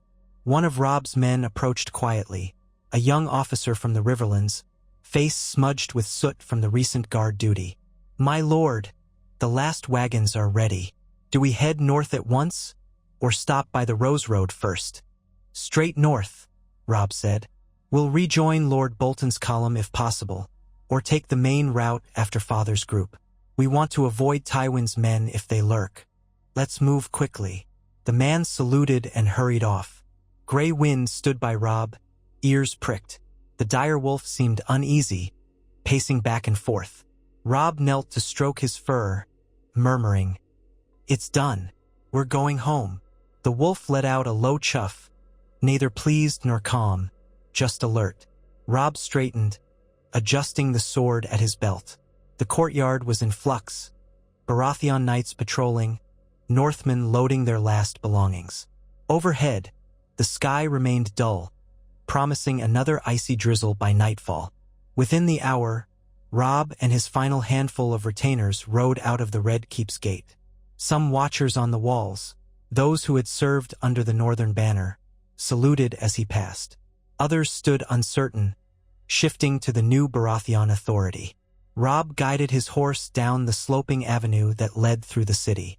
He saw fear and curiosity in the small folks' faces as they realized the northern host was truly leaving. Some stared in silence. Others gave subdued thanks. A few even waved timidly, as if to say farewell to the men who had, at least for a time, spared them from worse fates. Robb did not linger.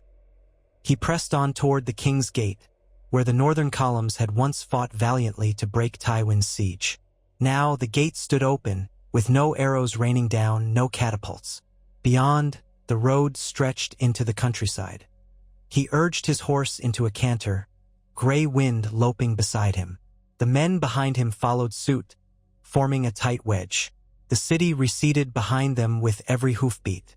As the final towers vanished from view, Robb felt a pang in his chest. He remembered the dawn when he had first glimpsed those walls, determined to save Ned from the Black Cells. In a sense, he had accomplished more than anyone could have imagined, dethroned a boy king, staved off Tywin Lannister's siege, negotiated a precarious peace with Stannis. Yet it had cost thousands of lives, weeks of terror, and no small portion of Robb's own youth. He wondered if the realm would ever understand or thank him. Perhaps that did not matter. He had done his duty, protected his father and siblings, and spared the city a second sack. If the cost was a piece of his soul, so be it. They rode along the well-trodden King's Road, the winter wind biting at their cheeks. Robb's cloak whipped behind him, and Grey Wind's breath steamed. Around noon, they caught up with the tail end of the Northmen's second column, some wagons hauling wounded soldiers, led by a few knights who recognized Robb at once. A shout of greeting rose, men parted to let him ride through. He found Ned, Catelyn, and the girls near the front, the Great John and other lords in conversation. The relief on Ned's face was immediate. "Robb." He reached out, clasping his son's forearm. "You're safe." Robb inclined his head, swallowing back the knot in his throat. "It's done, father. Stannis took them all, Joffrey, Cersei, Tyrion. We left the city to him. No blood spilled." Catelyn breathed, "Thank the gods." Sansa let out a sigh, tears glimmering in her eyes. Arya just stared at Robb, then nodded as if to say she was glad he made it out. The Great John put a meaty hand on Robb's shoulder, roaring approval. Yet there was a somberness in the group as they turned once more toward the open road. They continued northward day after day, reuniting with other columns or outriders along the way. The journey was cold and muddy, but unimpeded by Lannister forces. Perhaps Tywin lurked west, or perhaps the news of Stannis' takeover had forced him into new plans. Whatever the reason, the route remained clear. As the miles passed, snow replaced rain, and the thick forests of the Riverlands gave way to bleaker terrain. Occasionally, ravens found them with reports from Harrenhal. Edmure Tully confirmed that Tywin had not yet moved in force, though tensions remained. Another dispatch from King's Landing arrived weeks later, carried by a Baratheon courier who had scoured the roads to find them. The letter, stamped with the stag sigil, stated that Stannis had taken the throne in the Red Keep, styling himself King of the Undulls and the First Men. He had begun cleansing the city of Joffrey's corruption. Trials were underway. The letter thanked Robb Stark for maintaining the city's stores and preventing sabotage, though it offered no elaborate praise. Stannis' words were curt, acknowledging that the Northmen had honored their agreement. The fate of Joffrey, Cersei, Tommen, Myrcella, and Tyrion was left unspoken, except to note that justice would be served. Robb felt a twinge of pity for Myrcella and Tommen. He recalled their terrified faces. Yet it was out of his hands. He had chosen to spare the city from further ruin and fulfilled a vow to protect innocence as best he could. That vow was tangled in the realm's politics now, in Stannis' unyielding sense of law. Perhaps the children would be spared, perhaps not. His role was finished. At last, the columns reached Moat Cailin, the ancient fortress guarding the neck where winter's breath was sharper. The battered men cheered at the first glimpse of northern soil. Robb heard them proclaim that they would soon see wives, children, or the familiar silhouettes of home. Even the river lords who accompanied them felt relief, close now to the lands they knew. Ned's face softened as he looked upon the stony towers, though sadness lingered in his eyes at the memory of all that had passed. A few days more and they ascended the roads to Winterfell's outer farmland where white drifts covered the fields. Smoke rose from chimneys in the distance and pine forests bent beneath the snow. Robb's heart quickened. He had wondered if he would ever see the sight again. Gray wind bounded ahead, nose to the wind, picking up the familiar scents of the north. By the time the battered host finally passed through Winterfell's gate, the sky was iron-gray and snowflakes danced on the wind. Servants rushed to greet them, wide-eyed at the sight of so many returning soldiers. Stable hands took the horses, branch torches lit the courtyard. Maester Luwin hurried out, relief bright in his eyes. Behind him came Bran, perched atop Hodder's shoulders, and little Rickon half hiding behind old Nan's skirts. The children stared in awe as Ned dismounted, leaning heavily on his cane, while Catelyn leapt down to embrace them. Arya scrambled off her horse, calling out Bran's name. Sansa followed, tears running down her cheeks. Rickon darted forward, colliding with Ned's legs in a flurry of relief. Robb dismounted more slowly, letting the moment wash over him. The fortress smelled of pine smoke and cold stone, a smell that reminded him of home and simpler times. With everything they had endured, here they were, alive and together. Bran's eyes shone. "Robb, father, are you really back?" "For good." "For good," Robb murmured, pulling Bran into a careful hug. He ruffled Rickon's hair next, feeling the boy's small arms clutch him. Ned stood with Catelyn at his side, tears shining unashamedly in his eyes as he touched each child. The swirl of soldiers gave them space, each man seeking his own family or a spot by the hearth. Night fell on Winterfell with an unspoken heaviness lifted, a sense that the Starks had weathered a storm beyond imagination. Warmth spread through the halls as fires roared in old hearths. In the great hall, a feast of sorts was hastily arranged with whatever provisions were at hand: venison stewed with onions, dark bread, salted fish from White Harbor. The men gathered in relief, though every face bore the stamp of war and loss. To see Ned Stark at the head of the table once more, flanked by his wife and children, felt like a dream. Later, as they settled into the normal rhythms of Winterfell, rumors abounded about the south. Some said Stannis had executed Joffrey publicly, sparing Tommen and Myrcella for a later decision. Others claimed Tyrion had escaped in the night. A few whispered that the Tyrells now supported Renly Baratheon, creating a second front. The realm's turmoil continued. But from within Winterfell's walls, those distant storms felt less immediate. In private, Robb sat in the godwood with Ned one evening, snow drifting around them. The heart tree's red leaves rustled faintly. A hush of ancient presence enfolded the father and son as they knelt by the dark pool. Ned spoke first, voice hushed. "We've come far, Robb. You were a boy when all this began. Now the realm calls you the young wolf, a commander men fear and respect." Robb touched the snow with gloved fingers. "I only did what was needed. If I had not stormed the city, you'd be dead. And thousands more might have suffered under Joffrey. I still wonder if we've truly spared them, or if a new tyranny will arise." His father exhaled, a plume of breath in the cold air. "The realm is never simple. Robert's rebellion was meant to end the cruelty of the Mad King, yet it led to new troubles. Now we have a different Baratheon on the throne. Whether that leads to peace is uncertain." He placed a hand on Robb's shoulder. "But you have your family. We are together, and for that I am grateful beyond measure. The north endures, no matter the storms below." Robb nodded, feeling the weight of it all gradually slip from his shoulders. He gazed at the weirwood's carved face, the red sap tears glimmering like ancient blood. Something in that silent visage brought him a measure of calm. He recalled how many times as a child he had knelt here, praying without words, trusting that the old gods watched over the Starks. Despite everything, they still stood. In the weeks that followed, Winterfell began to mend the wounds left by the war's absence. The returning soldiers shared stories, helped their families, and prepared for a new winter that threatened to be harsh. Reports from the south trickled in from passing merchants. Stannis was crowned within the Red Keep, dealing with rebellious lords. Tywin Lannister consolidated power in the west, rumored to be sending cautious envoys to treat with the new king. The Tyrells might or might not support Renly, who had raised his own banner. Chaos reigned, but it was a southern chaos for the moment. Robb took on tasks as Winterfell's heir, assisting Ned in governance. Letters arrived from Edmure Tully, from the Mallisters, and from other allies who had marched. each red with a swirl of memory, the battles, the nights of fear in King's Landing, the battered walls they had defended. Whenever Robb walked the courtyard, gray wind by his side men saluted him with respect. Yet they also gave him space. They saw the lines on his face, the remnants of a boy tested by war beyond his years. Sometimes, in the hush before dawn, Robb remembered the stone corridors of the Red Keep, the city's crooked streets, the battered gates. He remembered carrying the battered men to the maesters, hearing their cries. He remembered the swirl of dust and blood in the throne room as he cut down Lannister soldiers to save Ned. He would blink and the memory receded, replaced by the flicker of the hearth in Winterfell's halls. Eventually, one late afternoon, while strolling the battlements, he found Arya perched on a parapet, staring at the snow-covered fields. She turned as he approached, hugging her knees. "I was thinking about the times I snuck around King's Landing," she said softly. "All the secret passages, the narrow alleys.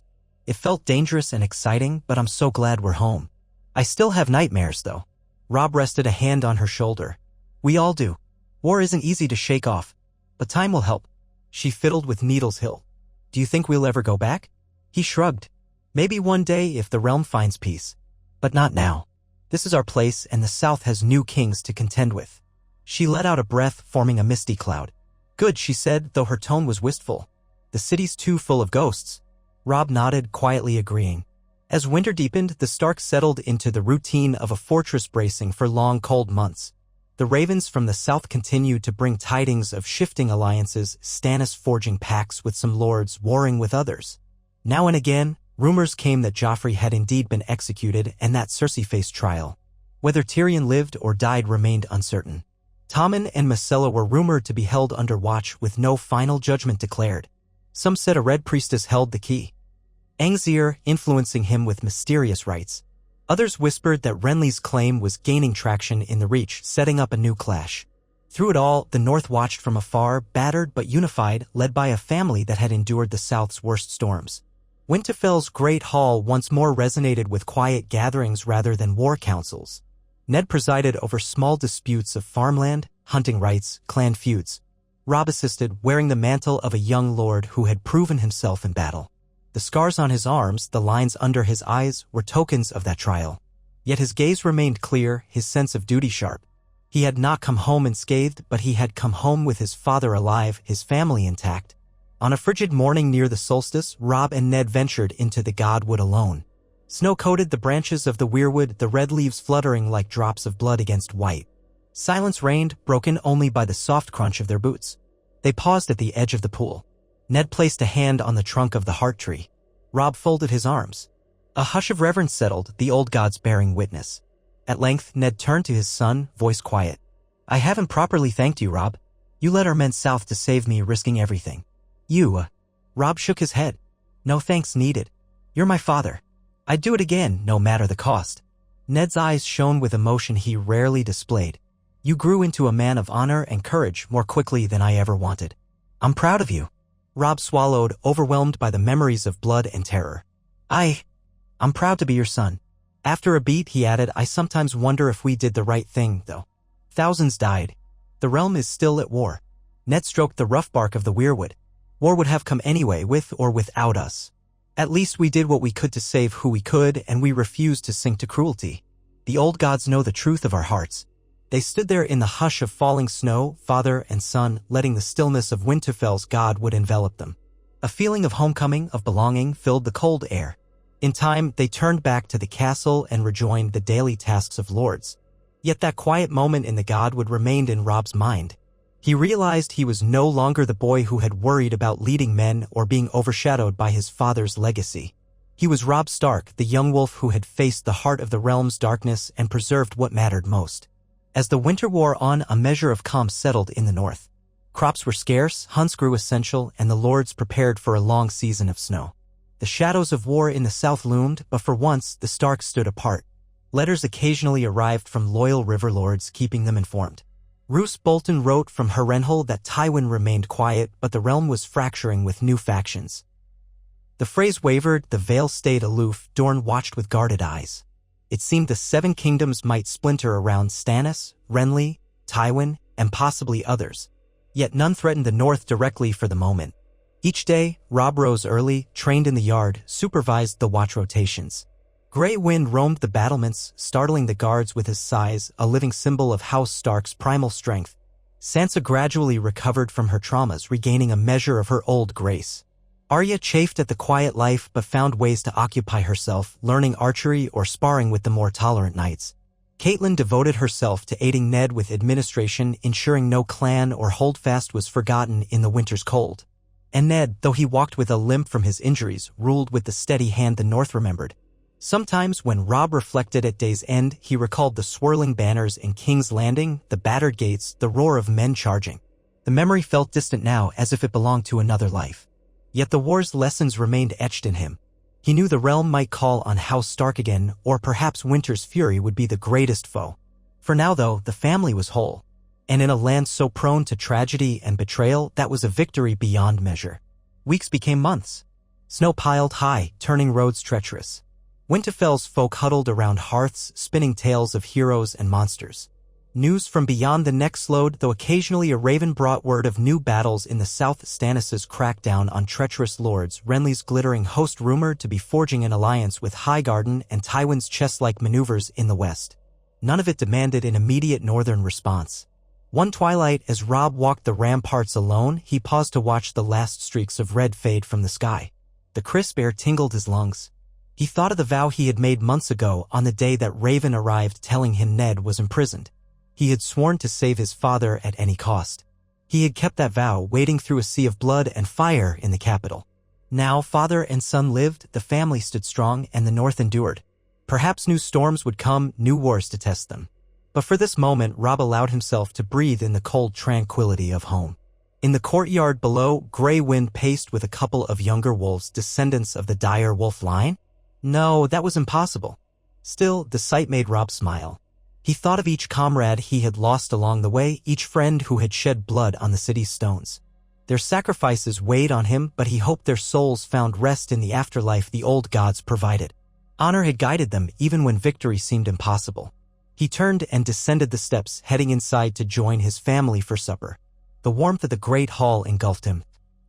The smell of roasting meat, the glow of candlelight, the murmur of conversation. Ned was already seated near the high table, conferring with a few local bannermen about winter provisions. Catelyn smiled as Robb approached. Arya was bickering with Sansa over something small, though they quieted when their brother arrived. Bran and Rickon chatted animatedly, waving Robb over. Luwin hovered behind them, pleased to see the castle's halls so alive again.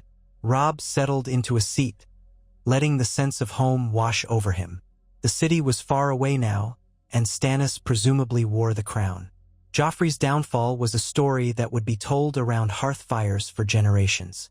Yet here, in the heart of the North, the Starks remained the Starks, bound by love, guided by duty, standing firm against the winter's cold. And in that quiet refuge, the boy who had once feared he could never fill his father's shoes felt content. He had done what was needed. He had freed Ned and spared countless innocents. The future might hold new trials, but for now, peace rested within Winterfell's walls. Above them, the winds howled outside in the snowy night, but inside, torches glimmered. A family shared a meal, and the specter of war seemed only a distant echo. Robb looked around the table, recalling how, in King's Landing, he used to dream of this moment. Simple, warm, his loved ones safe. He did not know how long such peace would last, for the realm was seldom kind. Yet he vowed silently to cherish every moment. Winter had come, but House Stark endured, together and alive. It was enough.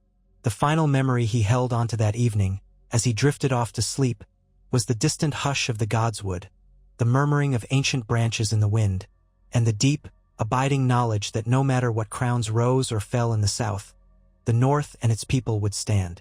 And in that knowledge, he found a measure of solace that all his struggles, all his sacrifices, had not been in vain. He had saved his father, his sisters, his mother's hope. For House Stark, that was victory indeed. Robb Stark rose before dawn. The sky above Winterfell was a deep, star-pricked indigo, and the wind rattled faintly against the shutters as he pulled on his cloak. Outside, the courtyard stood hushed in the pre-dawn chill, blanketed by the thickening snows of late winter. The flicker of torches on the ramparts revealed a scattering of guards, each stamping to keep warm. Robb nodded greetings as he passed, a quiet camaraderie in the air. He headed for the stables, drawn by the soft nickering of horses. Inside, the warmth and smell of hay provided a welcome contrast to the cold. Gray wind padded behind him, muzzle lifted as he sniffed around. A stable hand bowed, bleary-eyed. Robb assured the boy all was well. He only wanted a moment alone with his thoughts. For many days and nights since returning to the north, he had found himself restless. Perhaps it was the absence of immediate war pressing down on him. Or perhaps it was the sense of the realm continuing to spin onward, conflicts brewing in distant corners while Winterfell slept under the snows. He leaned on a stall door, watching his favorite courser shuffle in the straw. Memories seized him, battles in King's Landing's cramped streets, the siege lines of Tywin Lannister, the final negotiations with Stannis. All of it had ended with father and son riding north to safety, a victory that still felt surreal. Yet the realm beyond the neck was hardly at peace. Ravens had arrived sporadically, each bearing tidings of shifting allegiances. He pictured Tywin Lannister in the west, regrouping. Stannis in the Red Keep, forging a new reign with his Flaming Heart banners. Rumors persisted that Renly Baratheon had crowned himself in the Reach, supported by the Tyrells. Now 3 kings claimed dominion, 4, if anyone still whispered that a Targaryen girl lived across the sea. Robb found himself wondering how such a fractured realm could ever know true stability. A hoof scuffed the straw. Gray wind gave a soft growl as if sensing Robb's unease. Robb stirred, pushing the door open. He walked out into the winter air again, stepping into the courtyard. Each exhalation puffed white. Dawn was near, he could see the faintest pink tinge to the eastern sky. Somewhere above the Great Keep, crows took flight with hoarse cries. Every day he remembered how the gates of King's Landing had loomed, how he dreaded losing his father. Now Ned Stark lived and ruled Winterfell once more, albeit limping from wounds of captivity. Catelyn was at his side, her eyes still haunted by all they had endured. Sansa, Arya, Bran, Rickon, together in one castle, safe from the southern nightmares. That unity gave Robb strength, yet a sense of disquiet lingered. The Ironborn had begun to raid northern shores again, especially the Stony Shore and Sea Dragon Point. The Watchers from Bear Island reported sightings of Reavers testing defenses. Houses Glover and Mormont had sent pleas for more men, worried that Balon Greyjoy might attempt another grand rebellion as he had years ago. Then there was the question of the Boltons in the east, always a cautious ally at best. Roose Bolton had left a contingent in Harrenhal to watch for Lannister movements, but the Dreadfort itself was too far from Winterfell to easily read. Robb told himself that so long as his father's leadership held, none would betray them, but he remembered the quiet cunning in Bolton's eyes, always evaluating, always measuring. He walked beneath the ancient archway leading to the Great Keep. Inside, warmth beckoned from a few torches. The hall beyond was quiet, guards standing post with half-lidded eyes. Robb ascended the familiar stone steps to the solar where Ned often rose early to read. He found his father at a table strewn with parchment, a single candle guttering by his elbow. Ned looked up from a page, rubbing his temple. In the flickering light, his hair appeared more silver than brown. The lines on his face had deepened, though there was a renewed vitality in his gaze. Up before the cocks crow, I see, Ned said, setting aside the parchment. Come, Robb. You'll want to see this letter from the Umbers. They claim the snows up by the last river are heavier than they've seen in a decade. The mountain clans are already scrounging for resources. Robb stepped closer, gently taking the parchment. As he scanned the words Lord Grachan's booming style captured even in text, he saw mention of worrisome storms. We'll need to reroute some supply wagons, Robb said. If the mountain passes close too soon, we risk entire villages going hungry. Greyjohn suggests more hunts along the lower Greenwoods, but that won't feed half the clans. Ned nodded, pressing fingers against the corners of his eyes. We can dispatch some extra supplies from Winterfell's stores. Our harvest was meager, but we do have some reserves. Also, White Harbor might help if Lord Manderley can be persuaded. We'll need to send a raven. Robb smiled faintly. I'll do it after we speak with Maester Luwin. Ned sighed, leaning back in his chair. These are the problems I prefer, honestly. Real tasks of governance, ensuring our people survive winter. So much better than deciding which lord's head must roll. Robb recalled that day in King's Landing when Ned had nearly lost his own head to Joffrey's whims. How far they'd come. I'm grateful we have the luxury to worry about the North's winter. The war in the south seems never-ending. Ned's gaze flicked to another set of parchments on the desk, reports from southern roads, from the Riverlands, from Harrenhal. Aye. Stannis's rule is shaky from what I gather. Many houses resent his severity. Renly's claim grows stronger in the south. The Tyrells are rumored to have crowned him at Highgarden in a grand ceremony. They've called it a new dawn. But I don't see how two Baratheon kings can stand unless one yields or dies. Robb felt a stir of worry. If they clash, the Riverlands might catch the brunt of it. And if Tywin senses an advantage, he might strike at Riverrun. Ned grimaced.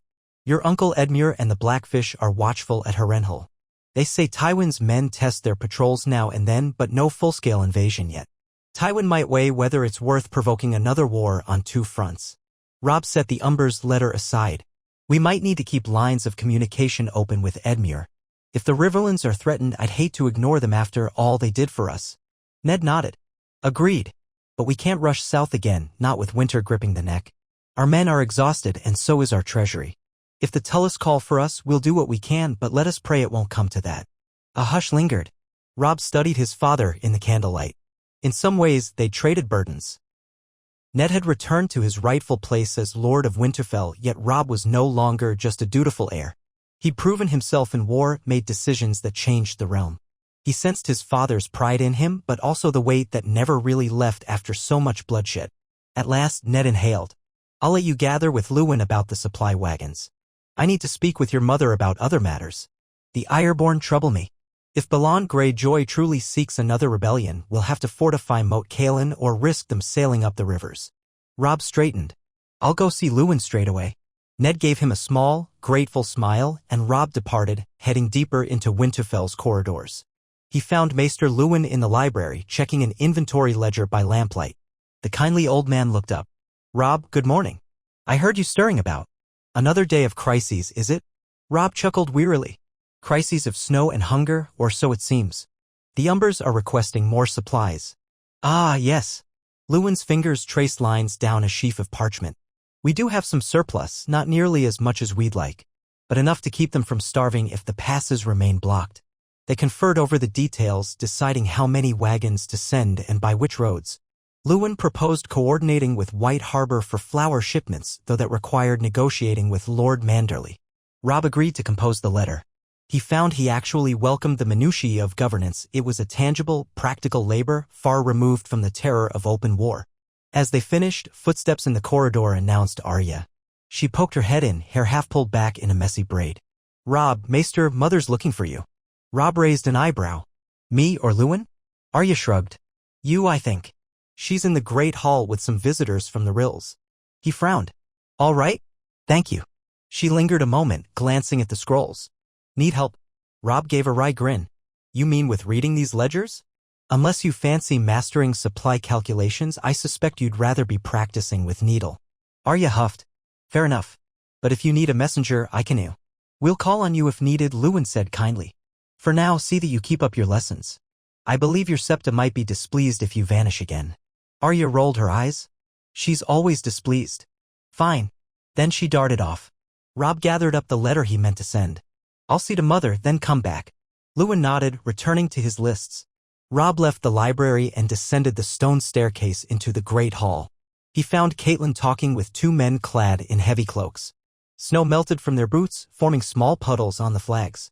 They looked like seasoned northern riders with the robust build common to House Serwyn and the men of that region. Off to the side stood Rickon, fidgeting restlessly, and an older guard from House Ryswell.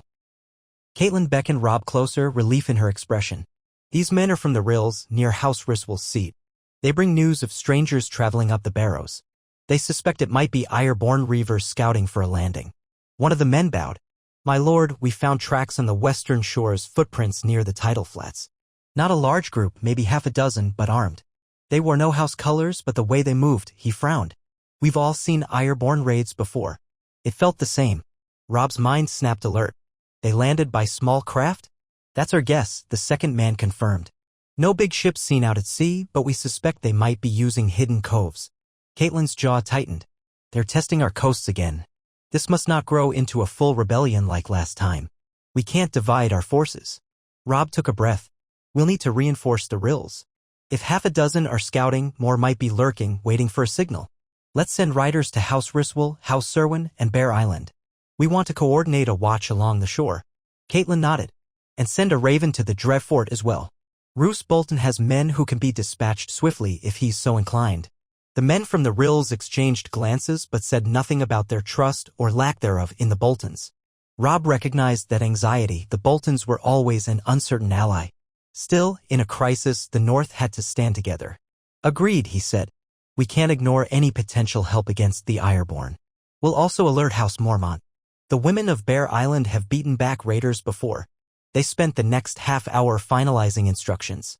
Caitlin jotted them down carefully, ensuring that each messenger carried consistent orders. Rickon grew bored and tried to wander off, but Caitlin reined him in, telling him to wait. At last, the visitors from the Rills bowed to Robb and Caitlin, then departed to rest in the kitchens before heading back. When they left, Rickon tugged at Robb's sleeve. How do they keep coming, these Ireborn? Robb knelt to meet Rickon's gaze. Because Balon Greyjoy wants to test our strength. He thinks maybe while we're busy with the south, he can seize our coasts. But we'll show him the north isn't so easily taken.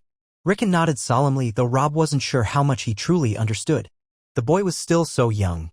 At least he was safe here, surrounded by family. Caitlin placed a hand on Robb's shoulder. We'll manage. I'll speak with your father about dispatching a small force to the western shore. Good, Robb murmured. Let's do that at once. So the winter days slipped onward, each bringing new tasks. Word of the Ireborn infiltration spread among the northern lords, who set watchers on high alert. Some men muttered that the Greyjoys never forgot the last rebellion, that they thirsted for vengeance. Others believed it was simply Balon's way, ever defiant, ever seeking any crack in the North's defenses. Robb found himself riding out several times with scouting parties, following reports of suspicious ships. None were conclusive, only glimpses at the horizon, footprints in the snow. Frustration grew. One crisp morning, he returned to Winterfell after leading a patrol to the White Knife's mouth. All they found were a few battered fishing boats. No sign of reavers. As Robb dismounted in the courtyard, he spotted Sansa waiting on the steps to the great hall, cloak drawn tight around her shoulders. She wore a distant expression. As soon as Robb handed his reins to a stable hand, she approached, lowering her voice. There's a letter from King's Landing, she said. Robb's stomach tightened. From who? She bit her lip. It bears a Baratheon seal, but inside, well, Mother read part of it. It's King Stannis has begun sentencing the Lannisters. Robb exhaled. He'd known this was coming. Cersei, Joffrey, Tyrion, Myrcella, Tommen, Stannis had promised they would face justice. All right, I'll speak with father or mother. Thank you, Sansa. She hesitated, glancing around. They say Joffrey's been executed. He was found guilty of incestuous rule and murder. A hush seemed to fall over the courtyard, though men bustled all around. Robb felt an odd swirl of emotions. Joffrey had tried to kill Ned, had tortured Sansa, had terrorized the city with casual cruelty. Robb had no love for the Boy King, and yet the finality of it struck him. I see, he said slowly. Then Stannis wasted no time. Sansa swallowed, eyes turning misty with memories. He was vile, but hearing that he's truly gone, she pressed her lips together. I'm not sure how I feel. Robb gently touched her arm. You've every right to feel conflicted. But you're safe now. He can't hurt you or anyone else ever again. She nodded, brushing away a tear. I know. It's just so final. And Myrcella and Tommen Stannis is holding them in the Red Keep. The letter says they'll remain there until a verdict is reached. Tyrion stands trial soon, too. Robb remembered Tyrion's pointed questions and cunning remarks. He might talk his way out, or perhaps not. Stannis isn't known for mercy.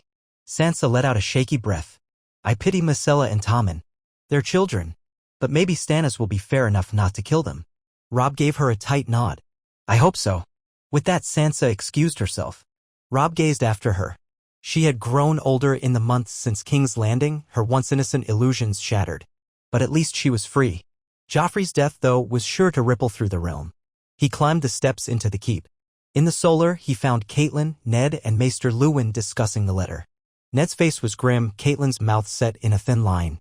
Luwin was reading from the parchment, quoting Stannis's formal pronouncement. We, Stannis of the House Baratheon, by the laws of gods and men, do condemn Joffrey Waters, styling himself Joffrey Baratheon, to death for the crimes of treason, murder, and high treason upon the realm. The sentence has been carried out swiftly. Robb folded his arms. So it's done. Ned pressed his fingertips together, leaning on his cane. Yes. The letter also states that Tyrion's trial is soon. As for Myrcella and Tommen, Stannis claims they remain wards. He hasn't found evidence that they actively conspired, but he won't release them.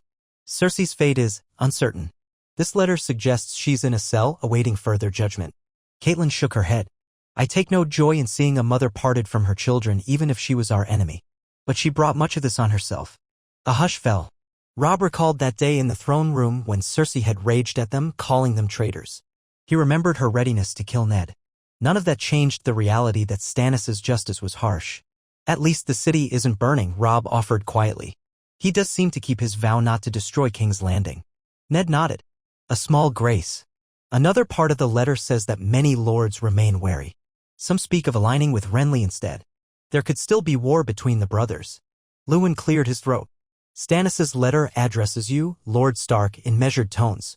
He thanks you for maintaining stability in the city prior to his arrival. He does not invite you to swear fealty, but he implies that if you do, the North will be recognized and left to rule itself. Failing that, he says only that you stand neutral. Catelyn's brows drew together. He truly wants Ned to bend the knee? After everything we did? Ned gave a weary shrug. He likely sees it as the natural order. If he is the king of the Seven Kingdoms, all must kneel. But Stannis knows we never sought the throne. The letter does not sound threatening, merely expectant. Robb recalled the swirl of illusions in King's Landing. Kings, claims, alliances. If we remain neutral, we might avoid being drawn into his wars. Let the South fight over the crown. The North can focus on winter on the Ironborn. Catelyn touched Ned's hand. But if Stannis subdues Renly, he might turn his eyes north eventually. Or if Renly wins, the same question arises, will we kneel to him? Ned's voice was firm. We've bled enough for southern wars. Our first loyalty is to the North. Unless they directly threaten us, we will not entangle ourselves again. Robb felt a surge of relief. The memory of those battles, that siege, it still weighed on him. Agreed. We'll watch. If either Baratheon attempts to press claims on the North by force, we'll defend ourselves. Until then, we focus on the threats here. They all concurred. A letter was drafted to Stannis, politely acknowledging his message but making no commitment. They stressed the North's need to recover from war, reaffirming that they harbored no hostility so long as he respected their autonomy. Lewin promised to send it by Raven before day's end. Thus the matter was settled, at least for the moment. The realm might rage, but the Starks would endure behind winter walls. Outside, the temperature continued to drop. Drifts piled up against the battlements and stables became a flurry of activity as horses required extra feed and grooming. For a time, daily life centered on ensuring enough firewood, preserving meats, and seeing to the keep's winter stores. Lords who had marched with Robb in the south now busied themselves securing their holdings. The Great John wrote from Last Hearth, complaining about the cold but praising the fact that no new war had come to their doorstep. Roose Bolton's messages from Harrenhal spoke of the same tension as always, recounting how Tywin Lannister seemed reluctant to move east in force. Arya spent her days half in lessons and half in the training yard. She convinced several men to spar with her using wooden swords. Sansa resumed her stitching and reading under the Septa's guidance, though she also helped with the keep's daily tasks. Bran and Rickon discovered fresh amusements in the snows, snow forts, slides, and playful scuffles. Ned, with Catelyn's assistance, oversaw the stewards. Robb found himself in the yard each morning, practicing with sword and shield. Grey Wind lounged nearby, occasionally startling new guards with his size. Some nights, Robb joined the watch on the walls, staring out at the white horizon under moonlight, remembering the bustle and chaos of King's Landing. Here, only the wind moaned, carrying the hush of a Stark winter. Word trickled in of new developments in the south. Renly Baratheon had apparently claimed the Stormlands and much of the Reach, forging an alliance through a betrothal to Margaery Tyrell. Stannis remained in the capital, fortifying his position, rumored to be building ships on the Blackwater for a possible naval clash with his brother. The Lannisters, now bereft of Joffrey as their figurehead, consolidated around Casterly Rock. Tyrion's ultimate fate was unknown, though some said he'd waged a spirited defense at his trial, claiming that he alone had tried to moderate Joffrey's cruelties. Perhaps that would buy him a lesser sentence, but none could say for sure. The more the realm changed, the more war threatened. Yet the violence had shifted away from King's Landing, at least for now. Then came Midwinter's Day, dark and cold, with the sun peeking through thick clouds only at the margins. Winterfell's folk tried to keep cheer. The kitchens produced hot cider and fresh bread. A feast was planned in the great hall, modest but lively with music and dancing. Candles glowed on long tables and fir branches decorated the walls, filling the air with a scent of pine. Guests from near villages trudged through the snow to join, bringing small gifts of dried fruit or carved trinkets. That evening, Robb sat on the dais beside his father, mother, and siblings, savoring a steaming bowl of venison stew.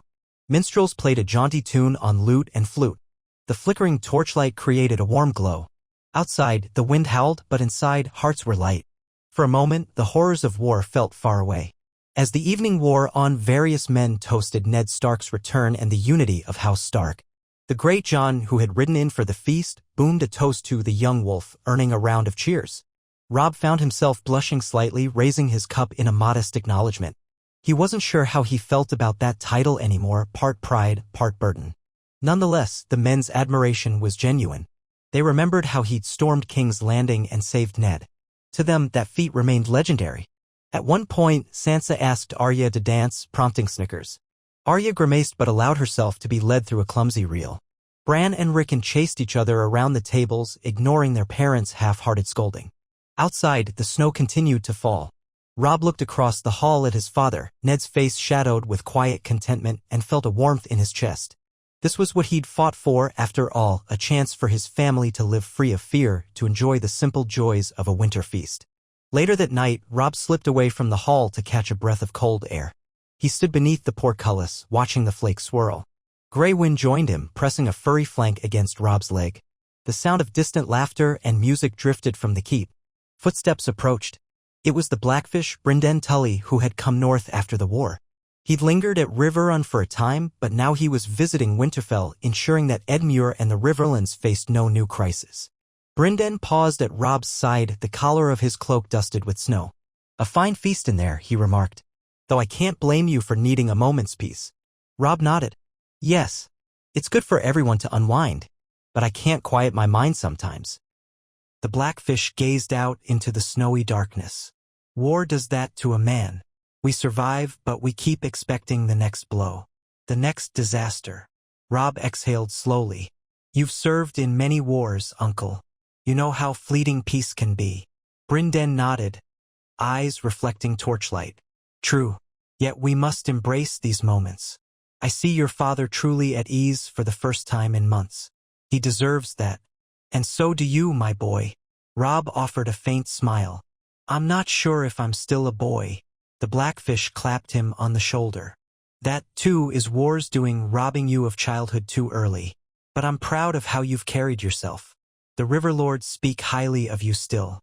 They say you were unstoppable at the Whispering Wood, fearless at the King's Gate." Robb felt a swirl of gratitude and sadness. "I did what needed doing. People died all around us. There's no glory in that." Brynden's gaze was gentle. "No. Only necessity. But the realm's memory is short. They'll recall your cunning, your boldness, even if they ignore the blood. Sometimes that's how legends are born." Robb looked away, letting the wind chill his cheeks. "Let them tell their tales. I just want the North safe." They stood in companionable silence, the hush broken only by the gusting wind. Then Brynden said quietly, "Word from Edmure is that Tywin Lannister's still quiet, though half his forces remain near the Golden Tooth. If Renly and Stannis tear each other apart, Tywin might yet decide to claim the spoils. Or perhaps he's lost heart after seeing how you seized King's Landing once." Robb grimaced. "Tywin is never truly cowed. He might be biding his time. But so long as he stays away from the Riverlands, I won't lose sleep." The Blackfish nodded. "I plan to return to Riverrun soon, see Edmure properly. But I'll linger a little longer here if you'll have me. It's good to see a real northern winter again. Reminds me of years past." Robb gave him a genuine grin. "Stay as long as you like. Winterfell is strong for the moment. We can handle the Ironborn so long as they don't strike in great force." They parted ways, and Robb returned to the great hall for a while, rejoining the revelry. By the time he trudged up to his chambers, the hour was late, and his body ached with weariness. Yet his mind was calmer, comforted by the warmth of family and allies. A handful of weeks slid by. The snow fell thicker, forging drifts so high that some outbuildings were partly buried. Roofs had to be cleared daily. Men who ventured out to hunt returned with frostbitten cheeks and modest hauls of winter game. The storehouses kept the castle fed, though rationing was a reality for everyone. Candle marks became precious as the nights stretched long. The ephemeral peace, however, was broken by unsettling rumors from the south. Renly Baratheon had marched from Highgarden with a massive host, intent on claiming the Iron Throne. Stannis, from King's Landing, prepared a counterforce. Somewhere in the Reach or the Stormlands, the two brothers might clash with thousands of swords. The Tyrells, the Florents, the Tarleys, they all seemed divided or aligned in complex ways. Meanwhile, uncertain mention was made of King's Landing seeing religious processions in the streets as the Red Woman Melisandre preached about her Lord of Light. Some called it heresy, others a sign of Stannis' chosen nature. But for now, the North watched from afar. Then came a raven from Bear Island. Lady Midge Mormont wrote bluntly, Iron-born longboats had been sighted near the coasts, testing defenses. One group even attempted a landing but was driven off. Midge suspected a larger plan, though it might be delayed by fierce weather.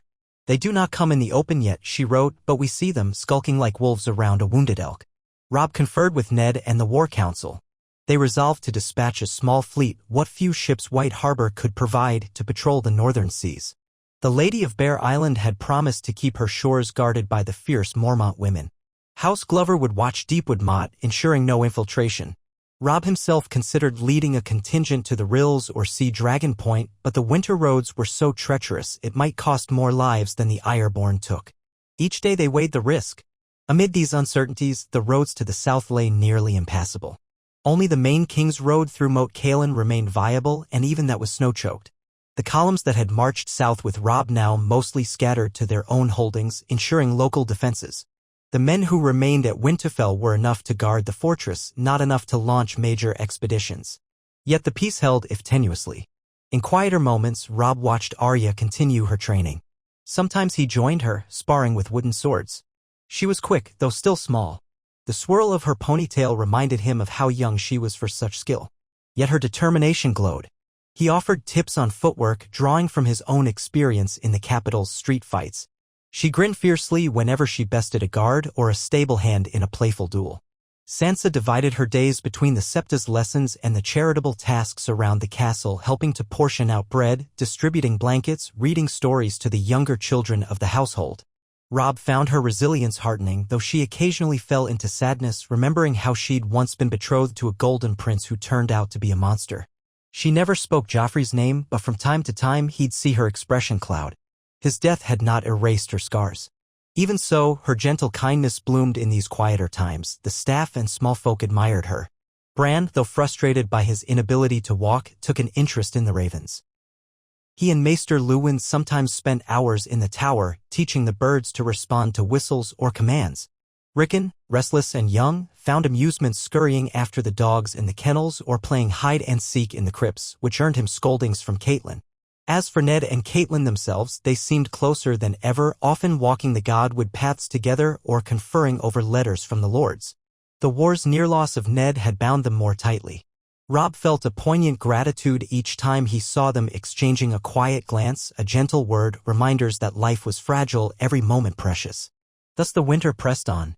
The days began to lengthen slightly, though the cold did not relent. Fires roared in every hearth. Occasionally, a rumor flared about White Walkers or Whites beyond the wall, but the Starks dismissed them as old wives' tales. Castle Black had sent no alarming messages, so presumably the Night's Watch kept watches always. Then, in late winter, news arrived that changed everything again. A raven from Harrenhal, sealed with the sigil of House Bolton, delivered urgent tidings. Tywin Lannister was on the move at last. He had apparently marched from the west with a host, though where he meant to strike was uncertain. Some claimed he was heading for King's Landing to challenge Stannis, others said he was turning north to seize the Riverlands. Bolton's letter stated that Edmure Tully had readied Riverrun for siege, just in case, and that the Mallisters stood poised to defend Seaguard. But the roads were treacherous and Tywin's next step was unclear. Robb convened a war council with Ned, the Blackfish, and other local lords. The question loomed, should the North intervene if Tywin marched on Riverrun? The Tullys were kin to the Starks, after all. They had aided Robb wholeheartedly during the push to free Ned. Now, if Tywin threatened them, would not honor demand that the North come to their defense? The hall was silent as they debated. Ned rubbed his injured leg. We can't IGN. Or the plight of the Tullus, he said softly. They bled for us, and your mother's kin remains at Riverrun. The Blackfish's voice was grave. If Tywin invests Riverrun, Edmure might hold for a time, but it's a risk. Harrenhal is under Bolton's men, but that place is enormous, and the men are spread thin. Tywin could outmaneuver them. Roose Bolton wasn't present. He was still at Harrenhal. But he'd written that he could not hold the fortress if Tywin came in overwhelming force. If you wish me to stand firm, his letter read, you must send men to bolster me or we must yield. It was a typical Bolton message, coldly pragmatic. Robb wrestled with his sense of duty. The north was not at full strength, battered by winter, roads nearly impassable. If we march south again, we'll lose more men to the cold than to Lannister swords, he said. Yet, if we do nothing, Tywin might crush Riverrun. Mother's family, we can't let that happen. Ned's face was lined with worry. I cannot order our men to risk the snows, but perhaps we can wait for clearer signs. If Tywin is truly heading to King's Landing, the Tullus may not be threatened. If he goes to the Riverlands, maybe we can muster some men to reinforce Edmure at the moat, then break through to Harrenhal or Riverrun. The Blackfish frowned. Breaking through the neck in deep winter is no small matter. Ned's voice was heavy. I know. In the end, they decided on a middle course. Keep watch on the roads, prepare the men for a possible southern march if necessity demanded. But do not move yet. They would exchange ravens with Edmure and Roose, gleaning any sign of Tywin's true target. The next weeks would be critical. Days later, a second raven came, this one from Edmure directly. In hurried script, he wrote that Tywin's banners had been sighted near the borders of the Riverlands, making no immediate move but burning a few outlying farms. Tension soared. Harrenhal scouts confirmed Lannister outriders in the area. Some minor skirmishes erupted, but Tywin had not revealed his main objective. That old lion is cunning, Ned murmured, reading Edmure's letter. He might be waiting for the snows to melt, ensuring we can't march easily, then striking. Or perhaps he's testing Edmure's readiness. Robb grimaced. We can't let Riverrun fall. But the roads are barely passable. Even if we gather men, we'd be slowed to a crawl. Ned tapped the table. We have a month or two before the worst snows begin to thaw. Tywin might choose to blockade Riverrun if he's truly set on that course. Edmure can hold for a time. We must be ready to help once the roads open. So the Starks prepared as best they could, forging a plan for a late winter or early spring march if the meltdown allowed it. Ravens soared between Winterfell, Riverrun, and Harrenhal.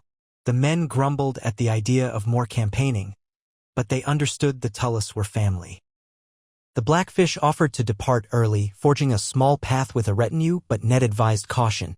You'd be stuck in the next marshes if a blizzard hits, he warned. Brynden relented, though he looked torn between loyalty to Riverrun and reason. Meanwhile, another puzzle developed. Talk from White Harbor indicated an increase in strange merchant vessels from the Narrow Sea. Some bore the banner of House Velaryon, presumably loyal to Stannis. Others flew flags no one recognized, possibly sell-sail companies. With so many would-be kings in the south, opportunistic traders and mercenaries drifted across the sea. It was one more sign of a realm in flux. Despite these growing tensions, Winterfell sustained a veneer of calm. Ned and Catelyn did not reveal all the war's possibilities to the castlefolk, not wanting to sow panic. The staff and peasants already faced enough hardship from the winter.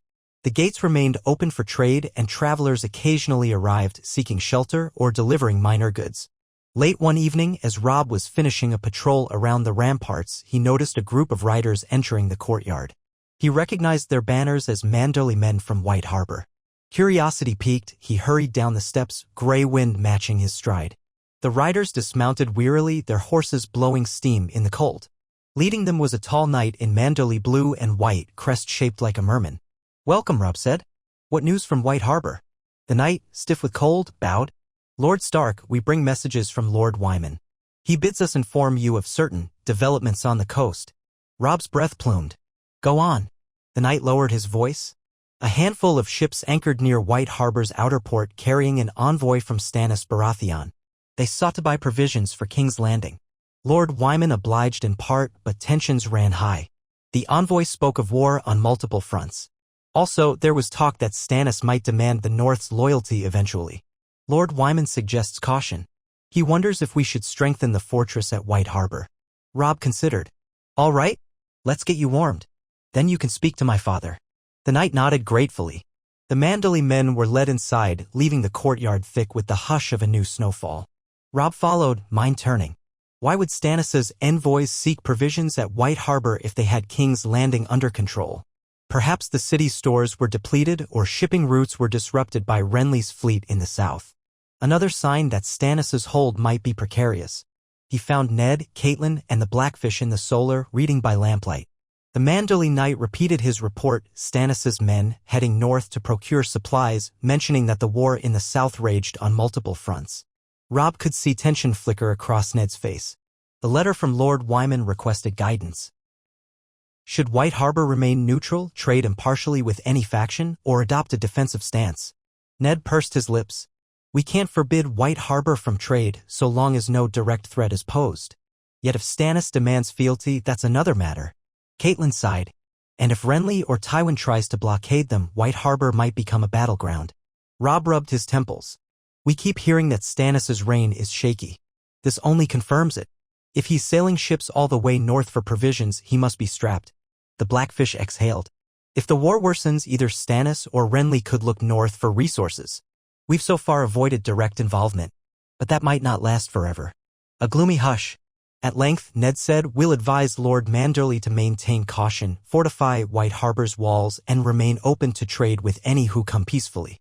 If Stannis's men become demanding or threatening, Manderley should refuse them. The North does not bow to intimidation. They all concurred, drafting a swift reply. Another day, another reminder that the realm's storms kept circling closer. Weeks crawled onward and the change of seasons began to hint in the air. Snowstorms became less frequent, though still formidable.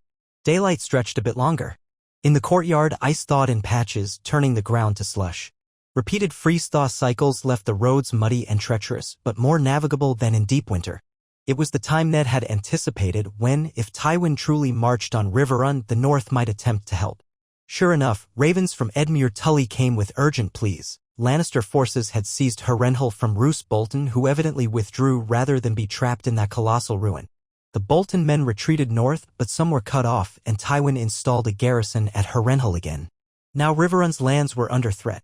Tywin had begun sending raiders to burn fields, perhaps to draw Edmure into open battle. We can hold for a time, Edmure wrote, but if Tywin invests Riverrun, we may need the North's help. I beg you, uncle, sister, nephew, do not abandon us. Ned summoned a war council. The decision was grave.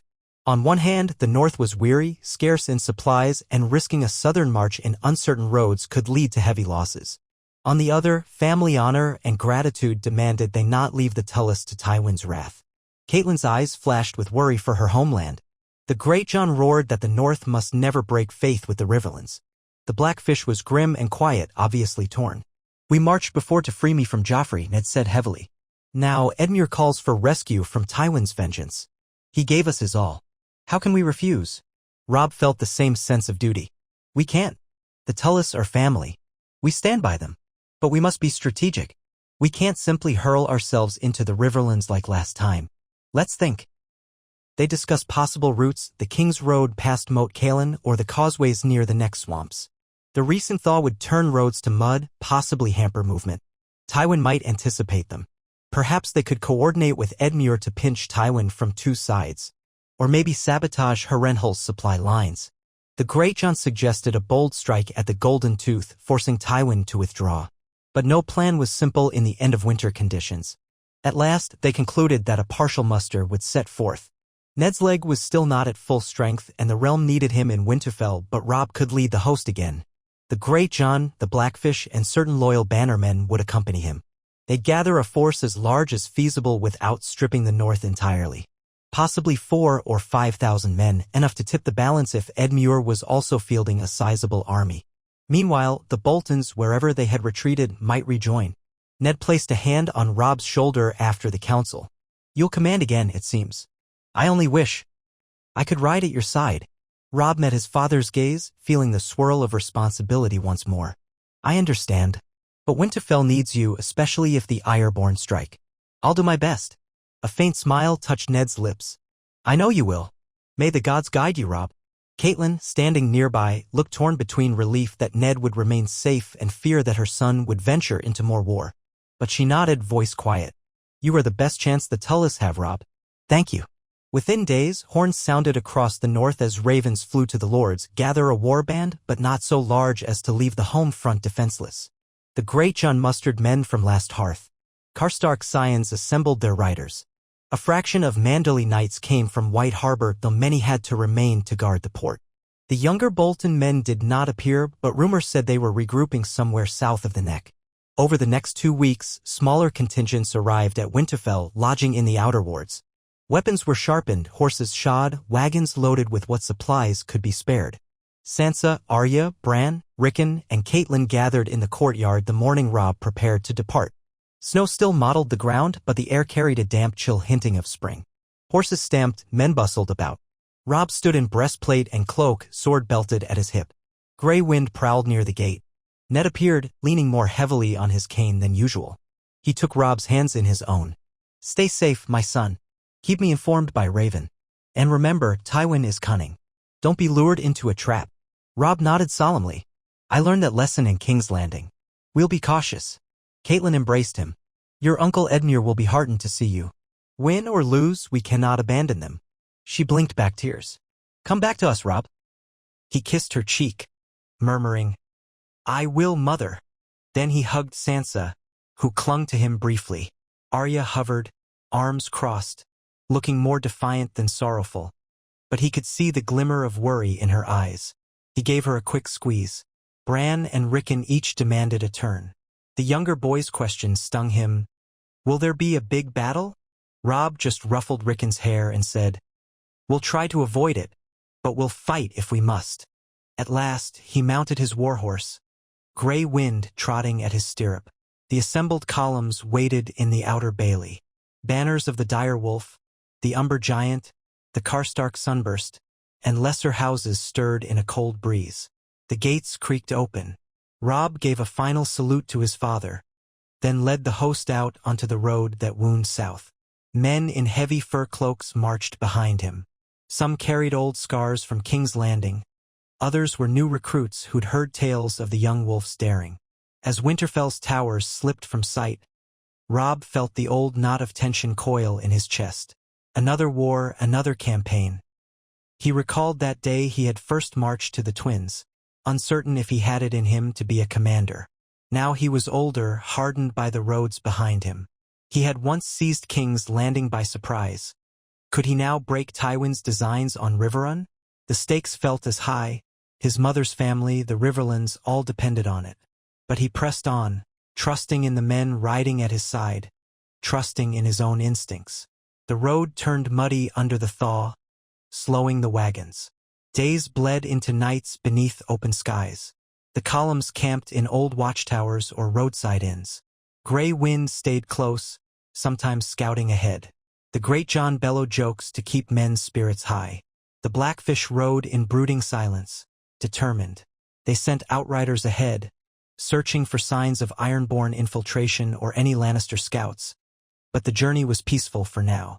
Eventually, they passed Moat Cailin, that ancient fortress bristling with mossy towers.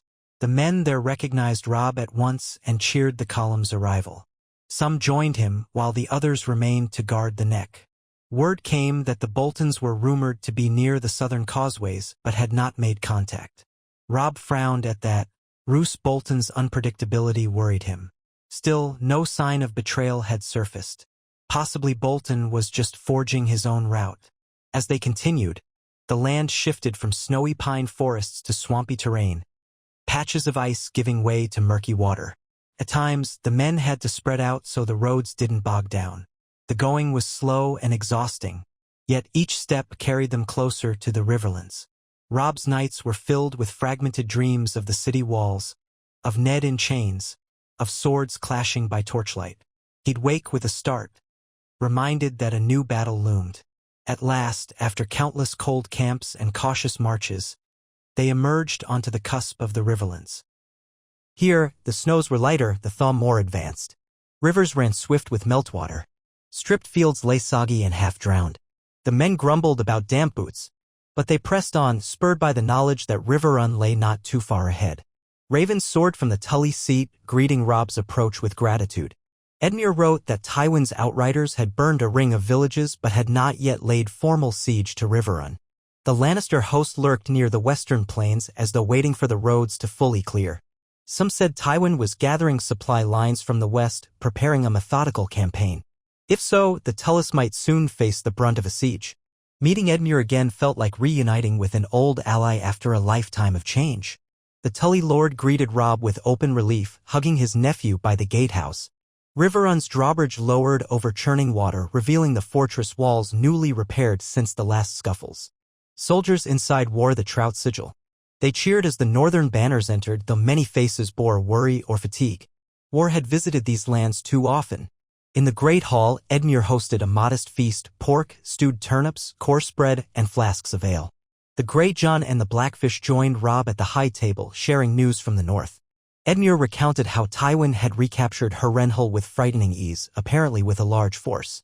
Roose Bolton's men had slipped away, leaving supplies behind. Some within Riverrun suspected Bolton of cowardice or worse, but Edmure would not slander him too loudly without proof. Robb asked about the dispositions of Lannister troops. Edmure frowned. "I have scouts everywhere, but Tywin is cagey.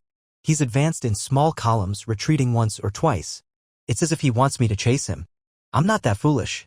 I'll hold Riverrun behind these walls if he attempts a siege. But I'm grateful you came. If we can combine our forces, we might strike a blow if the opportunity arises." Robb studied the map Edmure spread on the table, candlelight flickering over the parchment. The Riverlands had been scarred by repeated conflicts in these past months. Harrenhal sat like a looming specter. "I wonder if we can harass his supply lines," Robb mused. "Small strikes, forcing him to commit. Then if he splits his army, we exploit that." The Blackfish nodded. "That worked before, in different ways. But Tywin learns from mistakes. He may guard his caravans well." Edmure sighed. "We can only do what we can. If he truly invests Riverrun, your men will strengthen our defense. Meanwhile, scouts can hamper his foraging." They agreed on an approach. A combined force would remain near Riverrun, prepared to defend it or sally out if Tywin revealed a vulnerability. Quick raiding parties would strike at Lannister outriders. The watchers along the roads would watch for any sign that Tywin was pivoting toward another target. That night, Robb walked the battlements of Riverrun, remembering the last time he'd stood there before marching to King's Landing. The water rushing below was the same, but his life had changed irrevocably since then. He'd tasted victory and horror in the capital, saved his father from the Black Cells, then returned to see the realm fracturing anew. Now, with war's shadow looming again, he felt a familiar knot in his gut. But he was not the uncertain boy he had been. This time, he had experience, cunning, and the loyalty of men who believed in him. He looked out over the moonlit fields, expecting any moment to see the glow of Lannister campfires. Grey Wind paced at his side, muzzle sniffing. Quiet seeped into the night. Perhaps Tywin was waiting for the perfect moment. He always did. Robb remembered how the old lion had nearly cornered them at the Green Fork, how the North had evaded him with cunning. Now, with the Tullys at his back, Robb intended to ensure the same outcome or better. A sentry passed by, offering a salute. Robb nodded, then gazed at the sky. Stars glittered overhead, bright in the crisp air. Far away, in King's Landing, Stannis reigned, presumably battling his brother. In the west, Lannisters gathered. The Ironborn prowled the northern coasts. The realm stood on a precarious edge, and all Robb truly wanted was for the North and his mother's people to be free of tyrants. That desire had driven him to incredible lengths once. He steeled himself to face the next trial. Days turned into a tense vigil. Robb and Edmure posted scouts across the region. Some returned with reports of Lannister columns skirmishing near small hamlets, burning outlying farmsteads. Others spoke of supplies ferrying between Harrenhal and Tywin's main camp. But still no open assault on Riverrun. It was as though Tywin were letting the threat of his presence wear the defenders down. Each day that passed, more farmland burned, more small folk fled to the castle in terror. Soon Riverrun's resources strained with refugees. Edmure fretted about an eventual siege. The Great John, impatient for action, urged a sally to strike the Lannisters in the field. Edmure hesitated, citing Tywin's advantage in cavalry. The Blackfish suggested targeted raids, which Robb approved.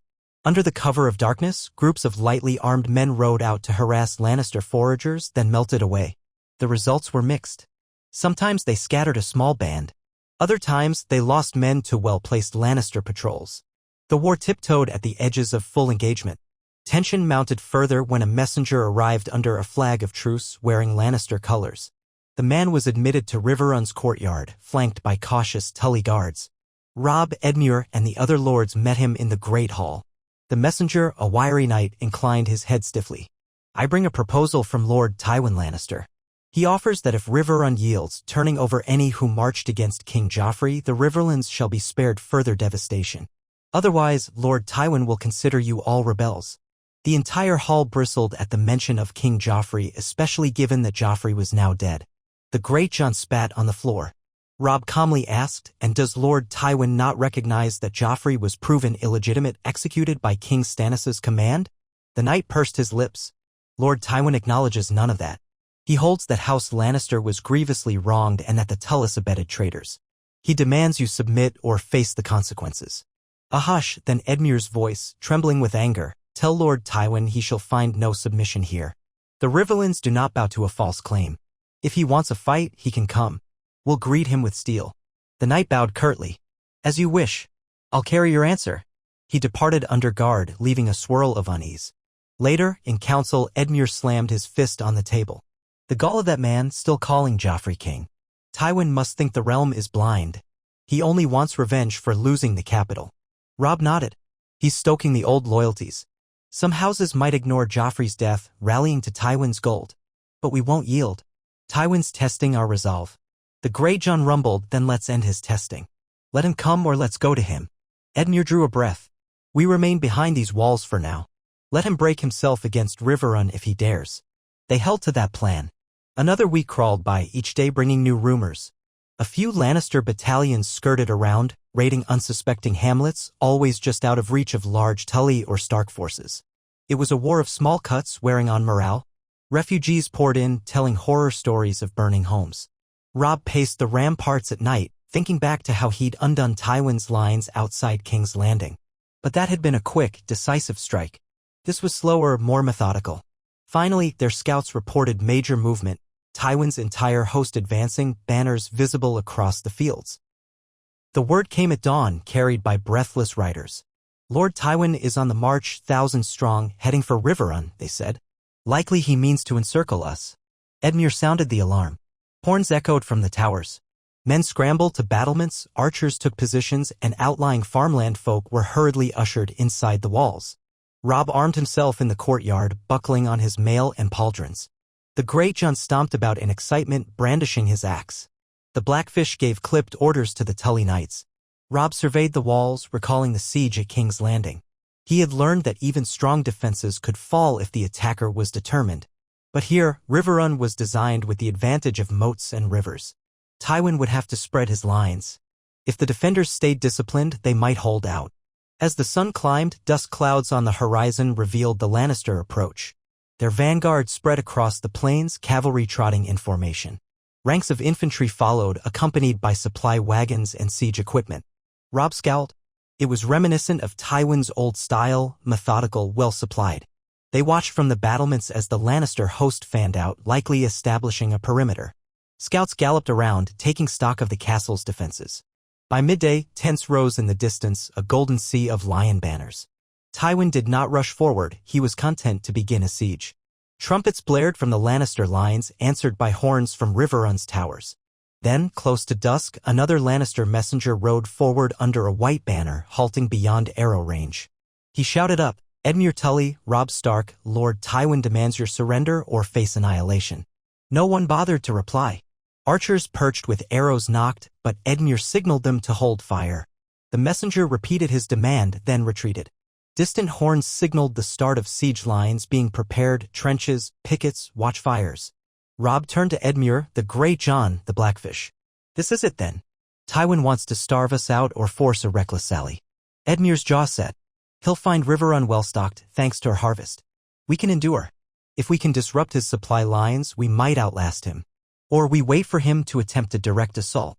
The Great John spat. "We should strike his lines at night, sow confusion. Kill some of those siege crews." Robb nodded. "A possibility. But let's first gauge his encirclement." If he keeps large numbers on all sides, we risk being outmatched in a sortie. They agreed to hold the walls for now, watch, and plan small raids if an opening appeared. Night fell, revealing the glow of countless Lannister campfires across the plains. From the battlements, it looked like a reflection of the starry sky, both above and below, tiny points of light. Robb felt that old tension in his gut. The last time he faced Tywin's siege lines, it had been outside King's Landing under different circumstances. Now they were in the heart of the Riverlands. Still, the same cunning foe threatened to choke them. The war had come full circle, and once again, Robb Stark found himself perched on ramparts, scanning the dark for a sign of Tywin's next move. Yet he was no frightened boy. He'd orchestrated daring maneuvers, freed his father from certain death, matched wits with the realm's mightiest lords. The men around him believed in his leadership perhaps even more than he believed in himself at times. He closed his eyes briefly, picturing Ned, safe in Winterfell, far away. That was good. If all else failed, the Stark line still stood. But Robb intended to win, to preserve Edmure's seat, to keep the northern honor intact. If Tywin thought the winter roads would prevent any northern relief, he would learn otherwise. A portion of House Starks might have managed to come. Distant horns drifted on the wind. The Lannister host was settling into siege formation. Soon, they might bring up catapults, rams, or attempt to divert the river. The defenders would have to respond swiftly. The night's gloom weighed heavy, but Robb felt a steely calm settle over him. Let the old lion prowl. He, the young wolf, would meet him tooth and nail. Somewhere in the yard below, Grey Wind let out a long, echoing howl as though sensing the sharpened air of battle. Soldiers on the walls stirred, glancing around with a mix of awe and resolve. Robb inhaled the cold night breeze. War was upon them again, but he would face it with everything he had learned, and he would not let Tywin claim an easy victory.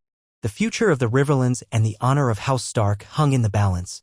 Far to the north, in Winterfell's great hall, Ned Stark sat by the hearth, a letter from Riverrun in his hands, the words telling of Tywin's arrival. He stared at the flames, wishing he could ride beside Robb. But his leg ached, and duty demanded he remain in the north, safeguarding it from the Ironborn. Catelyn approached, gently placing a hand on his shoulder. He glanced up, seeing her worried eyes. "The roads will be passable by now," she said softly, though still treacherous. "Robb is resourceful. We have to trust him." Ned gave a slow nod. "Aye. He's proven himself before, and he has good men at his side. Still, I pray the gods watch over him. Tywin is a cunning foe." She squeezed his shoulder.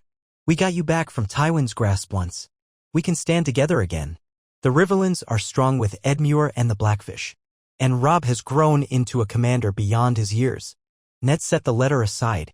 "He's done more than I ever wanted him to. We're shaped him. Sometimes I fear what it took from him." Catelyn's eyes brimmed with empathy. "He has a good heart, Ned. War may scar him, but it won't break him." The flames crackled, throwing shifting shadows across the stone walls. Outside, winter blanketed the keep in silence. Ned thought of the realm in turmoil. Stannis and Renly clashing for a crown, Tywin reasserting Lannister power, the Ironborn looming on the seas. Yet here in Winterfell, a hush of distance offered momentary refuge. He let Catelyn help him to his feet, leaning on her arm. "Let's see to the children," she said. "Write to Robb on the morrow. Reassure him we stand ready to send more men if the Ironborn remain quiet." Ned nodded, limping toward the hall's exit. Behind them, the fire snapped, sparks floating upward like tiny stars. He tried to imagine a day when the realm might finally know peace, when neither Stannis nor Renly nor Tywin nor any other tyrant threatened the land. If that day ever came, perhaps Robb could lay down his sword and truly be the young man he deserved to be. Until then, they would endure. They were Starks, after all, guardians of the North. And so father and mother left the hall, the firelight dancing on the rough-hewn walls. At the heart of the keep, the children slept. Beyond the gates, the wind moaned across snowy plains. Far south, a different wind carried the drums of war. The realm might be sundered by crowns and grudges, but Winterfell still stood, a fortress of ancient stone and unwavering bonds of family. Whether or not that would suffice against the storms ahead, none could say. Yet for now, the battered line of the Starks held together, determined to fight for each other, and for whatever hope remained in a land still trembling beneath the shadow of war. Robb Stark stood upon the ramparts of Riverrun in the early morning gloom, the damp wind tugging at his cloak. Below him stretched the rivers that converged around the castle's triangular walls, their currents glinting faintly under a bruised sky. Farther out in the fields, his eyes picked out the haze of cook fires in the Lannister camp, an entire host encircling the fortress, ringed by trenches and sharpened stakes. It was a silent, menacing tableau. He guessed thousands of men stirred among those tents, armed and ready to break Riverrun if they could. And somewhere among that sea of gold and crimson banners, Tywin Lannister planned his next move. All was quiet on the walls, only the low shuffle of guards to keep him company. Since the Lannisters had fully encamped, the siege had taken a methodical pace. No direct assaults yet, but a creeping closure of Riverrun's supply lines. The Red Fork and Tumblestone still carried water aplenty, and the castle's stores remained good for some weeks. Yet with each day that the Lannisters burned farmland and slaughtered livestock in the surrounding countryside, Riverrun's defenders grew more uneasy. Refugees crowded inside these walls, burdening Edmure's stockpiles. If Tywin waited long enough, it could turn into a slow strangulation. Robb peered at the far ridges where sentinels from House Tully kept watch. He could see movement in the swirling morning mist, scouts or outriders. Over the last week, they'd made a few small sorties, testing the Lannister lines. They had discovered no glaring weaknesses. Tywin had learned from his defeats in previous battles. He posted strong pickets and patrols, and his supply caravans moved under heavy guard. The chance to repeat the lightning strikes Robb had used in King's Landing or along the Green Fork seemed slim. But there had to be a way to force Tywin's hand. "Early to your watch again, my lord," came a quiet voice at Robb's shoulder. He turned to see the Blackfish, Brynden Tully, approaching with a small nod of greeting. The older man's face bore the tension of one who had spent too many nights studying an enemy across an open field. Robb exhaled, breath misting. "I can't sleep long, uncle. Every night, I expect Tywin to try something, storm the walls, or redirect the river's flow to flood us. He has the men and cunning for any number of ploys." The Blackfish laid a hand on the cold stone parapet, gazing into the distance. "He's a patient sort. He might starve us out if he can. But he must know Riverrun is well provisioned. Perhaps he hopes we'll sally out in desperation. With the Riverlands in flames, there's pressure on Edmure to do something." Robb nodded grimly. "Edmure has no love for seeing his lands ravaged. None of us do. But Tywin's perimeter is strong. Any cavalry charge risks being enveloped.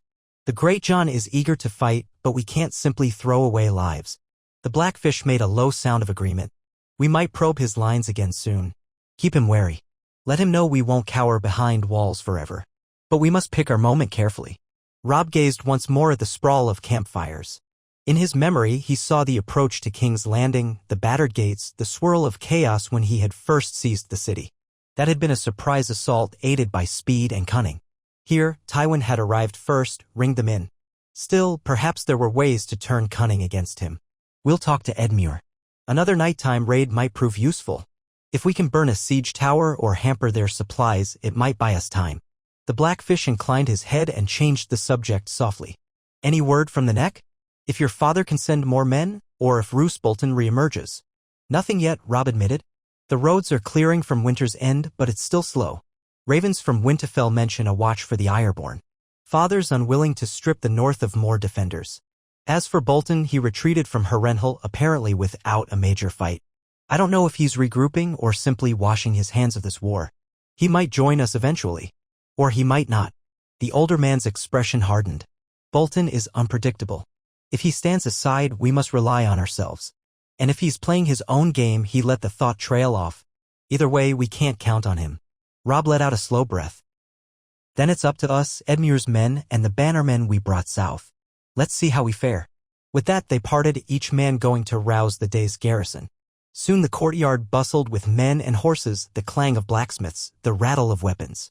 Riverrun wore the look of a castle under siege, watchmen on every wall, supply wagons parked in tight formation, anxious small folk clustering near the well. Edmure Tully emerged from his solar in half-armor, sword belted at his waist. He greeted Robb with a nod stiffened by fatigue.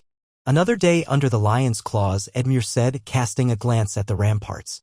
Robb studied the lines that had etched themselves deeper into Edmure's face. "They still hold position," Robb said. "No sign of an assault last night. We should consider how to disrupt them before they settle into a full blockade." Edmure gestured for Robb to join him as they walked across the courtyard. Guards snapped to attention. I was thinking the same, Edmure said. Perhaps a concentrated sortie on the western flank, aimed at their food wagons. If we cripple their supplies, they might lose patience. Robb rubbed his chin, recalling how the Great John had proposed something similar days ago. We have to strike swiftly, then withdraw before they can organize a countercharge. The risk is losing too many men if Tywin guesses our plan. Edmure's gaze was somber. We'll never beat Tywin by cowering behind these walls, no matter how sturdy they are. He's burning my fields, punishing my people. It grates on my honor. Robb laid a hand on Edmure's shoulder. I understand. We'll do it carefully. Let's assemble a strike force, cavalry, and some light infantry under cover of darkness. The Great John will be eager to lead, I'm sure. Edmure managed a faint smile. He'll relish it. Let's gather in the hall. We'll talk details with the knights who know the terrain best. They found the Great John in the Great Hall, devouring a breakfast of bread and salt fish. The massive man brightened at Robb's and Edmure's approach, wiping his beard with the back of his hand. Finally decided to take the fight to them, have you? He let out a rumbling laugh. I'm sick of looking at those golden lions strutting about. Let's clip their tails. Edmure nodded. A short, sharp sortie tonight if all goes to plan. We'll aim to burn some of their wagon lines, maybe sabotage a catapult or two. Then we fall back under darkness. Perfect, the Great John said. I can lead the cavalry, slip out the postern gate on the east side, circle around the fords. That'll catch them by surprise. They waited for the Blackfish to join, along with a cluster of Tully knights and a few northern captains. Hunched over a map spread on a trestle table, they debated routes and possible enemy pickets. The meager moonlight that night might help conceal them, but it would also hamper their navigation. One Tully scout, a wiry man named Walty Rivers, insisted he knew a wooded path that would bring them close to the Lannister supply lines. They'd have to cross shallow water, possibly a wide ford in the Red Fork, but if fortune smiled, they could appear suddenly behind the Lannister camp. Robb tapped the map. We must ensure we have a secure retreat. Tywin might have outriders posted. If we get pinned, it'll be a slaughter. The Great John bared his teeth in a grin. We'll slip away before they can mass. I've done this sort of raid before, back in the Greyjoy Rebellion. We'll take torches, a few flasks of oil, set those wagons ablaze, and run for it. By midday, the plan was set. They would muster 100 cavalry, some of the best riders from the north and the Riverlands, plus 50 Lightfoot to support them. The Great John would command while Robb stayed in Riverrun to coordinate from within, ensuring the main garrison was prepared for any Lannister feint. Edmure would manage the castle's internal defenses. The Blackfish volunteered to ride with the sortie, providing a steady hand. If all went well, they could rattle Tywin's lines, by some reprieve, and show the Lannisters that Riverrun was far from cowed. In the evening, as a dusky sky settled over the battlements, those chosen for the raid assembled in the courtyard. Horses snorted, men checked saddles, leather armor, and shortbows. The Great John loomed in the center, adjusting the straps on his breastplate. Brynden Tully, clad in dark mail, offered quiet instructions to a cluster of Tully outriders. Robb stood at the gatehouse to see them off, gray wind prowling near his leg. The men carried minimal banners, only small insignia pinned at their shoulders, since stealth was crucial. You'll handle them with skill, Great John, Robb said, clasping the man's forearm. Watch for traps. Tywin might anticipate a nighttime strike. The Great John's eyes gleamed. Aye, but we'll be in and out. Don't fret, lad. I'll bring them back in one piece or a better piece than we leave in the Lannister camp. He cackled. Then he swung onto his warhorse, raising a gauntlet fist. To me, riders. They filed out through the postern gate, the hush of night swallowing hoofbeats. Robb and a handful of archers stood watch at the walls, scanning the gloom. Lanterns glowed faintly in the courtyard. Edmure came to stand beside Robb, wrapping his cloak tight. If they succeed, Edmure said softly, maybe Tywin will think twice about such an easy encirclement. Robb nodded, tension coiling in his chest. And if they fail, then we brace ourselves. Edmure sighed. We must trust them. The Greyjohns led many a daring raid in his time. Darkness deepened. Clouds obscured the moon, which might favor the raiders. Robb kept restless watch, exchanging murmured words with Edmure and the men, but mostly waiting in silence, ears straining for distant alarms. An hour crawled by. Then another. The quiet pressed in. No horns, no sudden roars of battle. He tried to imagine the Greyjohn's column picking its way through the trees, crossing a ford by torchlight. Perhaps the Lannisters were dozing in their tents, unsuspecting. At last, about 3 hours past midnight, faint glows appeared on the western horizon like small flickers of fire. Robb narrowed his eyes. "Look," he said, pointing from the ramparts. "That must be them." Edmure leaned forward, gripping the stone. "Fire in the Lannister lines?" Moments later, a faint clamor reached them, drifting over the plain, the distant clang of alarm bells, shouts. Flames danced among the shadowy lumps of the Lannister camp. Robb's heart quickened. The men at his side muttered excitedly, some letting out low cheers. It seemed the raid was underway and some wagons were indeed aflame. "Gods be good," Robb breathed, straining to see more. Sparks shot upward into the night. They glimpsed brief flares of silhouettes rushing about, likely Lannister soldiers trying to smother the flames. Then, from another direction, more fires kindled. The Greyjohn's men must have split into smaller groups, each torching a portion of the siege lines. Horns sounded, faint but insistent. Trumpets answered. The Lannister camp was in an uproar. "Yes," Edmure said fiercely, pounding a fist on the parapet. "That'll keep them busy." Robb clenched his fists, silently urging the raiders to withdraw.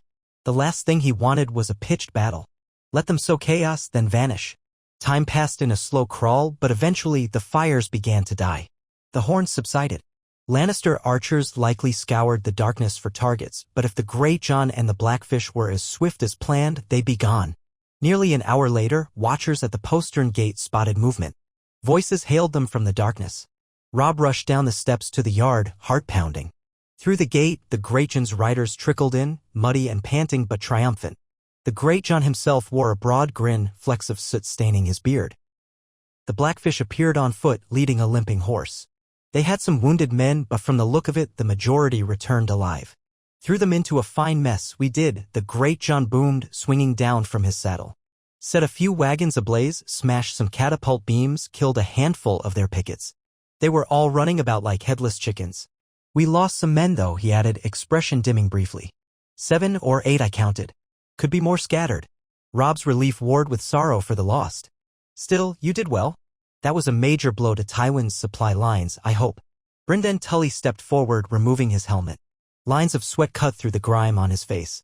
"We set 3 supply wagons on fire, damaged more with oil. Saw Lannister knights scrambling to contain it. We had to cut our way out of a small cordon, but we escaped. Tywin's men won't forget this night soon." Edmure arrived, beaming. "By the gods, you gave them a black eye.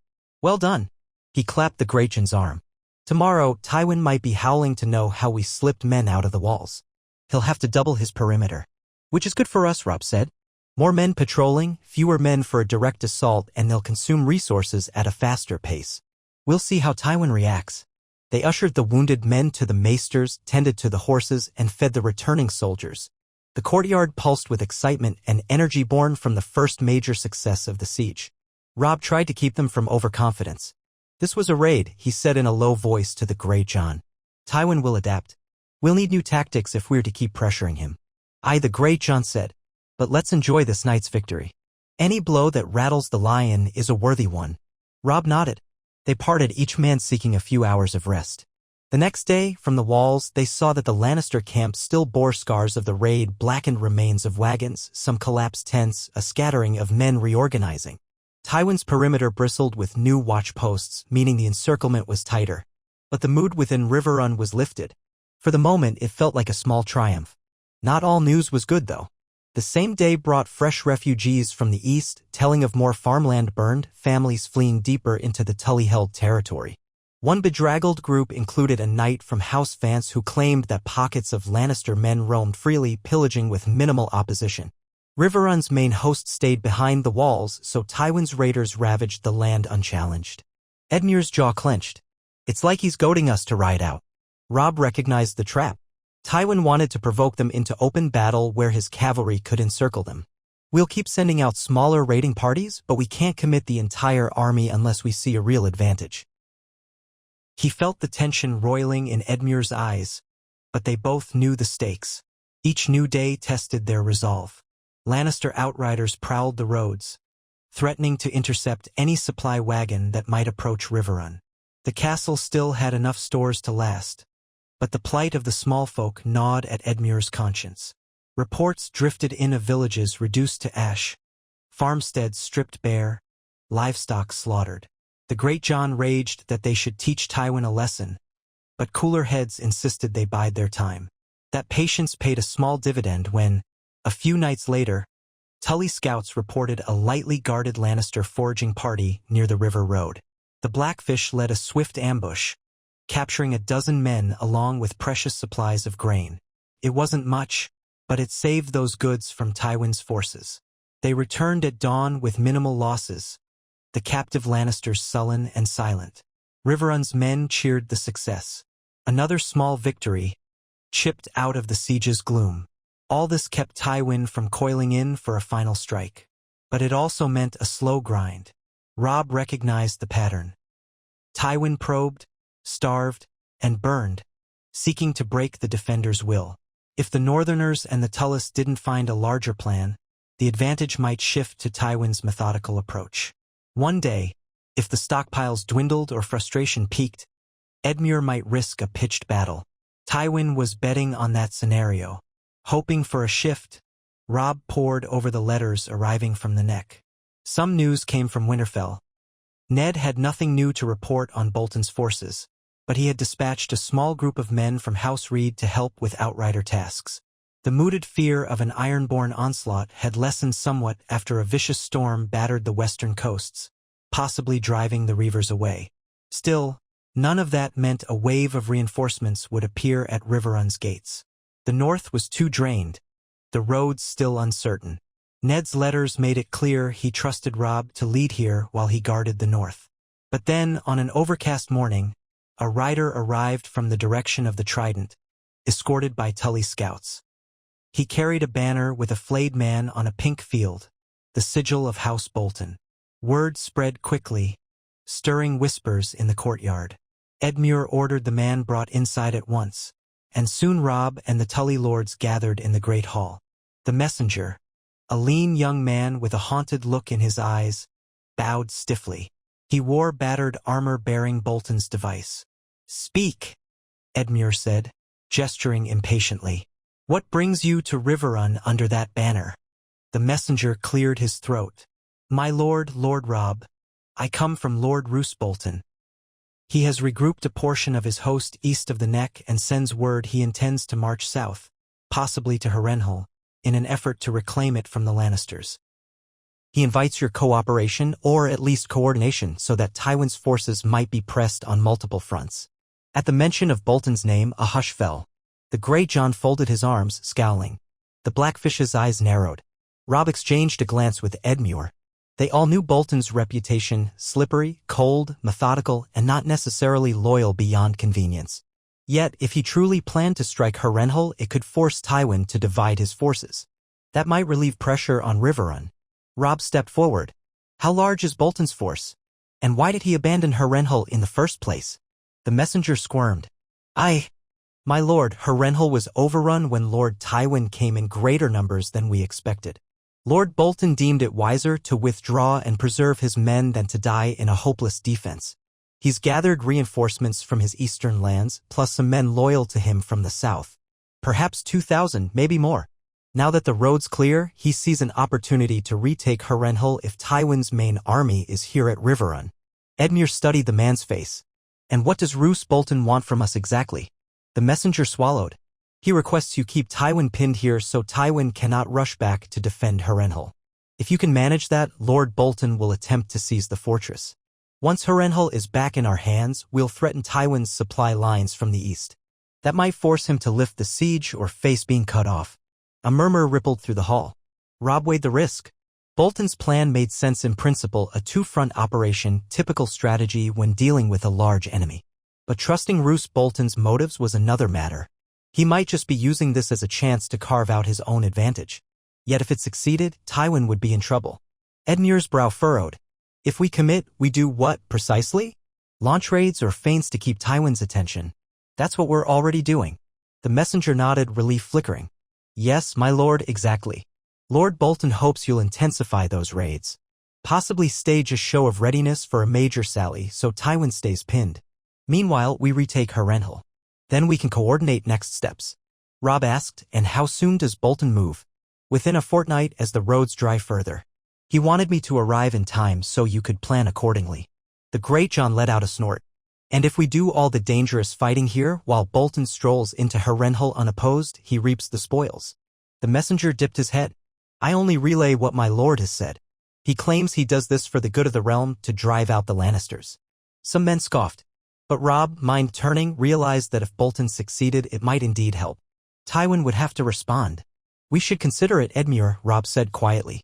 It might be the best chance to break the siege. Edmure pressed his lips together, exchanging a glance with the Blackfish. At length he nodded. We'll consider it. You'll have our answer soon. He signaled for the guards to escort the messenger to a meal and a bed. After the man left, the lords erupted into debate. The Great John argued vehemently that Bolton's cunning couldn't be trusted, though he acknowledged the strategic advantage of hitting Tywin from behind. The Blackfish, calmer, pointed out that no one else was offering to strike Tywin's rear. Edmure, torn by loyalty to his land, leaned toward any plan that might relieve the siege. Robb also recognized the risk. Without outside pressure, Tywin could remain here indefinitely. So they concluded they might as well let Bolton try while they stepped up their raids and feints. That night, they drafted a cautious reply. Robb wrote in a measured tone, stating that they would attempt to occupy Tywin's forces and hamper his mobility, hoping Bolton would move swiftly on Harrenhal. If Tywin sent reinforcements there, Riverrun might strike. If Tywin ignored Harrenhal, Bolton might take it unopposed. Either outcome helped the defenders, at least in theory. Once done, the messenger rode off, presumably returning to Bolton's camp. Robb prayed they weren't making a deal with the devil. Yet in war, alliances often formed out of necessity. So the days passed and the men inside Riverrun carried on. Indeed, they intensified their raids. The Great John led another nighttime torching of a Lannister outpost. Tully archers ambushed foraging bands. Tywin responded by fortifying his lines further, but each fortification required more manpower, thinning out roving patrols. Meanwhile, the defenders glimpsed no sign of a massive assault. It seemed Tywin was indeed content to starve them or force a sally. One morning, as Robb patrolled the walls, the sky gray and drizzling, a sentry pointed out an unusual commotion in the Lannister camp. Groups of men marched out, wagons in tow, heading eastward. Robb narrowed his eyes. Could they be moving reinforcements toward Harrenhal? If so, Bolton's plan might already be working, drawing men away. He quickly reported this to Edmure, who ordered the watchers to keep track of how many left. They counted perhaps 600 or 700 men. Not the entire army, but enough to matter. Tywin was hedging his bets, probably suspecting an attack on Harrenhal. That was good news for Riverrun. Now, if Bolton truly advanced, the fortress might be retaken with less resistance. The Watchers also noted a new wave of muddy wagons arriving at the Lannister lines, presumably carrying fresh supplies. Tywin was no fool. He would try to maintain the siege for as long as it took. That same day, Tully outriders captured 2 Lannister scouts near the western orchard. One was wounded, the other defiant. Under questioning, they revealed that Tywin had heard rumors of a threat to Harrenhal, so he dispatched a small force to bolster that fortress. The rest of the army remained under his direct command here. Indeed, Bolton's gambit was in motion. Things unfold as we hoped, Robb told the Blackfish. But we must watch for a counterstroke. Tywin might attempt a sudden push to see if we'll panic. The next morning proved that fear correct. Before dawn, horns blared from the Lannister camp. Riverrun's defenders roused, clutching weapons, hurrying to the walls in the pre-dawn light. Through the gloom, they saw columns of Lannister spearmen forming up, cavalry mustering behind. It looked like a partial assault on Riverrun's southern gate. Archers took position along the lines, torches glimmering in the half-light. Tension rippled along the castle ramparts. Edmure swiftly organized the defenses. Archers manned the battlements, stones, and pitch-readied. The Great John supervised a group of heavyfoot near the gatehouse, prepared in case the Lannisters attempted a battering ram. Robb stood on the parapet overlooking the southern approach, heart-pounding. He recognized the banners beneath which the knights formed, red and gold lion, a proud insignia that had haunted them for months. He saw the movement of a large ram being wheeled forward by Lannister soldiers carrying tall shields. Behind them, cavalry likely awaited an opening. Then it began. A Lannister horn gave a blast, and the spearmen advanced in disciplined ranks, shield wall in front. Archers behind them loosed arrows that hissed through the dawn gloom. The defenders crouched, returning fire. The sky filled with a deadly exchange of shafts. Some struck the walls, others found flesh. Men cried out. The heavy ram crew rumbled forward, cloaked by those tall shields that protected them from the brunt of the archers. Robb shouted commands, sending a signal to drop pitch. Tully men tipped cauldrons of heated pitch from the battlements, but the Lannisters had prepared. Some men carried large wooden mantlets to block the flow. Steam rose as the pitch splashed, scorching a few. A handful of Lannister soldiers fell, shrieking, but the rest pressed on grimly. Cavalry began trotting nearer. Robb's gut twisted. If the gate was breached, they might try to pour through. But Riverrun's gate was thick oak reinforced with iron. The defenders must hold. Archers stationed in the gatehouse slots unleashed volley after volley. Even so, the rams soon pounded the outer gate with dull, rhythmic booms. Wood splintered in small cracks, though it still held for the moment. Edmure was near the gate's inner courtyard, urging men to brace with beams. The Grey John, clad in full armor, ready to group to repel any breach. The clang of steel echoed from the walls as Lannister soldiers tried to climb. Ladder teams approached, only to be met by fierce spear thrusts and stabs from above. Blood slicked the stones. A rung of defenders toppled a ladder, sending shrieking foes plummeting. Another ladder got a foothold, men clambering up. A Tully knight hacked them down, stepping forward to stomp the ladder back. It was a swirl of chaos in the half-light. From the rampart, Robb noticed a second movement. More Lannister troops angled around to the eastern side, testing for a weaker spot. He cursed under his breath, dispatching a runner to warn that side's defenders. Meanwhile, the gate began to crack ominously under the rams' repeated blows. Already, the defenders had lobbed stones, poured pitch, fired arrows. The Lannister shield wall, though battered, persevered. Eventually, the hammered gates started to show splinters. Robb called down to Edmure, "How's it holding?" Edmure glanced up, face smeared with sweat. "Still in one piece for now. We've braced the inner portcullis. If they break through the outer gate, they still face that iron grill. We'll stack them in the gate tunnel." "Keep me informed," Robb shouted. Another flurry of arrows soared overhead, forcing him to duck. He gestured to a group of Tully archers near him. "Focus your fire on the ram crew, quickly." They nodded, shifting positions, releasing angled shots at the men pounding the gate. Some found their mark, dropping Lannisters. But others replaced them, drawn from the ranks behind. The overall push intensified. War cries rose from both sides. The sky gradually lightened, revealing the outlines of the battle more clearly. Bodies littered the moat's edge. Some wounded Lannisters lay moaning in the water, dyeing it red. Then a harsh crack, a part of the gate gave way. The ram smashed a portion of the outer wood, splinters flying. Lannister soldiers roared, surging forward. They began hacking at the sundered section.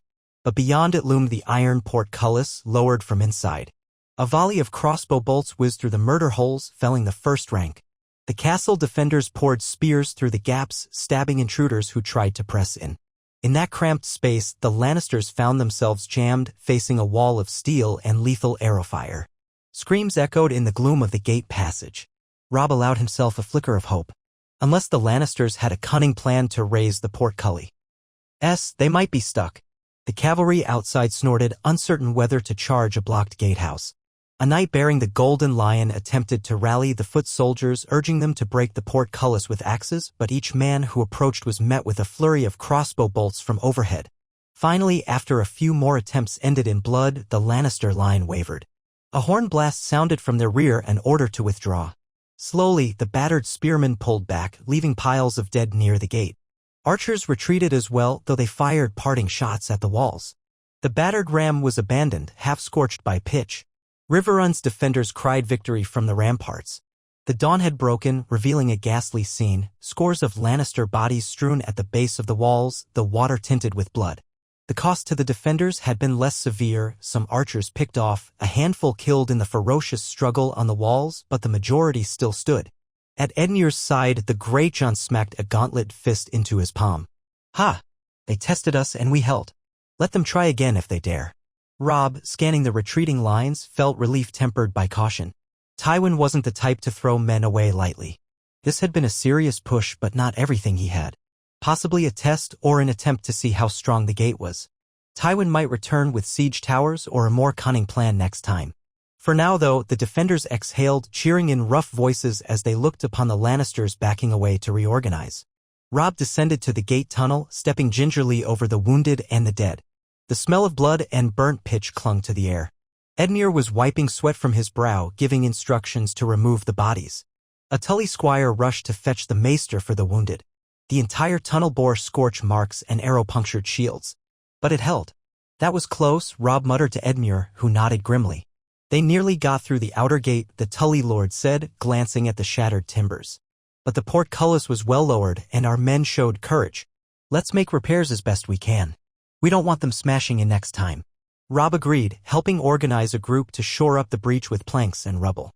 The Great John and Blackfish oversaw the disposal of bodies. Lannister corpses were dragged outside under a brief truce while fallen defenders were honored inside. The morning turned into a swirl of grim tasks. War was no place for illusions, Robb thought. The men who had died had families somewhere, be they Tully or Lannister.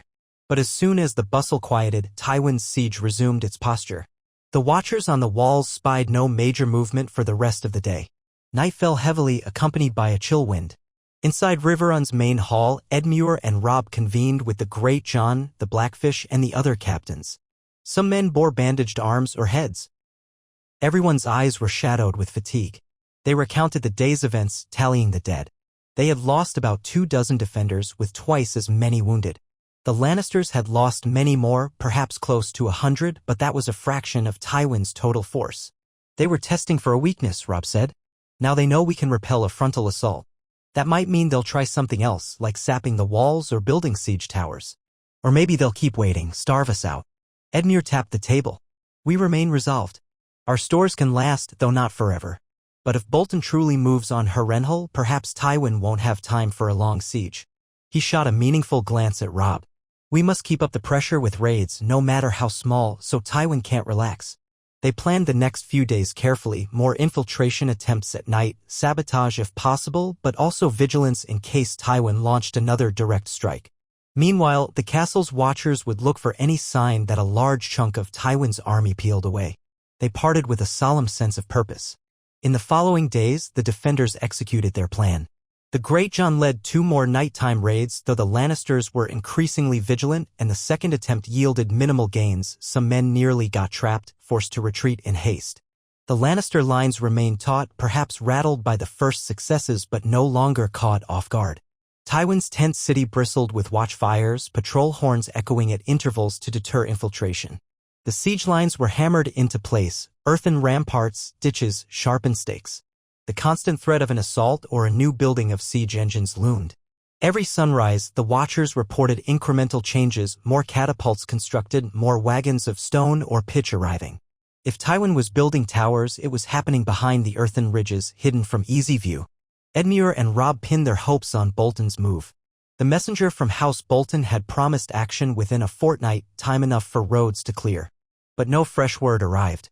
Each new day that Harrenhal remained in Lannister hands was another day Tywin had no reason to relent.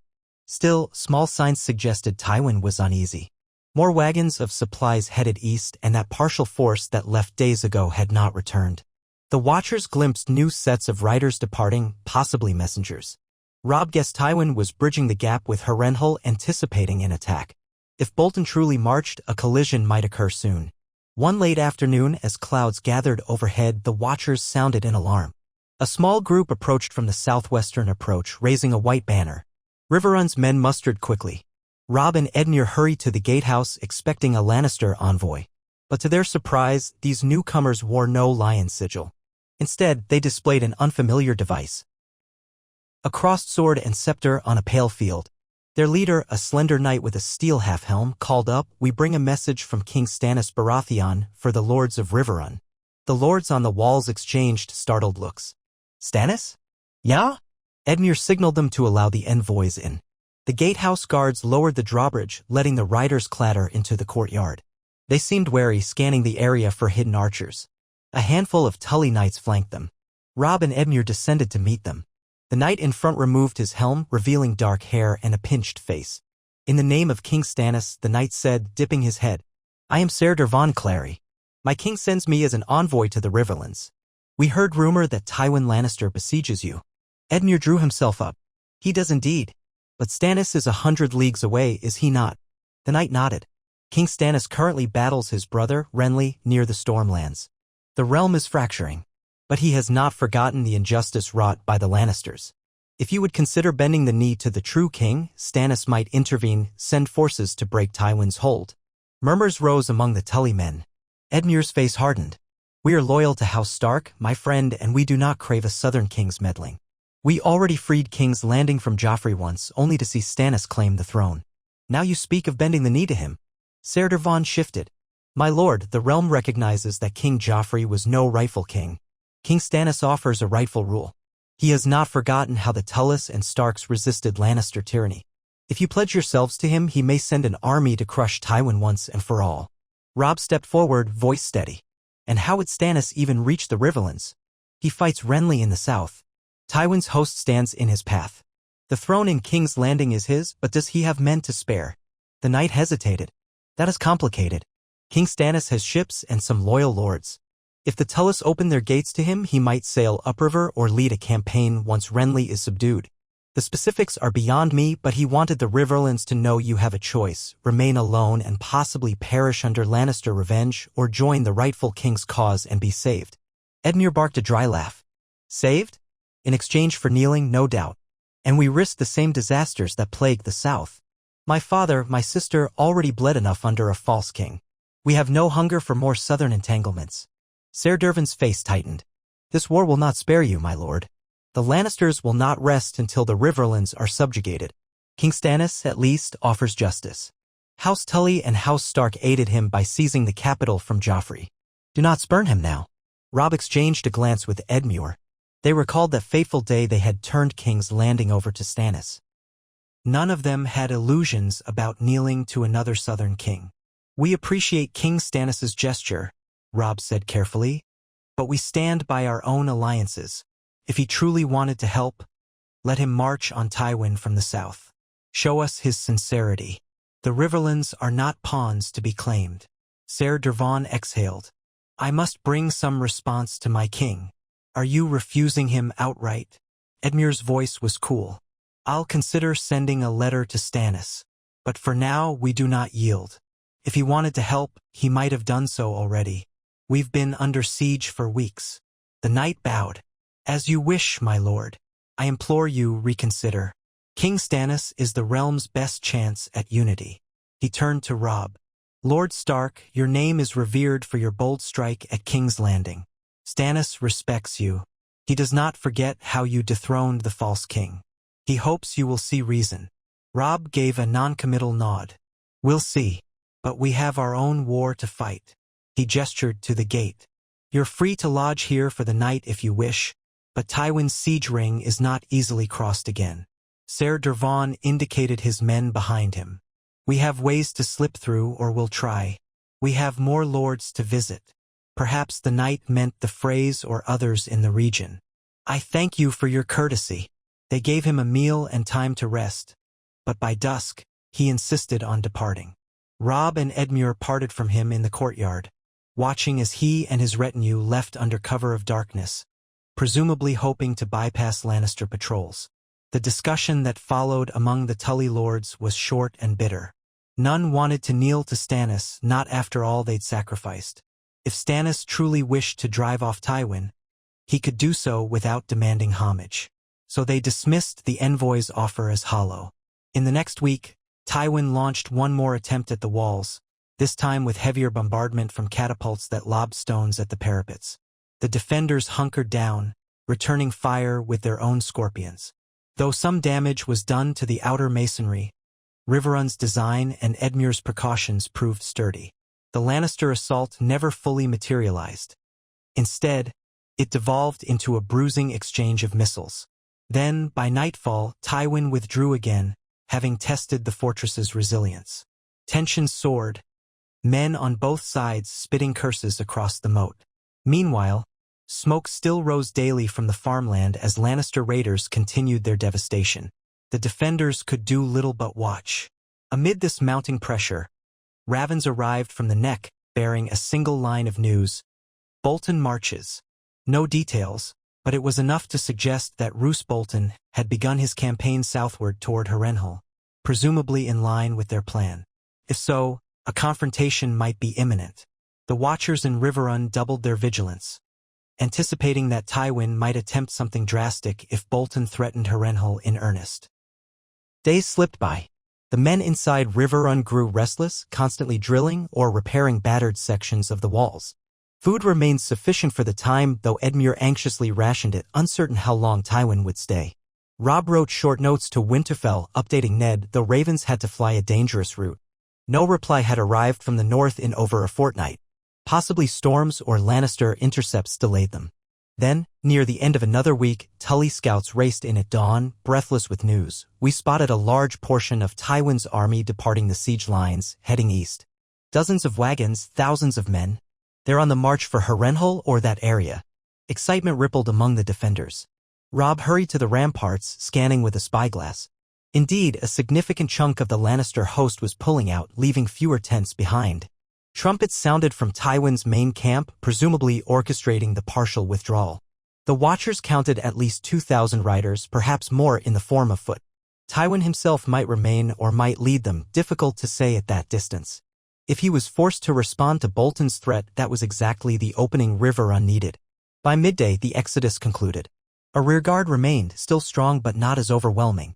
The Watchers estimated that Tywin had left behind maybe 3,000 or 4,000 men to maintain the siege, presumably under a trusted commander. The rest headed east, presumably to face Bolton near Harrenhal. Edmure turned to Robb in the gatehouse yard. This is our chance. Their numbers are thinner. If we strike the remainder here, we might break the siege entirely. The Great John grinned fiercely. Aye, let's ride out and smash them. Without Tywin's full might, they're vulnerable. Robb considered carefully. We must be sure it's not a trap. Tywin might want us to sally out so he can lead his main force back to catch us in the open. But if it's genuine, we can't waste the advantage. Let's send scouts to confirm how many remain. If it's small enough, a bold strike could rout them. They dispatched Tully outriders to probe the Lannister lines, counting tents, approximate dispositions. By late afternoon, those scouts returned, confirming that the besieging force seemed significantly reduced, maybe half of what it had been. The main portion definitely marched east. The Lannister rearguard had erected a defensive perimeter, fewer siege engines, likely not well supplied. That was the best chance for a breakout or even a direct assault. The lords conferred eagerly. Edmure wanted to muster every cavalryman. The Greyjohn roared that they should ride at first light, break the line, and scatter them. The Blackfish agreed that a swift cavalry charge might punch a hole if they targeted a weak flank. Robb, though cautious, saw the opportunity.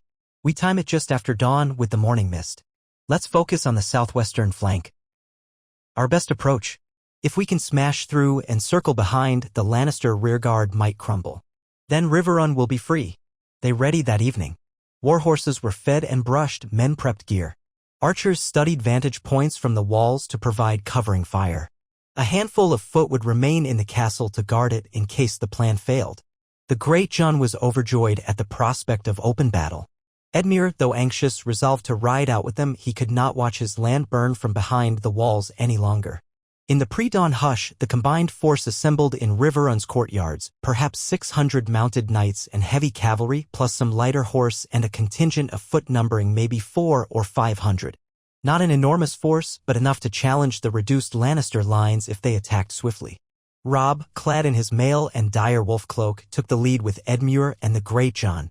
Brynden Tully commanded a separate wing of cavalry set to flank from the east. The portcullis groaned upward. The outer gate, battered from previous assaults, had been reinforced, allowing them egress. They emerged into the faint dawn light, hooves thudding on the damp ground. Mist swirled around them, hugging the rivers. Behind them, archers watched from the walls, ready to pepper any foes who ventured too close. The plan was to drive at the southwestern portion of the siege ring, where Watchers had spotted fewer men and fewer stakes. As they advanced, hearts pounded. The men carried themselves with grim determination. This was either freedom or disaster. Robb felt that old surge of adrenaline. He recalled the charge that had shattered the Lannister lines at the Whispering Wood, the cunning that had taken King's Landing by surprise. Now, though, the enemy was prepared. Still, if half their army had marched, the rearguard might be overmatched. The first Lannister pickets spotted them too late, giving alarmed cries. Horns blew in the thinning mist. Robb roared forward. For Riverrun and the north. A collective shout answered him, hooves thundered as they picked up speed, lowering lances. Grey wind bounded ahead at Robb's side, snarling. The sun's first rays gleamed off steel. They smashed into the Lannister flank like a hammer. The defenders, though forewarned by horns, scrambled to form a line. Spearmen set themselves, but many were out of position. Cavalry crashed in, lances skewering the front rank. Horses screamed, men toppled into the mud. The Grecians' bellow echoed, an axe cleaving a path. Edmure Tully, astride a chestnut courser, led his retinue forward, steel singing. Robb pressed through the brake, sword drawn. He cut down a Lannister foot soldier who lunged, while grey wind tore at another's calf. More men poured through behind him, sowing panic in the half-formed enemy lines.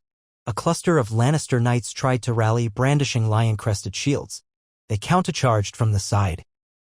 Robb's horse veered as a knight swung a mace. Robb blocked with his sword, feeling the jolt up his arm. Another foe lunged for him, but a northern cavalryman intercepted. Shouts and the ring of steel filled the air. Everywhere, men collided in a swirling melee of mud, blood, and iron. Brynden Tully's contingent appeared from the eastern flank, striking the defenders in the side. The Lannisters reeled, some turning to meet the new threat, others trying to hold formation. Step by bloody step, the cavalry wedge drove deeper. Archers from Riverrun's walls fired at Lannister troops who attempted to form a second rank. The confusion was total. Robb glimpsed Edmure hacking fiercely at a dismounted man. The Grecian's laughter rumbled as he swung his massive axe. Grey wind prowled through the chaos, leaping at any who threatened Robb's flank. For a moment, an enemy cavalryman charged with a spear aimed at Robb's chest. Robb twisted in the saddle, deflecting the spear tip. Grey wind lunged at the horse's hind leg, sending the mount crashing down. The rider tumbled, and Robb spurred forward, slicing across the man's exposed neck. All around, the Lannister lines buckled. Some men broke and ran for the main camp. Others attempted a last stand near the earthen rampart. The defenders outnumbered the attackers slightly, but many were raw or demoralized by the Watchers departing east with Tywin. The invaders had momentum and surprise. With each yard gained, the rearguard's cohesion unraveled. "Press them," Robb shouted, feeling his heart thunder. "Drive them into the river if you must." The assault turned vicious. Some Lannisters were cut down as they fled. Others flung down arms, crying for quarter. Edmure's men had no mercy for those who burned their fields, though a few were taken captive rather than slaughtered. The Great John personally toppled a Lannister banner, letting out a roar of triumph. Horns F. from Riverrun blared, signifying the fortress's sortie had succeeded. Within an hour, the southwestern siege ring was in tatters. The Lannister survivors fled deeper into their camp, or tried to cross the muddy farmland to regroup. But the cavalry relentlessly harried them. Brynden Tully signaled archers on the walls to keep shooting at any pockets that formed. The Watchers high above unleashed arrows that whistled down mercilessly. At the camp center, a Lannister captain rallied a small band, forming a ragged circle of shields. Robb led a final charge to break them. Lances and swords hammered into the shield wall. The Lannister captain fell, a sword cleaving his shoulder. Some of his men surrendered, dropping to their knees in the mud. Others died where they stood. By midday, the rearguard was shattered. The residue of Lannister forces either lay dead, wounded, or scattered. Here and there, small groups might have retreated to the northern side of the ring, but they had no coherent leadership. The Tully and Stark banners now fluttered in what had been the Lannister camp. Men cheered, rummaging through half-collapsed tents and wagons. They found some supplies, though not as many as hoped. The biggest victory, however, was that the siege ring was broken. The southwestern approach to Riverrun was open.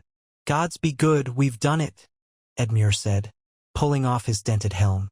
His face was streaked with blood. Some his, some from foes. They might still hold pockets out there, but the main encirclement is gone. Robb reined in his horse, scanning the churned battleground. Smoke rose from scattered fires. Bodies littered the field. "We can't rest yet. Let's secure the area, gather the wounded, and prepare for a possible counterattack if any larger Lannister group remains. But it looks like they've left only scraps to hold us." The Great John, splattered with gore, cackled. "We'll chase them to the ends of the earth if they dare come back. Ha! This is what they get for leaving half their force behind." Brynden Tully exhaled.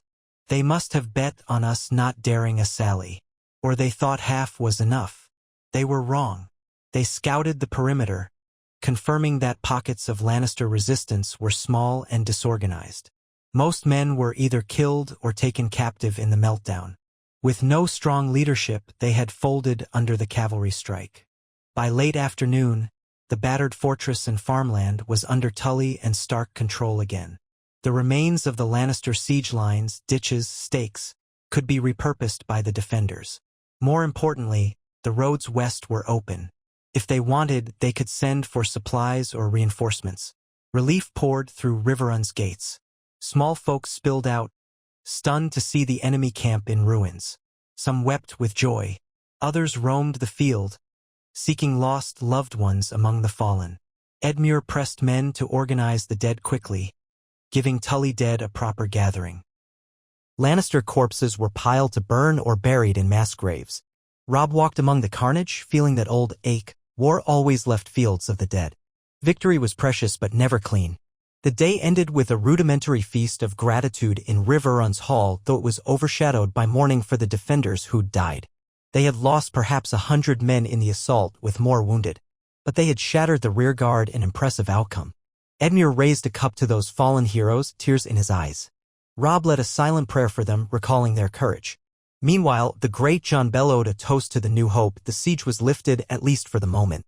But the thought of Tywin's main force hovered like a storm cloud. Robb advised caution. Tywin's men marched east, presumably to Harrenhal. If they succeed there, or if they turn around swiftly, we could face them again. Edmure nodded, setting down his cup. Then we must prepare. But at least we're not pinned behind our walls anymore. Robb gazed around at the exhausted but uplifted faces. This was a turning point. The question was how swiftly Tywin might respond. For now, the Riverlands breathed easier. Freed from immediate siege, Edmure began planning how to rebuild farmland defenses, how to shelter refugees.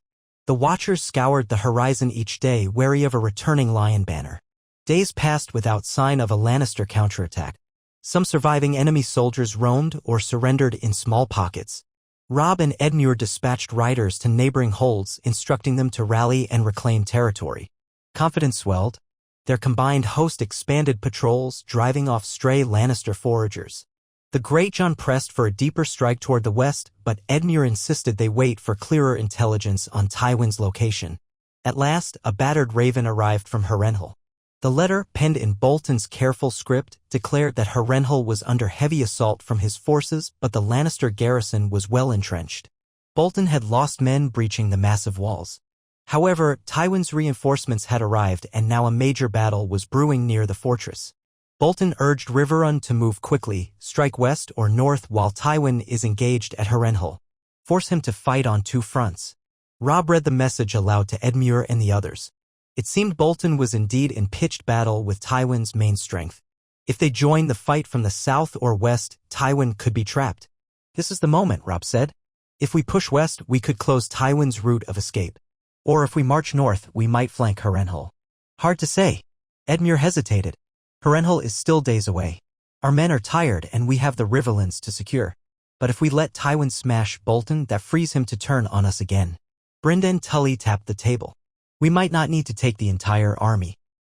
We could send a strong detachment to harass Tywin's flank near Harrenhal, enough to tip the scales for Bolton. Another portion remains to defend Riverrun in case of further threats.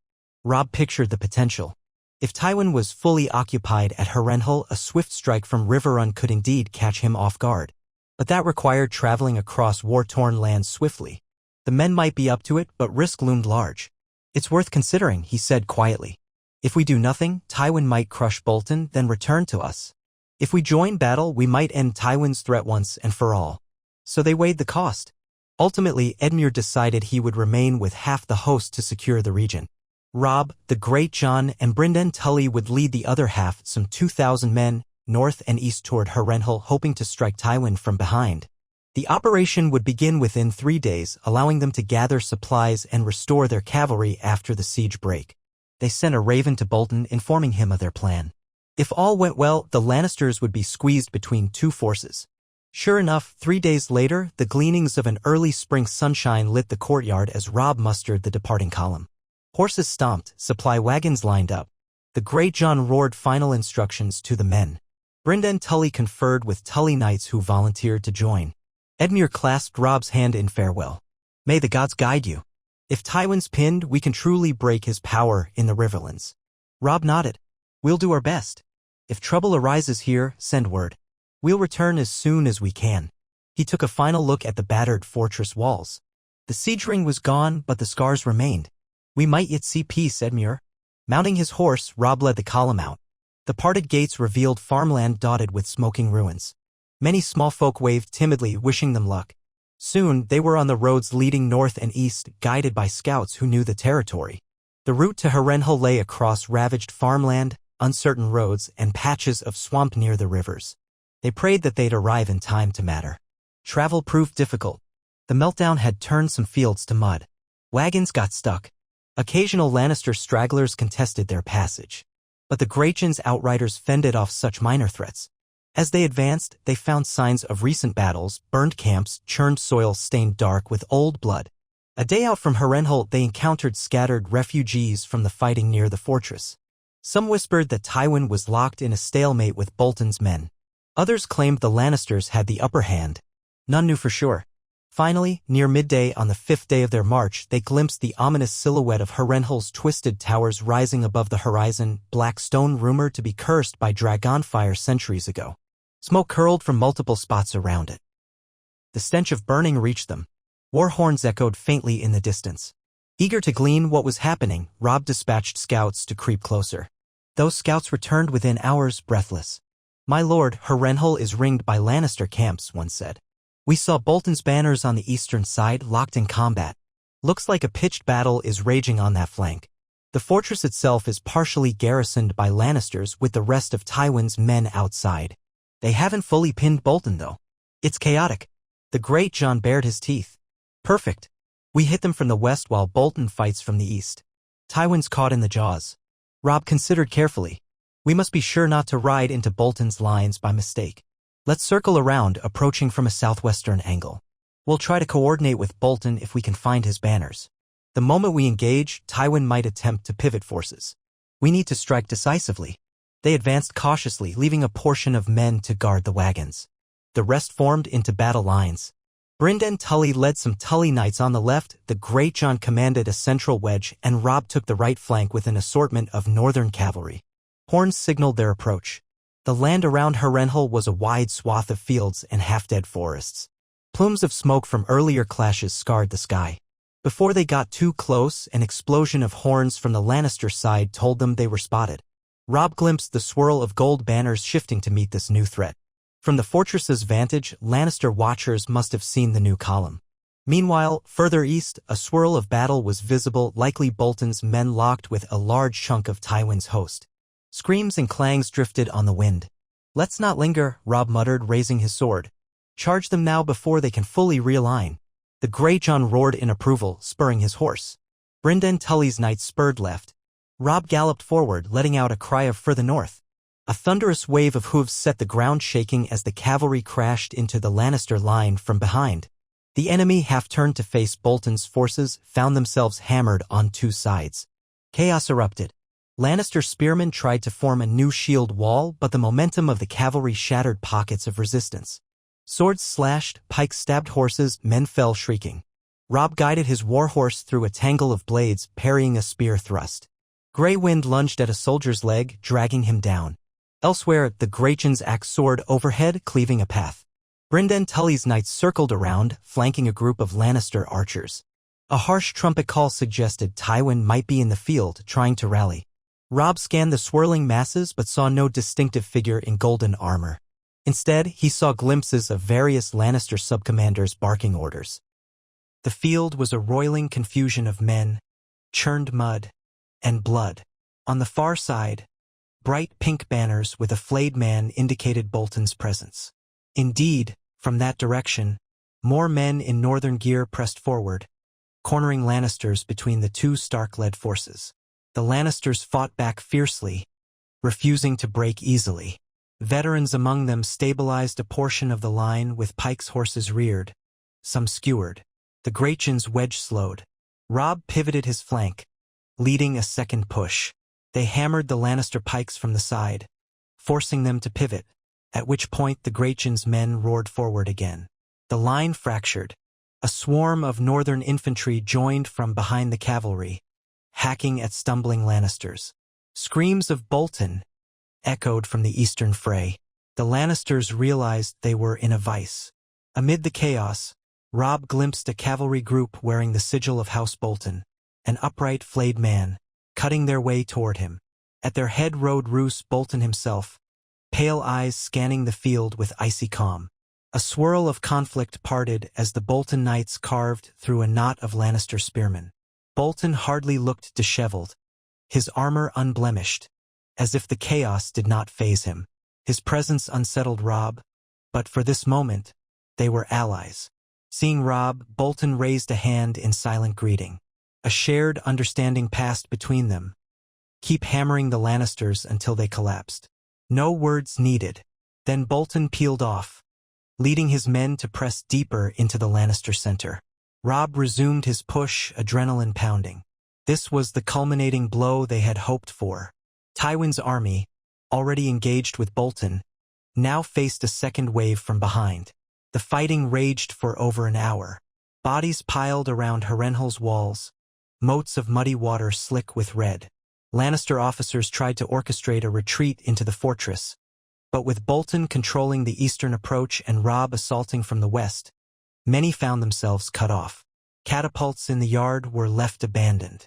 A portion of the men did manage to flee inside Harrenhal's massive gates, slamming them shut. The rest were either killed, captured, or scattered. The synergy of two northern-led forces overcame them. Eventually, horns from Bolton's ranks signaled a consolidation. Robb, panting and splattered with gore, reined in his exhausted horse. The Greatjon's laughter boomed as he surveyed the battered enemy. Brynden Tully guided a group of knights to corral Lannister prisoners. All around them, men moaned in pain or slumped in the dirt. Harrenhal's tall walls still loomed, presumably holding a partial Lannister garrison. But the main field force was shattered. Lannisters who made it inside now found themselves holed up in that cursed fortress. Bolton approached with a small retinue, expression guarded. Robb dismounted, wiping sweat from his brow, sword still clutched in hand. He locked eyes with Bolton. "You forced Tywin's men to face you. We broke them from behind. Now we have them pinned in Harrenhal." Bolton dipped his head. "Indeed, my lord. They retreated inside with a portion of their number. Some attempt to hold the walls, but Harrenhal is too large for them to man effectively. It's only a matter of time before it falls if we coordinate." Robb scanned the fortress's black towers, each rumored to be monstrous. "Siege might be needed. We'll help as best we can if it means removing Tywin's hold once and for all." "Did you see Tywin himself in the fray?" Bolton's pale eyes flickered. "Uncertain. Rumors say he was leading the main host. Perhaps he's inside, or perhaps he escaped in the chaos. Regardless, the men left within can't last indefinitely. Harrenhal might be formidable, but with two armies outside, they'll crumble." The Greatjon stomped forward, axe resting on his shoulder. "Then let's assault the gates at once. Give them no respite." Bolton shook his head softly. "Rushing the gates is unwise. Harrenhal's walls are thick, the gate easily defended. Better to starve them out or find a breach. My men have battered a small postern, but not fully. With your arrival, we can attempt a more methodical approach." Robb studied Bolton's calm face. He still felt a gnawing distrust. "All right," Robb said at last. "We'll blockade them thoroughly, allow no resupply. If they try to slip out, we'll be ready. Meanwhile, we can check if a direct assault on that postern is feasible." So it was decided. That afternoon, they reorganized the forces. The battered Lannister survivors who'd fled inside Harrenhal had sealed the gates, presumably with enough supplies for some weeks. No one knew. But the rumor was Tywin had marched from here in a hurry, leaving behind a partial garrison, not a full stockpile. That might mean they had limited rations. If so, a short siege could do the trick. Bolton's men, though worn from prior battles, encircled the eastern and northern approaches. Robb's host ringed the south and west. The Greatjon took charge of building small siege lines and a blockade to ensure no one slipped out at night. Brynden Tully began surveying the fortress walls for weaknesses. Harrenhal's once fearsome reputation included numerous hidden passages and sheer scale. They had to be cautious. The day ended with both armies exhausted but victorious on the open field. As dusk settled, Bolton invited Robb and his principal lords to gather in a half-collapsed stable building near Harrenhal's outer yard where the Bolton men had pitched a command area. The structure reeked of horse manure, but it offered a partial roof. Torches lit the gloom. Guards from both sides hovered warily. Robb arrived with the Greatjon and Brynden Tully, noticing how Bolton's men gave them curious, even uneasy, stares. The pink flayed man's sigils lent a macabre. Roose Bolton stood by a rough table spread with a map of Harrenhal. He inclined his head in greeting. Lord Stark, we meet again, this time on a battlefield that ended in our favor. Robb matched his cool tone. It would seem so. We were pinned at Riverrun. Your plan drew Tywin away, we seized the chance to break free, then we joined you. Now Harrenhal is nearly in our grasp. It's been a costly success, but a success. Bolton's lips curved in the faintest smile. Indeed. If Harrenhal falls, Tywin's authority in the Riverlands collapses. That alone might end the Lannister threat in these parts. At least for a time. Brynden Tully nodded. We must confirm if Tywin himself is inside. If we capture or kill him, the Lannisters lose their greatest commander. Bolton agreed. Some of my scouts think they saw Tywin riding for the fortress in the chaos. Others claim he fled north. Impossible to say. Harrenhal's interior is vast. We'll find out eventually once they yield or we storm the place. He gestured to the map. The main gate is thick. My men tried a frontal assault days ago, heavy losses. This smaller postern near the Cook's Tower is weaker but still formidable. With your added force, we might attempt to breach. Robb folded his arms. We can also starve them out, but that gives them time to call for help. If Tywin has forces elsewhere, or if some Lannister ally arrives, we could be undone. A quicker solution might be better. Bolton's expression remained neutral. Agreed. Speed is wise. I propose we keep the fortress under blockade for a day or two to see if they surrender. If not, we mount an assault on that postern. A single breach might let us pour men inside. Harrenhal is enormous, but once we hold key points, the garrison may capitulate. The Great John smacked a fist into his palm. I like it. Let them quake for a day, then we storm in. Show no mercy to those who defied us. He gave a wild grin. Bolton's gaze flicked to the Great John, then back to Robb. Well, that is the plan. We should also coordinate who leads the assault so we avoid friendly fire. The fortress is labyrinthine. Once inside, men could get lost or turned around. Robb nodded. We'll form combined squads, some Bolton men, some Tully men, some from the north, each with a shared chain of command. Otherwise, chaos will rule the corridors. So it was settled. They parted with an uneasy truce, each side aware that they needed the other. The next day, the combined armies fully surrounded Harrenhal, building makeshift siege lines.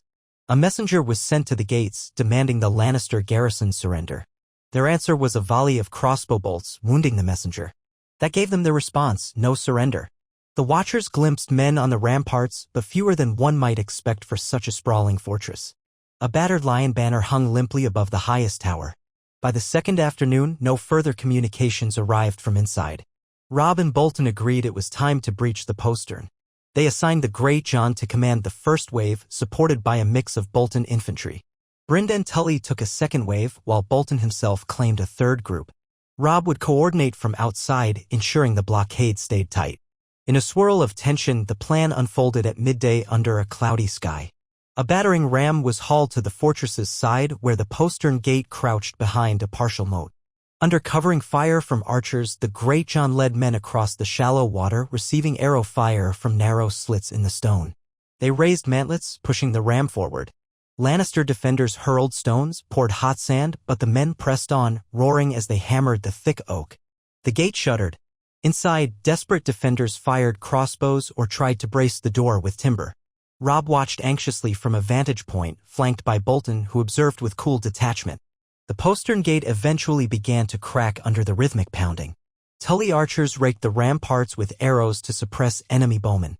Some of the Greatjon's men fell, shrieking under hot liquid or crossbow bolts. Others rushed forward, determined to break through. The yelling and clamor echoed off Harrenhal's black walls. At last, an explosive crash signaled the postern's partial collapse. The Great John led a surge through the splintered gap, brandishing his axe. A storm of steel erupted inside as Lannister soldiers tried to hold the narrow passage. Brynden Tully's wave followed close behind, forcing their way in. The corridor twisted into the fortress's interior. Men fought hand-to-hand in dim halls lit by flickering torches. Deafening cries and the ring of metal on stone resonated from within. Once the entrance was secured, Bolton's wave advanced to help spread out, capturing adjacent towers. Robb, seeing the breach well established, approached with a reserve group, leaving a portion of men to keep watch on the gates in case the defenders try to break out. Inside, the labyrinth opened. High vaulted halls, endless corridors, half-collapsed wings rumored to be haunted. Lannister defenders contested every turn, but they were outnumbered and uncertain if Tywin or any senior commander was even present to coordinate them. As the hours wore on, pockets of fierce resistance flared, then fell. Some defenders attempted a desperate last stand in a massive courtyard, only to be surrounded. Others barricaded themselves in an upper tower, eventually surrendering when archers threatened to set the place aflame. By nightfall, the combined forces had seized most of Harrenhal's major sections. The Lannister banner was torn down. The final holdouts hid in lesser corridors or sealed cellars likely to be rooted out in the coming days. Robb scoured the fortress, searching for any sign of Tywin. He questioned captured officers.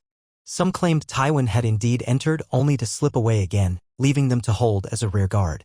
Others insisted he'd never arrived, that he'd parted with the main host. No one could confirm his fate. But the net result was clear. Harrenhal belonged to the Starks and Boltons now. In the aftermath, the Great Jon strode through the courtyard where dozens of Lannister prisoners knelt, disarmed. Bolton men patrolled the balconies above, watchful.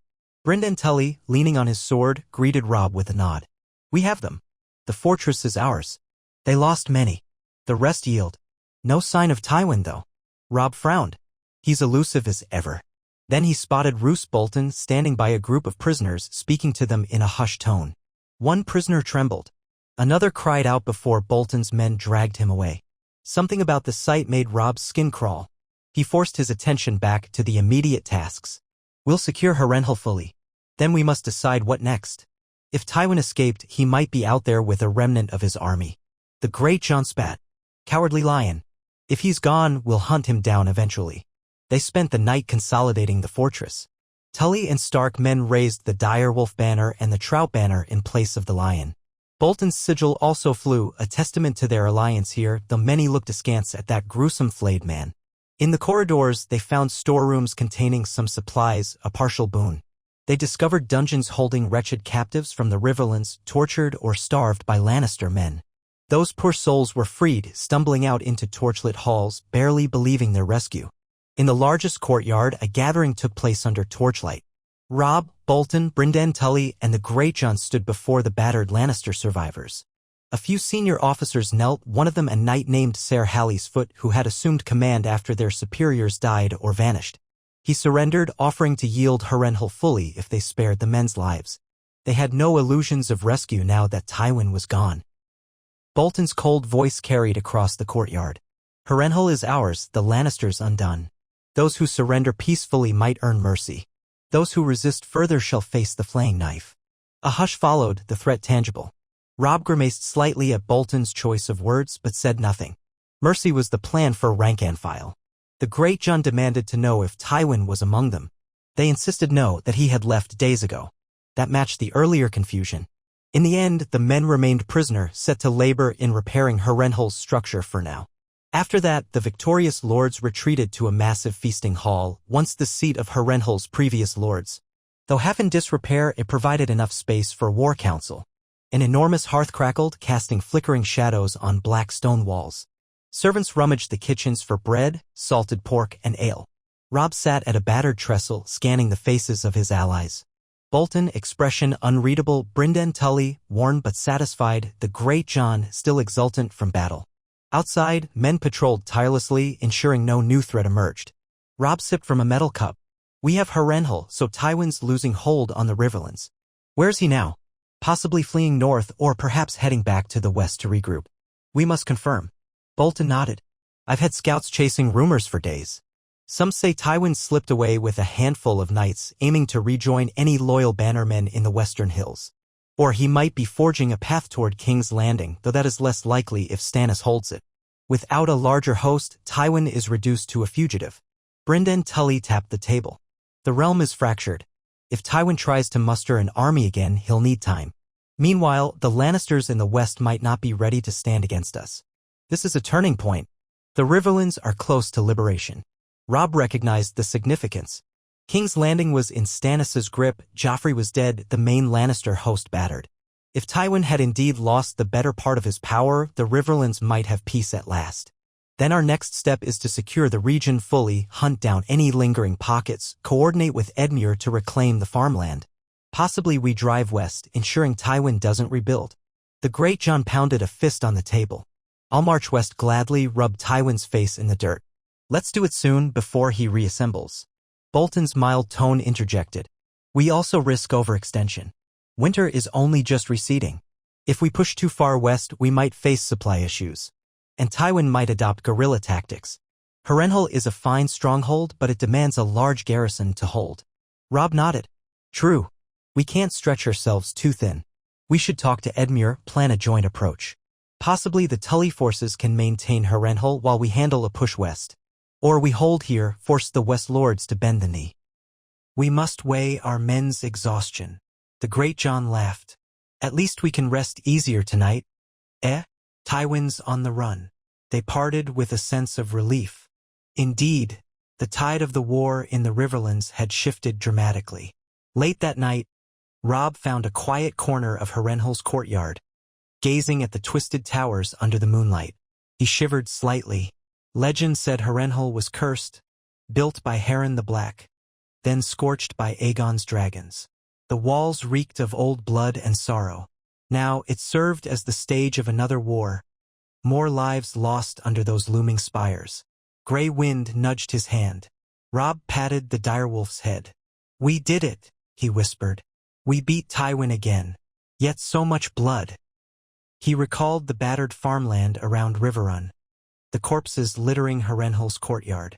The realm never ceased devouring its sons in these endless wars. Days passed as they consolidated their hold. Edmure's ravens arrived with cheers at the news. Freed from the siege, Riverrun had begun retaking lost territory. Edmure promised to send some men to help garrison Harrenhal. Meanwhile, smaller pockets of Lannister stragglers surrendered or melted away. No sign of Tywin. Some rumored he'd reached the western mountains, seeking refuge with House Lefford or House Reyne's old territories, though the Reynes were long gone.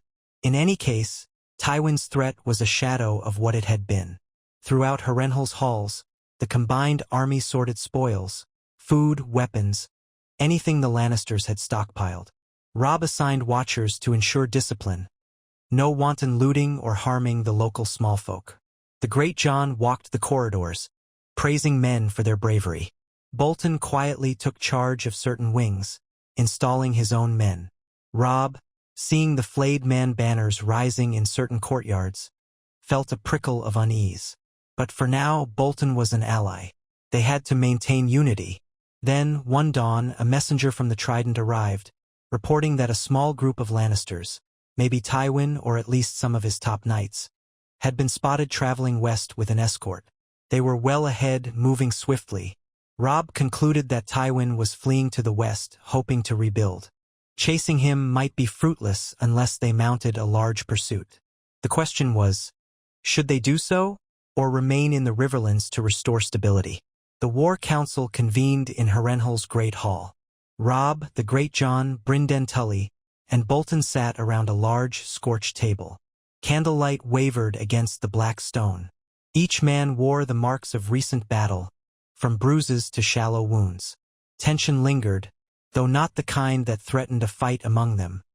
More the tension of deciding the war's next chapter. The Great John insisted they chase Tywin, crush him before he can gather men. He's wounded. Let's finish him. Brynden Tully argued that might lead them deep into the western hills, far from supply lines, giving Tywin time to slip away or mount ambushes. Bolton recommended a more cautious approach, secure the region, let Tywin be a desperate exile. Robb listened. He understood the Great John's thirst for final victory but also recognized the risks. The men were tired. The realm was still roiling with other conflicts, Stannis, Renly, the possibility of an Iron-born incursion in the north. Ultimately, he decided to hold firm. We remain in the Riverlands for now. Let Tywin run if he wants. He'll find no safe harbor among the common folk here. We'll gather Edmure's men, fortify Harrenhal, ensure the Riverlands are free. That is enough. The Great John grumbled but accepted the logic. Bolton inclined his head, expression unreadable. Then we maintain this alliance, my lord. Harrenhal is a strong vantage. With the Tullys and the Starks together, I doubt the Lannisters can retake the region easily. Brynden Tully nodded. We'll re-establish supply routes from Riverrun, bring in stone and craftsmen to fix the outer walls. Soon enough, we can muster a formidable presence here. If Tywin reappears, he'll face a united front. So it was settled. Messengers were sent to Edmure requesting he dispatch some knights to Harrenhal. Meanwhile, smaller detachments patrolled the roads, driving off any Lannister survivors who refused to surrender. The shape of the war in the Riverlands changed overnight, no longer besieged, no longer cowering. Now the Tullys, Starks, and Boltons kept the territory while Tywin scurried away to lick his wounds. One evening, Robb strolled along Harrenhal's outer ramparts, gazing across the churned fields. The ghostly silhouette of the once feared fortress behind him spoke of countless tragedies. At his side, Grey Wind trotted silently. Torches revealed pockets of rubble from the recent fight. In the near distance, new tents flew Tully or Stark banners, not Lannister. He found a certain grim satisfaction in that. They had outmaneuvered Tywin once again. He paused to consider the realm at large. Stannis and Renly still contended for the throne somewhere in the south. The Ironborn lurked in the western seas. The north needed vigilance. Yet here, in these blood-soaked lands, the worst of the Lannister menace had been driven out. He thought of Ned, safe in Winterfell, and ached for the quiet security of home. Perhaps soon he could return. But not yet. The Riverlands still needed to be fully pacified, and someone had to ensure Bolton didn't overreach. He leaned on the parapet. The wind rustled his cloak. In his mind, he saw again the day he had stormed King's Landing, saving Ned from Joffrey's cruelty. That felt like a lifetime ago. Now Joffrey was dead, the Lannisters shattered. Stannis presumably wore the crown in the capital. They had changed the shape of the war drastically. Yet peace remained elusive. Sometimes he wondered if a day would come when he could set aside his sword, watch the snows drift over Winterfell without fear of invasion. He whispered, "If only we could end this. Let them have their southern crowns. We just want the north safe, and Mother's kin in the Riverlands left unspoiled." Grey Wind gave a soft whine, pressing a muzzle to Robb's side. Robb patted his thick fur, trying to chase off the lingering sadness. War always brought uneasy alliances and uncertain futures. But for now, they had won a crucial victory, one that might shape the realm's fate. In the days following, Edmure arrived at Harrenhal with a contingent of Tully knights, greeting Robb warmly. He beheld the massive fortress with a mix of awe and revulsion. "You've done what few dared, Robb. Taken Harrenhal from the Lannisters. My father would be proud." Robb accepted the praise with humility. "It was not just me. The Boltons, the Greatjon, and you all played a part. Now it's a matter of rebuilding." Edmure's men established a strong presence in Harrenhal. Bolton remained with a segment of his own forces, though he kept to the eastern wings, seldom seen except at councils. Robb made sure to watch him carefully. The Greatjon pressed for more offensives westward, but Robb decided to hold.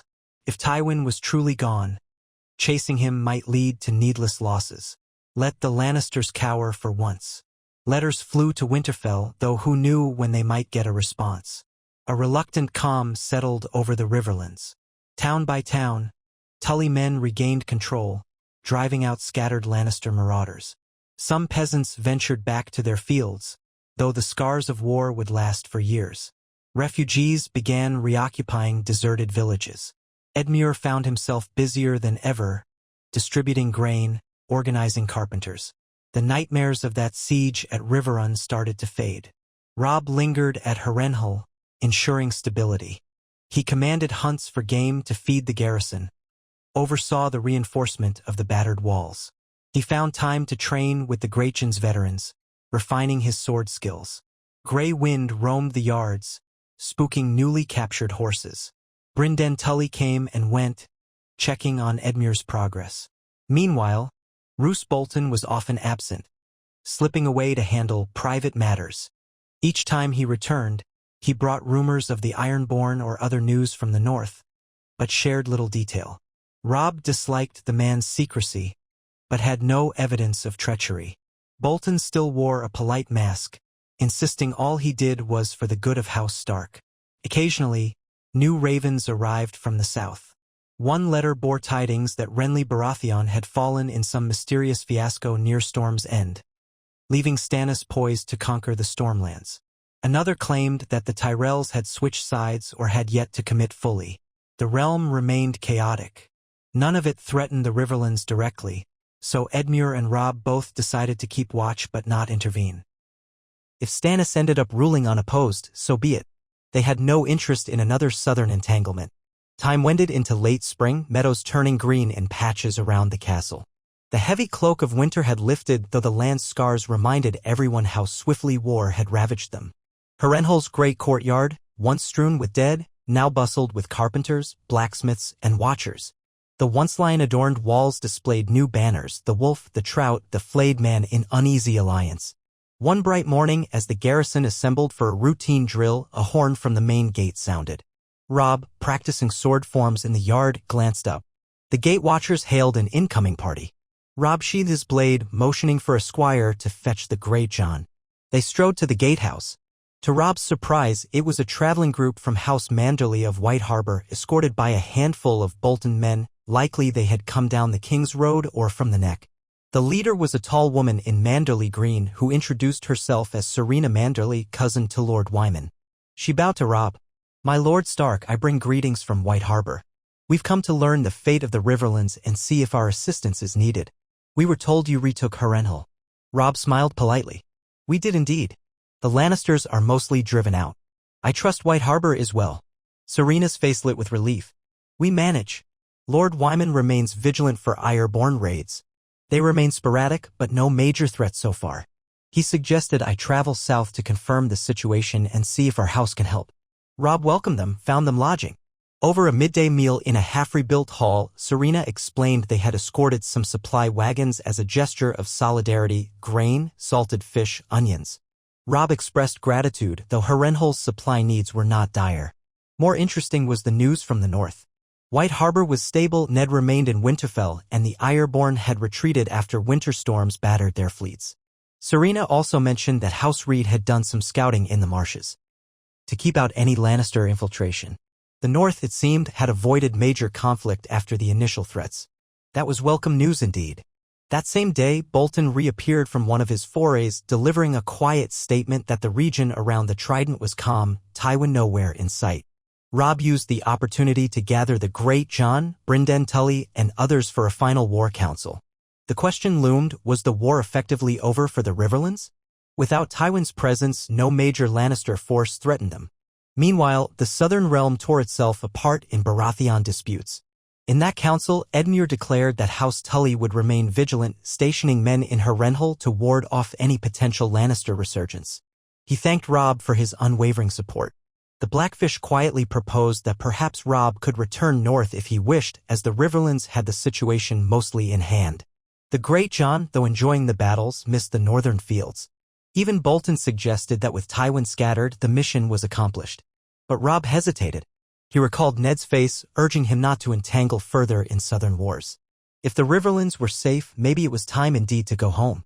He left the question unresolved for a night, pacing Harrenhal's parapets. The next day, a letter arrived at last from Ned in Winterfell, carried by a breathless raven. In short phrases, Ned wrote that the North was stable enough and praised Robb's successes.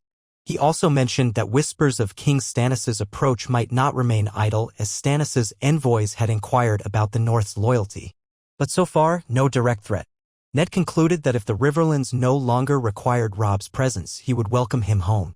Danger might still come from the Ironborn, or even a new threat if Stannis demanded submission. Robb read it twice, feeling a swell of longing. Home. Gods, he yearned for the quiet of the Godwood, for the safety of his mother and siblings.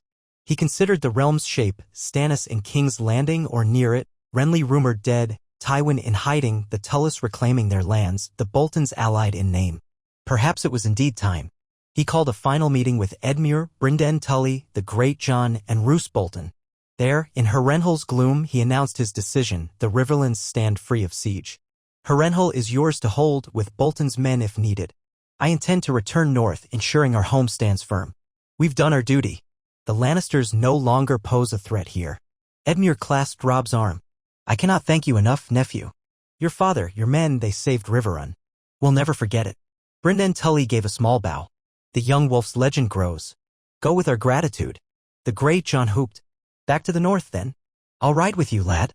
Enough of these southern fields. He grinned widely. Bolton's reaction was subdued.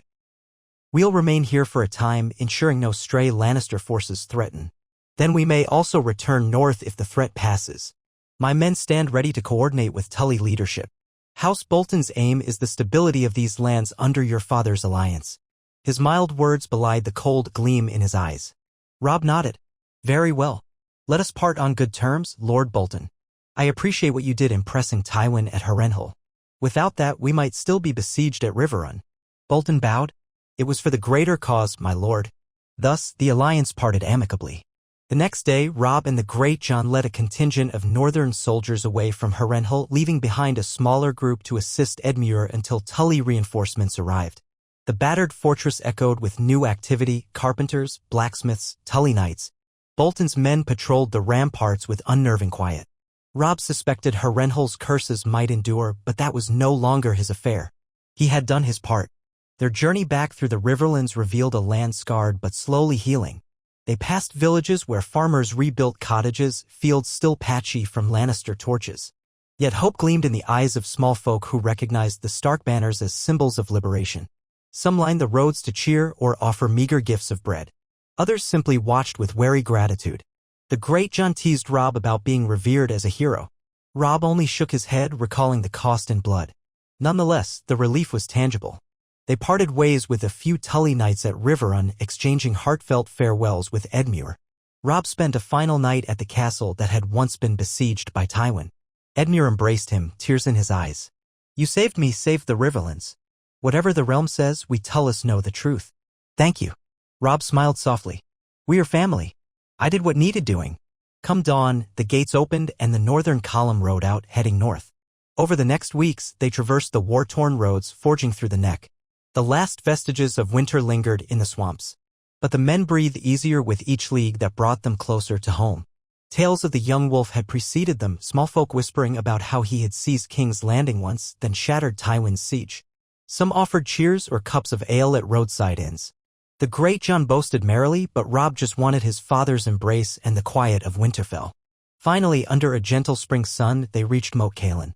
The fortress's ancient towers stood watch over the causeway, battered but imposing. The northern men stationed there recognized Robb's standard with triumphant whoops. After a brief rest, the column continued, crossing into the north's rolling hills. Snow patches still dotted the ground, but green life re-emerged. Wolves roamed the forests at dusk, their howls echoing. Grey Wind often raised his muzzle, howling back. On a mild afternoon, they spied the familiar outline of Winterfell's walls in the distance, proud towers rising above the trees. Robb felt a wave of emotion. He recalled the day he had marched away in desperation to rescue Ned. So much had happened since. Now he returned with achievements beyond measure, yet burdened by all he'd seen. The men behind him carried scars, but also the pride of victory. As they neared the gate, horns sounded from the battlements. Stark guards recognized them immediately, cheering. The portcullis lifted. Inside the courtyard, families of returning soldiers rushed forward, tears of joy streaming. Robb dismounted, scanning the crowd. He glimpsed Catelyn, standing with Ned near the steps, both wearing expressions of wonder and relief. The Great John bellowed a greeting to the watchers, brandishing his axe in playful triumph. Grey Wind trotted beside Robb, tail waving in a rare show of contentment. Robb walked across the cobblestones, ignoring the ache in his muscles. Catelyn reached him first, wrapping him in a fierce hug, tears glistening. "My son," she murmured, voice thick with emotion. "You came back." "Oh, thank the gods." Ned stepped closer, leaning on his cane, eyes wet as well. "Robb, you've grown in more ways than one since last I saw you. The realm is in your debt." Robb felt a lump in his throat. He gripped his father's forearm gently. "Father, it's done. Tywin is broken in the Riverlands, Harrenhal taken. The Tullus are safe." Ned nodded, lips trembling with gratitude. He cast a glance at the battered men behind Robb. "Welcome home, all of you. Winterfell's halls are open. You deserve rest beyond measure." Sansa, Arya, Bran, and Rickon appeared from the crowd. The younger boys flung themselves at Robb, crowding around him. Sansa smiled through tears. Arya tried to look tough but failed, hugging Robb fiercely. The courtyard bustled with welcomes. Robb's heart felt so full he could barely speak. After all the nights of blood and fear, here was his family, alive and whole, greeting him with love. That evening, Winterfell's great hall echoed with celebrations. A feast was hastily prepared: fresh bread, salted fish, roast venison, root vegetables from the stores. The hall glittered with torches and warmed by the roaring fire. Men told tales of the battles at Riverrun and Harrenhal. The Great John, in typical boisterous fashion, recounted their nighttime raids, how they outfoxed Tywin. Ned sat by Robb's side, absorbing each story with wonder. Occasionally, Ned shook his head at the scale of what had happened. "I never wanted you to face so much death," he said softly, placing a hand on Robb's shoulder.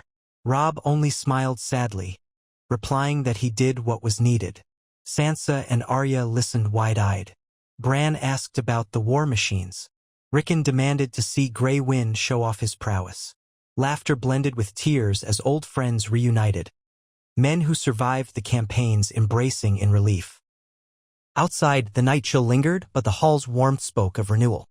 Robb occasionally glimpsed the flicker of Ned's eyes, perhaps remembering the day he'd nearly lost his head to Joffrey. But now he was free among loved ones. That was the outcome Robb had fought so desperately for. Days turned into weeks, the North welcoming its warriors home. Robb oversaw the reorganization of the returning men, many seeking to go back to their own holds. Ned aided families in reacquainting, distributed spoils from the campaign to those who needed it. News from the south remained chaotic, Stannis presumably consolidating power, Renly dead, Tywin in exile. Yet the north felt removed from that turmoil, focused on healing. Even the Iron-born threat had subsided, with only minor raids that the local houses could handle. In quiet hours, Robb walked the Godwood with Ned or Catelyn, or joined Sansa and Arya in simpler pursuits. He recognized an unfamiliar peace within himself, tempered by sorrow for the fallen, but relieved that the immediate war was over. The realm's fate might still be uncertain, but House Stark had kept its word to the Riverlands and ensured the North was safe for now. He prayed the respite would last, at least long enough for families to mend. One late afternoon, as the sun cast long shadows across the courtyard, Robb paused by the archery butts watching Arya practice. She let fly an arrow that sank near the bullseye. She pumped her fist triumphantly. Robb smiled, stepping closer. "Good shot." Arya brushed a stray hair back, turning. "I've been practicing. While you were gone, I had to keep up." He nodded, remembering how she had once brandished needle around King's Landing. "You've grown in skill. Keep at it." She lowered the bow. "Robb, do you think the fighting is truly done? I've heard men say the realm might tear itself apart with Stannis and the Tyrells and who knows who else." Robb let out a breath. "It could. But for now, the North stands apart. The Riverlands are free. We've done what we set out to do, and the rest is in Southern hands." She studied him, eyes wise beyond her years. "I'm glad you're back. It was lonely not knowing if you'd survive." He tousled her hair gently. "I missed you too. We're together again, for however long the gods grant it." Nearby, Sansa guided Rickon in some letter reading, while Bran watched from a wooden seat. The scene radiated a sense of familial normalcy, what Robb had yearned for when he first marched. He let himself savor it, telling Arya that all would be well. She nodded and returned to her archery. Later that evening, Robb visited the library tower where Ned and Catelyn sorted through the flurry of ravens, each bearing news from scattered corners of the North or the Riverlands. Ned beckoned him to read one particularly short missive. It came from Edmure. "Riverrun recovers. Harrenhal remains secured by your forces and Bolton's, though the flayed banner unsettles some. No sign of Major Lannister reorganization. Tywin is rumored to hide near the Golden Tooth. My gratitude stands." Robb set the parchment aside. "That's as good as we can hope for, I suppose. The region is stable." Ned smiled faintly. "Your mother and I are proud of you. The Riverlands will never forget the Starks' intervention." Robb shifted. "I only wish the realm would find a lasting peace. But with Stannis, the Tyrells, and others, I fear there may be more storms to come." Catelyn spoke softly. "We can only handle what's before us. For now, you've given the North and my family in the Riverlands a chance to breathe." Ned squeezed Robb's shoulder. "You deserve rest. Go, enjoy the evening. Our watchers report no immediate threats. Let's take comfort in that." Robb nodded. Stepping out into the courtyard, he inhaled the crisp northern air. The sky glowed with the last vestiges of sunset. Grey Wind appeared from a corner, wagging his tail in greeting. Robb crouched to scratch the dire wolf behind the ears. "We're home," he murmured. "At long last, we're truly home." His mind drifted to the long journey behind him, storming King's Landing in a reckless rush to save Ned, braving Tywin's siege at Riverrun, forging uneasy alliances, retaking Harrenhal in a swirl of steel. He felt older than his years, changed by the horrors he'd witnessed. Yet he had accomplished what he'd vowed. His father lived, the North stood safe, and the Riverlands were freed from Lannister clutches. For now, that was enough. Rising, he gazed at the familiar towers of Winterfell, the comfortable glow of torchlight along the walls. He let the tension ease from his shoulders. The realm's fires still smoldered far away, but here in the sturdy heart of House Stark, the nights belonged to quiet and the promise of renewal. War might call again, but so long as they faced it together, they would endure. A final hush of dusk settled, and Robb turned to find his family, feeling a calm he had long been denied. If the realm demanded more of him one day, he would answer. But for now, the boy who had once marched to rescue his father could stand at peace, having proved that even in a land scarred by ambition and bloodshed, family and honor still guided the truest path. Robb Stark stood upon the walls of Winterfell with a quiet sense of wonder, the north wind tugging at the edges of his cloak. More than a year had passed since the day he had first marched away, bent on saving his father from Joffrey's cruelty. He had seen countless miles of road, tasted battles in King's Landing and at Riverrun, wrestled with alliances fraught with peril. Now, as the pale spring light bathed the battlements in faint gold, he let himself breathe the crisp northern air and reflect on the paths that had carried him here. The realm still trembled with uncertainty, but here in the oldest seat of House Stark, a fleeting peace held sway. Men moved through the courtyard below, hauling planks, barrels of grain, and fresh supplies that had arrived from White Harbor. Stables rattled with the noise of horses. The smithy rang faintly with steel on steel. Winterfell bustled in a way it had not for months, as though the threat of war had finally released its grip on the castle and allowed it to fill once more with the ordinary rhythms of daily life. From his vantage, Robb could see the rebuilt sections of the walls, which had been lightly damaged by the sabotage of distant days. Those old scars were nearly invisible now, much like the realm's own wounds, which threatened to heal but left behind the knowledge that another conflict could erupt at any moment. In the godwood behind him, the weirwood's ancient face watched in silent vigilance as it had through the rule of countless Starks. Ever since Robb returned, he made a habit of visiting the heart tree at dawn, murmuring thanks to the old gods for sparing his family. He never forgot the day he had stormed the Red Keep to rescue Ned from a false king's vengeance, nor the nights under siege at Riverrun, nor the final taking of Harrenhal. Each memory had carved lines into his mind, forging a young man who felt far older than his years. But now, with House Stark reunited, he could stand at relative ease in the seat of his ancestors, grateful for the flicker of respite. Grey Wind padded beside him, muzzle sniffing the wind. The dire wolf had roamed more battlefields than Robb cared to remember, always at his side. Scarred but unbowed, Grey Wind was a symbol of the North's own grit. Robb ruffled the wolf's thick fur, murmuring a greeting that Grey Wind acknowledged with a low rumble. The bond between them felt deeper than ever, shaped by the countless times they had risked their lives for one another. He made his way down the steps, boots echoing on the worn stone. At the foot of the tower, he paused to greet the guards, northern men who had survived the southern campaigns, each one sporting some mark of the war. They gave him nods of respect, and he answered each by name. He tried to be mindful of how many had died or been maimed under his command, forging a sense of unity back home mattered now more than ever. The realm might be at a lull, but it was still unsettled. If a new threat loomed, the North had to stand together. In the courtyard, he spotted Bran and Rickon near the kennels, chasing after two newly adopted wolfhounds. It warmed Robb's heart to see his younger brothers in carefree play. Once he had feared he might never lay eyes on them again if his war failed. If Joffrey had killed Ned, House Stark would have collapsed into disarray. But the worst had been averted, and though the scars remained, the family was together. Arya and Sansa were likewise inside the castle.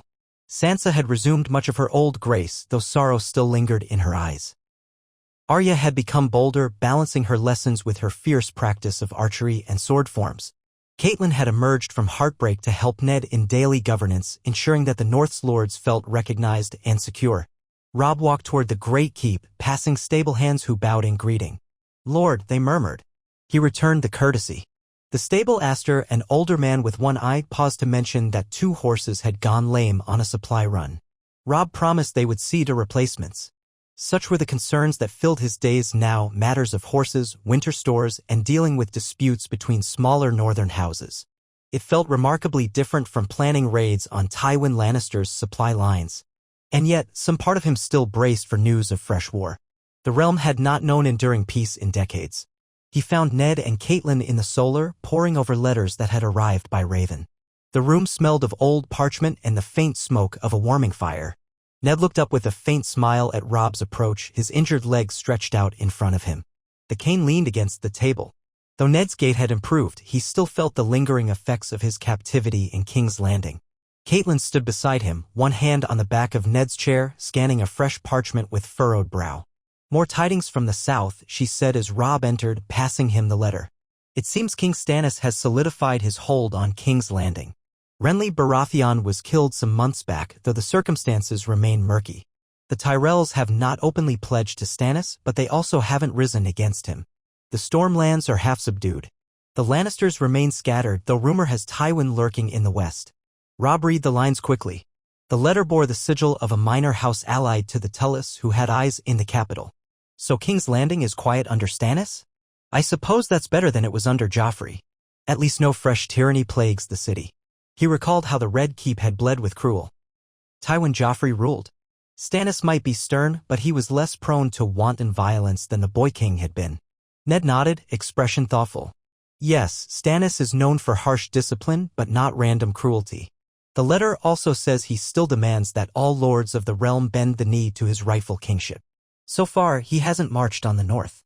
Perhaps he acknowledges that we have done enough to rid the throne of Joffrey's vile bloodline. Or perhaps he is simply too occupied. But the day may come when he expects us to bend." Robb shrugged. "We marched south to rescue you, father. We never intended to keep the capital or claim the throne. If Stannis remains content to leave us in peace, we should do the same." He realized how simplistic that sounded in the swirling complexities of the realm. But House Stark had spilled enough blood in those southern wars. He could not see them entangling themselves again unless forced. Caitlin tapped another letter. "News from the Riverlands, too. Edmure Tully says Riverrun recovers day by day.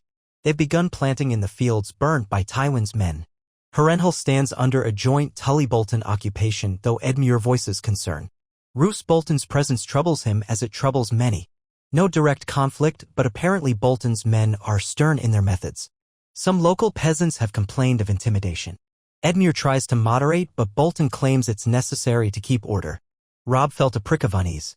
His dealings with Roose Bolton had always been overshadowed by the man's cold cunning. "Bolton's not a man I trust further than I could throw him. But so long as there's no open hostility, it might hold for now.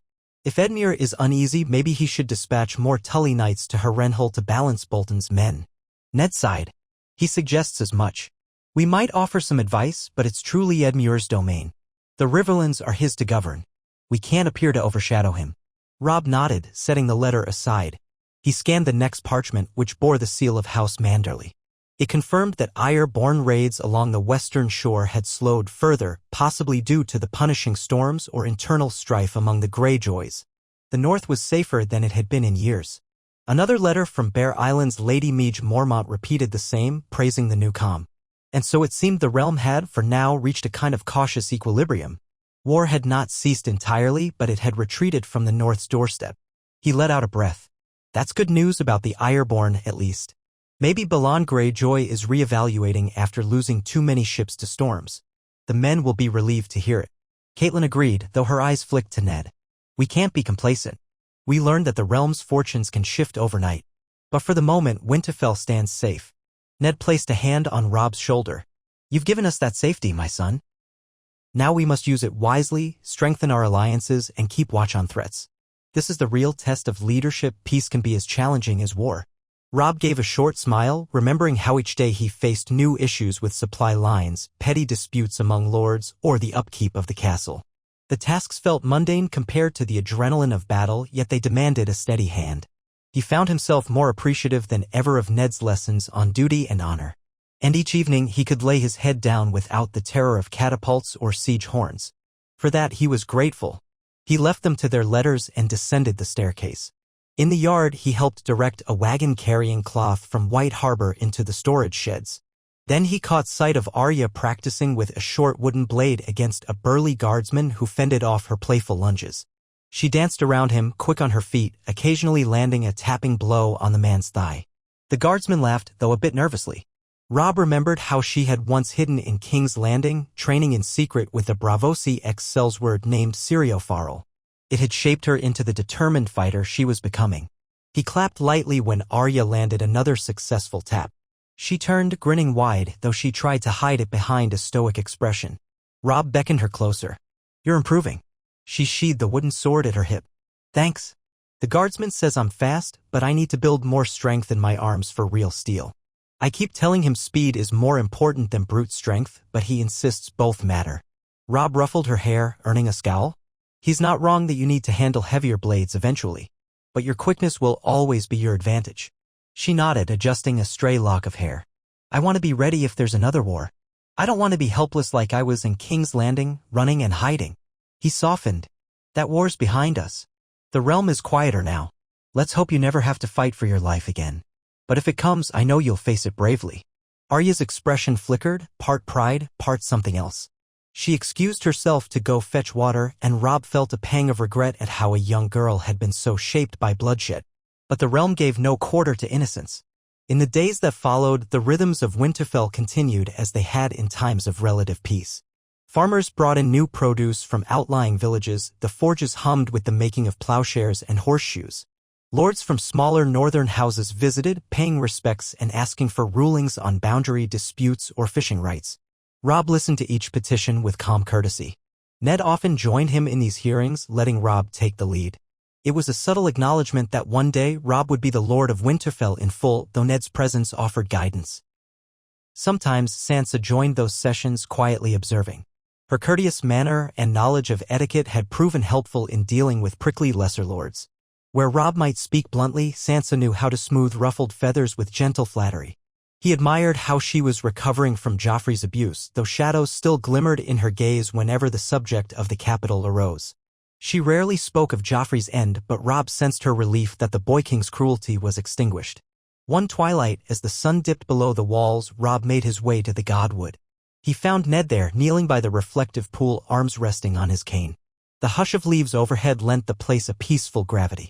The carved face of the weirwood stared with eyes of red sap, ancient wisdom in that silent gaze. Robb approached slowly, not wanting to disturb Ned's contemplation. Ned looked up, offering a faint smile. "I've been thinking of your mother's father, Lord Hoster Tully, how he would have rejoiced to know the Riverlands are nearly free of Lannister threat. He passed away never seeing full justice for his people. But you gave it to them, Robb." Robb knelt beside him, the damp moss cool under his knee. "I had help from Edmure, from Bolton, from the men who fought at my side. No single man could have done it alone." Ned nodded, reaching out to place a hand on Robb's shoulder. "Aye, but your resolve shaped the outcome. Sometimes I wonder if I'd have had the courage to storm King's Landing as you did, risking all for family. We older men can be too cautious." Robb smiled ruefully. "I was desperate. I still don't know if it was courage or recklessness. But it worked." They fell quiet. Robb listened to the leaves rustle, recalling how as a child he'd sometimes spy Ned here, praying silently. At length he said, "Father, do you think the realm will truly find peace? Or will there always be another war, another claimant to the throne?" Ned bowed his head in thought. "I've seen enough wars to know that peace in Westeros is fragile. Men like Tywin Lannister rarely vanish forever. Ambition festers. But there are times, however brief, when the storms settle and people can rebuild. I hope this is such a time. We can only do our part to guard the north and remain watchful." Robb nodded, feeling both comforted and wary. He thought of the Iron Throne, that twisted seat that had driven so many to madness or cruelty. Stannis now claimed it, a rigid man who demanded total obedience. But if Stannis left the north alone, perhaps House Stark could live as they had for centuries, guardians of their own domain with minimal interference. That had been the dream all along. They rose, letting the Godswood's hush linger behind them. Supper that night in the great hall felt warm and lively, full of conversation about the newly thawed roads and the promise of better harvests. The Great John had returned to Last Hearth after the Riverlands' victory, yet other prominent bannermen visited Winterfell to pay respects. Lady Meage Mormont came down from Bear Island, reporting that the seas were calmer. Lord Serwyn and Lord Glover attended, each praising Robb for his feats. The talk carried on late, but not with the underlying tension of war. These were men planning for a gentler future. A week later, word arrived of a small incident near Sea Dragon Point where a group of reavers tried to land but was quickly driven off by Manderley ships. It caused only minor concern as the reavers had apparently lost their nerve. Robb sent a letter praising the Manderleys, urging them to maintain vigilance. Another letter came from Lady Bolton at the Dreadfort offering neutral pleasantries. Roose Bolton himself remained in the Riverlands, presumably entrenching his hold on Harrenhal. So far, no rumors of open betrayal arose, though Robb remained uneasy whenever he recalled Bolton's cold stare. Spring deepened, bringing fresh green shoots to the fields around Winterfell. Bran took more rides in a special basket saddle on Hottersback, exploring the newly blossoming countryside. Rickon scampered with the dogs, marveling at the lambs that arrived in the pastures. Sansa visited the kitchen gardens, selecting herbs for the maesters. Arya found reason to roam the castle's ramparts, practicing her climbing skill. Catelyn oversaw improvements to the castle's stores, ensuring that if a long winter returned, they would not go hungry. It all felt reminiscent of days long lost, a simpler time, though each of them carried knowledge of how swiftly blood could spill. On one balmy afternoon, Robb joined Ned at the training yard. They watched the newest recruits practice with wooden swords. There were boys from minor houses, a scattering of older men trying to refine their technique. Grey Wind lay in a shady spot. Ned had positioned himself near the yard's edge, leaning lightly on his cane. A few watchers kept a respectful distance. Every so often, Ned would offer a piece of advice to the master-at-arms, who nodded eagerly. As the session ended, one of the recruits, a lean lad named Hal, approached shyly. "Lord Stark, Lord Robb, thank you for allowing me to learn at Winterfell.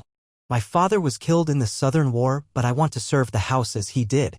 Ned's gaze softened. "Your father fought bravely at Riverrun. We appreciate his sacrifice. Learn well, lad. The North always needs men of honor." Robb clapped the boy's shoulder. "Train hard, but also find your own path. The realm might not always be at war, but skill with arms can protect those you love." Hal beamed and ran off. Ned sighed, returning to his bench. So many lost fathers, mothers, siblings. The price of these wars is high. The cost doesn't vanish just because the banners are furled. Robb lowered his eyes. "True. But we gave them a chance to rebuild at least. If the Lannisters had triumphed, the North might be under their heel. I can't regret what I did." Ned nodded. "Nor can I. You made sure I lived to see another sunrise. For that alone, I would accept any cost." Robb's heart clenched. He remembered the dread he had felt reading the letter that Ned was to be executed. He would have torn the entire city apart to save him. Fortunately, it hadn't come to that. "We do what we must for family," he said quietly. That evening, the castle prepared for a modest feast, hosting several lesser lords who had come to finalize boundary agreements. The great hall hummed with conversation and the aroma of stewed vegetables. At the dais, Ned sat with Catelyn, Bran, Rickon, Sansa, and Arya. Robb joined them slightly late, having checked on a few urgent matters regarding stable expansions. He slipped into his seat beside Sansa, who was laughing at something Arya said about needlework. The normalcy felt surreal after so long a period of conflict. The meal began with bread and salt, in the tradition of guest right, though Robb felt a pang remembering how in some corners of the realm, even that sacred custom had been defiled by treachery. He forced the thought aside. No use dwelling on the potential for betrayal when they were among allies. Courses followed: roast venison spiced with juniper, bowls of barley stew, fresh loaves of crusty bread. Lords from House Serwyn and House Tallheart discussed the success of the new trade routes with White Harbor and how they might expand northern commerce. Sansa contributed suggestions about what goods might sell well in the south, things like furs, fish, and northern silver. Arya mostly listened, appearing restless. Rickon teased a puppy that had snuck under the table. After the main course, conversation shifted to news from the realm. One of Serwyn's stewards mentioned hearing about an envoy from King Stannis traveling the coasts, still urging lords to bend the knee. Another rumor suggested that in the Westerlands, scattered forces loyal to Tywin had begun collecting taxes from peasants, possibly building a new war chest. Ned listened gravely, eyes clouded with thought. Robb offered no immediate comment. The North's policy so far was to remain watchful but uninvolved unless threatened. When the meal ended, a few men lingered for drink and talk.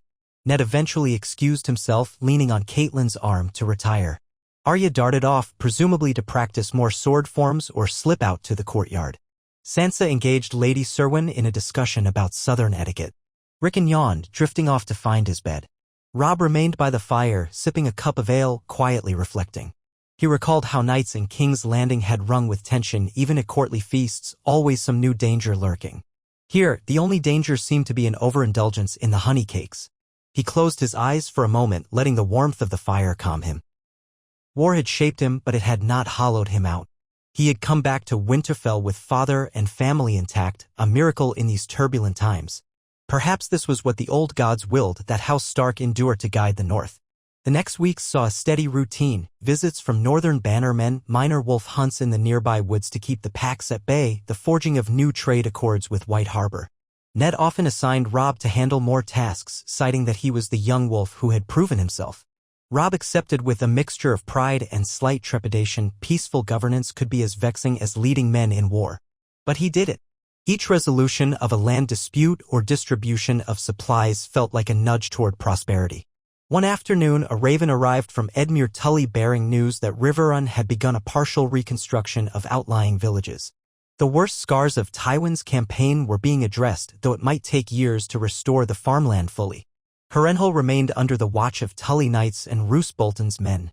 The letter hinted at disquiet between them, though no open conflict. Edmure asked if Ned or Robb would weigh in. Robb penned a polite reply advising Edmure to place more Tully men in Harrenhal if tension rose. They could not forcibly remove Bolton, but they could ensure he did not dominate the region.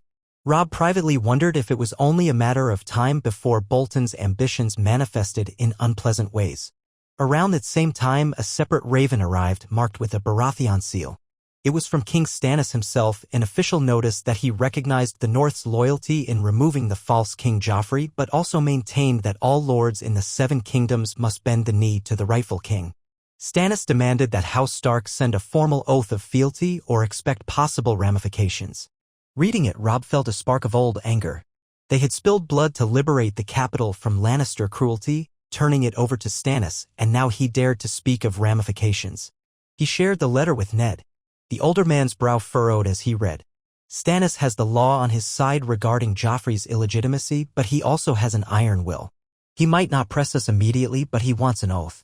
Robb's voice hardened. We never marched south to serve him. We sought only your freedom, father. If he desires submission, he can ride north himself and see if we yield. We owe him nothing. Ned pursed his lips. Still, we must be careful. Stannis is no petty tyrant, but he could cause trouble if he thinks we're ignoring him. Best to craft a firm yet respectful response, stating we will not hamper his rule but prefer to remain independent in our dealings. The North is not in open rebellion, but we have no desire to be dragged into more southern wars. Robb nodded. I'll draft something. If he truly wants us to kneel, he'll have to come in person, and we'll see if that's wise. He set to writing a measured letter that evening, with Ned and Catelyn offering suggestions. The gist was, we hold no hostility but likewise no fealty beyond the memory of old alliances. We assisted in removing the false king, and we maintain that the North is not obligated to partake in further campaigns. Should the realm wish to respect our position, we shall remain at peace. They sent the ravens south, uncertain how Stannis would react. Life carried on in Winterfell. Weeks turned to months. The roads grew lively with traders seeking northern furs and fish, remarking on how the wars to the south had quieted somewhat after Renly's death and Joffrey's fall. Word came that Tywin Lannister had reappeared at Casterly Rock with a small retinue, rumored to be brooding over how to restore Lannister prestige. No large army formed, though. In the east, travelers whispered of uncertain signs, talk of a Targaryen girl with dragons across the sea, but that sounded more like legend than immediate threat. Robb paid it little heed, though it served as a reminder that the realm's future was always in flux. A sense of cautious optimism spread among the Northmen. They rebuilt roads, improved watchtowers along the White Knife, and even planned festivities for a harvest feast in the autumn. Sansa helped organize an event for the local smallfolk, distributing cloaks and food to the needy. Arya continued her training in arms, occasionally sparring with more advanced soldiers. Bran studied with Maester Luwin, devouring knowledge of history and strategy. Rickon, still a child, loved to pester them all, demanding stories or rides on shoulders. Robb found himself adjusting to a new role in Winterfell, part soldier, part ruler, part older brother to the younger Starks. The nights were quiet enough that sometimes he dreamed of the battles behind him. He'd wake in a sweat recalling the clang of steel at King's Landing, the hush of dread at Riverrun, or the echo of footsteps in Harrenhal's cursed halls. But then morning would come, bringing the comfort, the North's crisp air and a father's reassuring presence. He told himself that the nightmares would fade in time. Summer green began to tint the meadows around Winterfell, though the North rarely grew as lush as southern lands. Still, the days were longer, the sky a brighter blue. One morning, as Robb was discussing trade routes with a steward, a messenger from Castle Black arrived unexpectedly. The man wore black garb, dusty from the long ride. He bore tidings of worrisome import. The Night's Watch had encountered more wildlings than usual beyond the wall, and rumors circulated of strange happenings in the far north, whispers of the dead walking. The messenger admitted that many took it as rumor or legend, but Lord Commander Mormont was uneasy. He requested that Ned Stark remain vigilant. If more wildlings pressed south, the North might have to respond. Ned listened with grave attention, recalling the ancient stories of White Walkers and Whites. He did not dismiss them outright, for House Stark had always respected the old powers. Robb felt a chill. He had grown up hearing that the real threat lay beyond the wall, but he never expected to see it manifest in his lifetime. Still, the realm had been so consumed by southern wars that few spared thought for the Night's Watch. Ned assured the messenger that if the watch needed more supplies or men, House Stark would help. The messenger thanked him and departed. The memory of the battered bodies found near the wall in older tales lingered like a shadow in Robb's mind. The next day, Ned convened a small council in the Solar, including Catelyn, Robb, Maester Luwin, and a few trusted bannermen. They debated whether to send more men to Castle Black. The watchers on the walls of the far north might need reinforcement if the stories of wildling gatherings were true. Some lords scoffed at the notion of White Walkers returning, but all agreed that the watch's plea warranted respect. Ned decided to muster 50 volunteers from the north, among them some experienced rangers, to travel to Castle Black as a gesture of goodwill. Robb supported the move, remembering how Jon, Ned's bastard, had joined the watch years ago. Perhaps these men would stand alongside him if trouble arose. And so, as the realm's southern quarrels grew quiet, a new stirring flickered in the far north. Robb found it ironic. While Stannis consolidated power, Tywin brooded, and the Riverlands rebuilt, the truly ancient threat might reawaken beyond the wall. The old gods had strange timing. Still, life at Winterfell continued, with the castle as full of daily tasks as it was in peaceable times past. Midway through summer, the harvest approached. The fields near Winterfell rustled with barley and early wheat, the farmers praying for mild weather. The hunts in the surrounding forests yielded game, replenishing the castle stores. Sansa organized a small festival for the local folk, inviting them to dance and share in a communal meal. Arya grudgingly helped, though she found more enjoyment in slipping away with a few stable hands to practice sword forms in a clearing. Rickon led a group of children in chasing dogs, while Bran sat near the weirwood, reading a thick tome on the history of the first men. Each Stark seemed to have found a niche in the calmer times. In the midst of these days, a raven arrived from Harrenhal. Edmure Tully wrote that the fortress's repairs were well underway, though the place remained vast and eerie. Bolton's men occupied certain wings, and while no overt conflict had erupted, Edmure felt uneasy about their methods. Some peasants reported intimidation, men disappearing into Bolton's dungeons for minor offenses. Edmure wrote that if Robb or Ned had suggestions on how to rein in Bolton's cruelty, he would welcome them. However, Edmure didn't want to spark open hostility by confronting Bolton too harshly. Robb clenched his teeth reading that. He recalled the dread aura of Bolton, the quietly menacing presence. "We can't allow him free rein to terrorize the Riverlands we bled for," he told Ned. "But Edmure must be the one to set boundaries. We can't simply march back down and start another war." Ned frowned. "We can write to Bolton reminding him of our shared cause, requesting that he treat the local people with respect. If he rejects that, we'll know he's no friend to the realm. But let's keep lines open. For now, Harrenhal stands as a joint occupation. Edmure must maintain that balance." Robb drafted a polite yet firm missive urging Bolton to uphold justice and refrain from cruelty. He sent it via Raven, uncertain if the man would heed it. Memories of Bolton's quiet glare while capturing Harrenhal made him doubt it would do much. But at least they'd stated their stance. Another burden of leadership, trying to quell the cruelty of an ally who might turn foe. Time flowed onward. Summer's height began to crest. The nights stayed warm, a stark contrast to the brutal cold that had once defined the north. Some watchers wondered if the realm might slip into another decade of summer, but the older men shook their heads, warning that the climate could shift unpredictably. Robb oversaw harvest updates, ensuring the barns filled with hay, the granaries with grain. The sense of prosperity gladdened him, remembering how many families had starved during war. Yet he never forgot the precariousness of it all. A single letter from the south could upend everything, a single aggression from the Ironborn or from Tywin's loyalists, He strove to keep the men trained, rotating them in daily drills. The Great Hall's nights were quieter, but the watchers on the walls never relaxed entirely. Ned's counsel underscored that vigilance was the price of safety. In the final weeks of summer, a traveling merchant caravan from across the narrow sea arrived, escorted by House Manderley. They brought exotic spices, colored silks, carved trinkets from the free cities. The courtyard bustled with unusual sights. A tall man in flamboyant robes, a slender woman with half her head shaved in Bravosi fashion.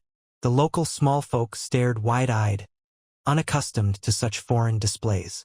Robb greeted the caravan leaders politely, curious about the outside world. They spoke in broken common tongue of rumors in Essos, of a silver-haired Targaryen rumored to have dragons. Some watchers laughed it off as tavern talk. Robb listened quietly, remembering that Westeros had once known dragons. The notion felt far-fetched now, but he withheld judgment. The realm held too many strange truths to dismiss anything outright. When the caravan departed, they left behind a swirl of gossip about the wide world. Robb found Sansa enthralled by the idea of bravos and pentos, peppering him with questions about far-off courts. Arya seemed more interested in the swords carried by the caravan guards. Ned watched them with an indulgent smile, though a flicker of worry darkened his eyes. Some part of him recognized that chaos could brew overseas and eventually spill into Westeros. In the heat of an afternoon, Robb joined a hunting party that roamed the forest beyond Winterfell's walls. Grey wind raced ahead, nose to the ground. They aimed to bring back fresh venison for the hall. It felt like an echo of simpler times, riding through dappled sunlight, the hush of trees and the occasional rustle of underbrush. The huntsmen found tracks of a large stag. They followed them deep into the woods, eventually sighting the creature grazing near a brook. One of the huntsmen lined up a shot with his bow, letting the arrow fly. The stag startled, bounding away, but the arrow lodged in its flank. The group chased, hooves pounding over roots and through tangles of ferns. In the end, they cornered the wounded stag near a fallen log. Robb dismounted, approaching carefully. The beast's eyes rolled with fear as Grey Wind growled low, muscles coiled to leap. Robb drew his sword, giving the stag a swift end to spare it further agony. The huntsman bowed, praising Robb for the mercy blow. They field-dressed the carcass, tying it to a makeshift sled. On the ride back, the men chatted about the great hunts of the past, including Robert Baratheon's fabled prowess. Robb felt a pang remembering King Robert, who once was a close friend to Ned, but so many illusions had died in King's Landing. They returned to Winterfell at dusk, the courtyard torches blinking awake. The venison would feed many that night. Robb felt a pleasing ache in his muscles, the day's labor a welcome respite from political concerns. He stabled his horse, patted Grey Wind's flank, and headed to the Great Hall for the evening's meal. Ned met him there, a faint smile on his face at seeing the successful hunt. The hall was warm with newly lit fires, the aroma of stew and bread swirling. Sansa and Arya teased each other about something as they settled into their chairs. Bran sat between them, telling Rickon some small tale. Another day in the life of the Starks, quietly content. The meal progressed with conversation about repairs on an old tower, about the upcoming harvest festival. Eventually, Ned cleared his throat and addressed Robb in front of the family. "I've been thinking, with winter receding and the realm calmer, that perhaps you should begin touring some of the northern holds, meeting with lords in person. Let them see the son who led our men in war. Strengthen ties. I used to do such tours regularly, but my leg pains me still. You'd be the ideal emissary." Robb set down his cup. "I'd be honored, father. Which holds should I visit first?" "White Harbor, certainly. Lord Wyman is an old friend, and the Manderleys are our largest port keepers. Then maybe Ironrath with House Forrester, or Deepwood Mott under House Glover. Spread your presence. Confirm the North's unity. Lady Meage Mormont might also appreciate a visit, though Bear Island is a rough trip." Catelyn smiled, turning to Robb. "You'll do well. You have a knack for forging alliances, as you did with the Riverlands. A peaceful tour would remind everyone that House Stark stands strong." Sansa brightened at the idea of traveling. Arya made a face, claiming the roads were boring, though she perked up at mention of Bear Island's fierce warrior women. Rickon piped in, asking if he could come, but Ned shook his head gently, saying Rickon was still too young for a full tour. Robb agreed to the plan. Part of him felt eager to see more of the North in a time of peace, to reconnect with bannermen who had lent men to his war. Another part worried what might happen if a new threat arose while he was away, but Ned reassured him that Winterfell was well guarded. They decided he would depart in a fortnight, giving time to prepare. The days leading up to his departure were filled with careful arrangements. A suitable escort of 50 riders, some skilled huntsmen, a pair of maesters for any healing needs, squires to handle gear and horses. Sansa teased that he should take her along, but Ned suggested she remain at Winterfell, ensuring that someone was here to handle ladies' duties if Catelyn traveled or fell ill. Arya shrugged off the notion of going, focusing on her training. The plan was for Robb to start with White Harbor, then circle west and eventually return home. The entire trip might span 2 or 3 moons. On the appointed morning, the courtyard bustled. Horses were saddled, wagons loaded with gifts for the lords, fine Winterfell-made cloaks, rare northern spices, and even a hamper of fresh venison. Ned stood at the gates, leaning on his cane, while Catelyn hovered near. Sansa offered Robb a small embroidered token. "So you remember us?" she said with a shy smile. Arya watched from the side, arms folded, though she gave Robb a nod of respect. Bran, Rickon, and the older stablemaster parted the crowd to say farewell. The men in Robb's escort straightened, each wearing the Stark sigil proudly. Grey Wind padded around, eager for the journey. Robb bent to hug Bran, then ruffled Rickon's hair.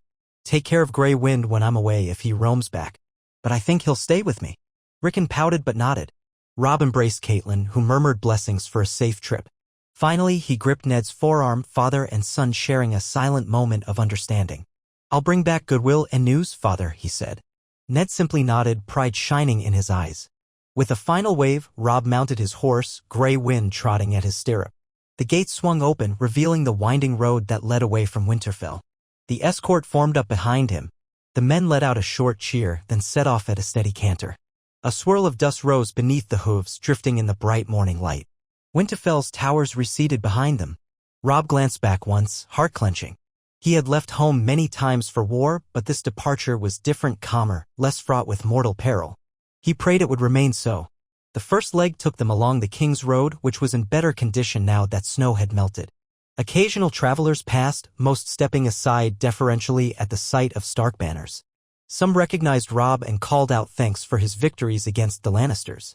A few lords from minor houses joined the entourage for stretches, then peeled off to their own lands. Grey Wind ranged ahead, investigating scents in the roadside brush. The sun's warmth felt foreign to men used to harsh cold.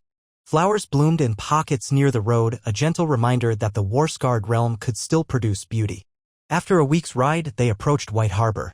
The city's famed white walls glimmered against the sky, perched near the mouth of the White Knife. Ships dotted the harbor, their sails fluttering in the coastal breeze. Merman banners flew from ramparts. Robb's escort found the gates open, with Manderley men waiting in greeting. Trumpets sounded a welcome echoing across the water. Lord Wyman Manderley himself, large and jovial, bustled out to embrace Robb, proclaiming, "1,000 welcomes, my lord." White Harbor stands proud to host the young wolf who saved the realm from that false Lion King. Robb smiled, remembering Wyman's flair for compliments. "Thank you, my lord. You honor me. I come in peace, hoping to strengthen our ties and see how your city fares." Wyman led them through the streets, which bustled with maritime trade. White Harbor felt more cosmopolitan than most northern towns, with glimpses of foreign merchants, fish markets, and lively taverns. Robb and his men stabled their horses within the new castle courtyard, a secure compound of white stone. The Manderleys offered an abundant feast that evening, featuring seafood galore, clams, crabs, eels, cod stewed in herbs. Robb relished the variety, though it contrasted sharply with the venison and bread typical of Winterfell. As they dined, Wyman regaled the hall with stories of new trade deals, praising the calm that had followed the southern battles. He extolled Robb's courage, though Robb tried to downplay his legend. In a private moment, Wyman confided that the city's docks remained vigilant for ire-born marauders, but so far had seen none in months. The storms had broken their spirits for the time being. Robb assured him the watch must remain. Wyman agreed wholeheartedly but seemed confident that White Harbor's defenses were ready. During his stay, Robb toured the port, observing the new docks under construction. He visited the shipyards where Manderley galleys were built, each bearing the Merman sigil. The harbor smelled of salt and tar, gulls screeching overhead. He noted the disciplined city guard, a testament to Wyman's dedication. Commerce flowed, with ships arriving from Gulltown, Bravos, and even distant lists. A bright tapestry of goods paraded the wharves: saffron, silks, hammered metalworks. Robb felt a pang realizing how the realm's wars threatened to close these routes at any moment in the past. Now it seemed stable, at least here. On the second evening, Wyman hosted a formal ball in Robb's honor. The great hall in White Harbor gleamed with white banners, glass chandeliers reflecting candlelight. Musicians played lively tunes and lords from surrounding areas attended, including a few lesser houses near the coast. Robb found himself dancing once with a lady from Houselock, though he confessed to not being the best dancer. She laughed it off, praising him as a war hero. The wine flowed and Wyman proposed toasts to the young wolf half a dozen times. Robb, slightly embarrassed, raised his cup in gratitude each time. Yet a warmth filled his chest. This was not the tension of a war council but genuine celebration. He took the chance to speak with local lords about maritime defenses. Many praised the improved security, crediting the men Robb had assigned to the coasts after the Southern War. They asked if Tywin might attempt a naval assault. Robb doubted it, given Lannister holdings lay more to the west. He repeated that the greatest naval threat was the Ironborn. The lords nodded. Some wondered if King Stannis might claim ships from White Harbor to further his campaigns. Robb kept his answers cautious. House Stark had not pledged fealty to Stannis, so no forced levy of ships was likely. The lords seemed relieved. After 3 days, with White Harbor's friendship reaffirmed, Robb prepared to depart. Wyman lavished him with parting gifts: barrels of salted fish, casks of Manderley wine, even a small chest of silver coins minted in the city. Robb accepted graciously, aware that Ned would appreciate these offerings. He promised to return if needed and invited Wyman to visit Winterfell for the autumn harvest feast. With that, he and his escort rode out once more, heading west. Their journey took them through rolling hills, green with summer's peak. Occasionally, they encountered travelers who recognized Robb's banner and hailed him as the wolf who toppled the lion. He tried not to let the flattery go to his head. They visited House Serwyn's seat for a night, receiving the Serwyn's gratitude for the realm's calm. Another 3 days brought them to Ironrath, seat of House Forrester, known for their fine lumber from the Wolfswood. The Forresters greeted Robb warmly, praising the new peace. They spoke of how the war had impacted lumber trade, less shipping to the south, but more local rebuilding. Robb found their hall modest but sturdy, reflecting the harsh northern environment. As the days turned into weeks, Robb pressed on, weaving through northern roads, stopping at holds large and small. In each place, he was met with respect, curiosity, and occasional celebrations. He listened to local concerns: wolves threatening flocks, the need for more coin, or questions about the realm's future. He offered reassurance that the North was stable, that House Stark stood firm against outside threats. Grey Wind remained a fascination wherever they went, with children especially drawn to the direwolf's imposing figure. Some men shared anxious stories of past battles, fearful that war might erupt again. Robb repeated what he'd told others: they must stay vigilant, but for now the North was at peace. Eventually, he curved his route northward to Deepwood Motte, home to House Glover. The fortress overlooked dense pine forests. Lord Glover welcomed Robb with stoic warmth, remarking that the last time the Glover men had marched was to join Robb's southern campaign. Many had not returned. Robb offered solemn apologies for their losses. They broke bread in the hall, discussing the Ironborn threat. House Glover had once suffered from a brutal Ironborn raid. For now, the sea was quiet. But the fear lingered. Robb could only counsel readiness. He considered traveling to Bear Island next, to see Lady Meage Mormont, but a message reached him that she was away, hunting reaver remnants near the Western Isles. Instead, he decided it was time to return to Winterfell. By this point, the tour had taken more than a moon's turn. He had forged or renewed bonds with half a dozen major houses, each pledging unwavering loyalty to House Stark. The journey's final leg took him southeast, passing through lonely stretches of pine and heather. The air carried a bracing tang, hinting that the warmth of summer might not last. Every night, the men camped in meadows or found lodging with smaller bannermen. Grey Wind patrolled around the tents, keeping watch. At last, on a crisp morning, Robb caught sight of Winterfell's walls on the horizon, framed by tall oaks. The sun glinted off the towers, a sight that quickened his pulse. He spurred his horse into a canter, the escort matching pace. Before midday, the gates swung open, revealing the familiar bustle of the courtyard. Guards saluted, shouting welcomes. Stable hands hurried forward to tend the horses. Robb dismounted, feeling a rush of relief and homecoming. Grey Wind loped in, tail swishing. Ned, leaning on his cane, stood with Caitlin at the steps. Sansa and Arya hovered behind them, grinning.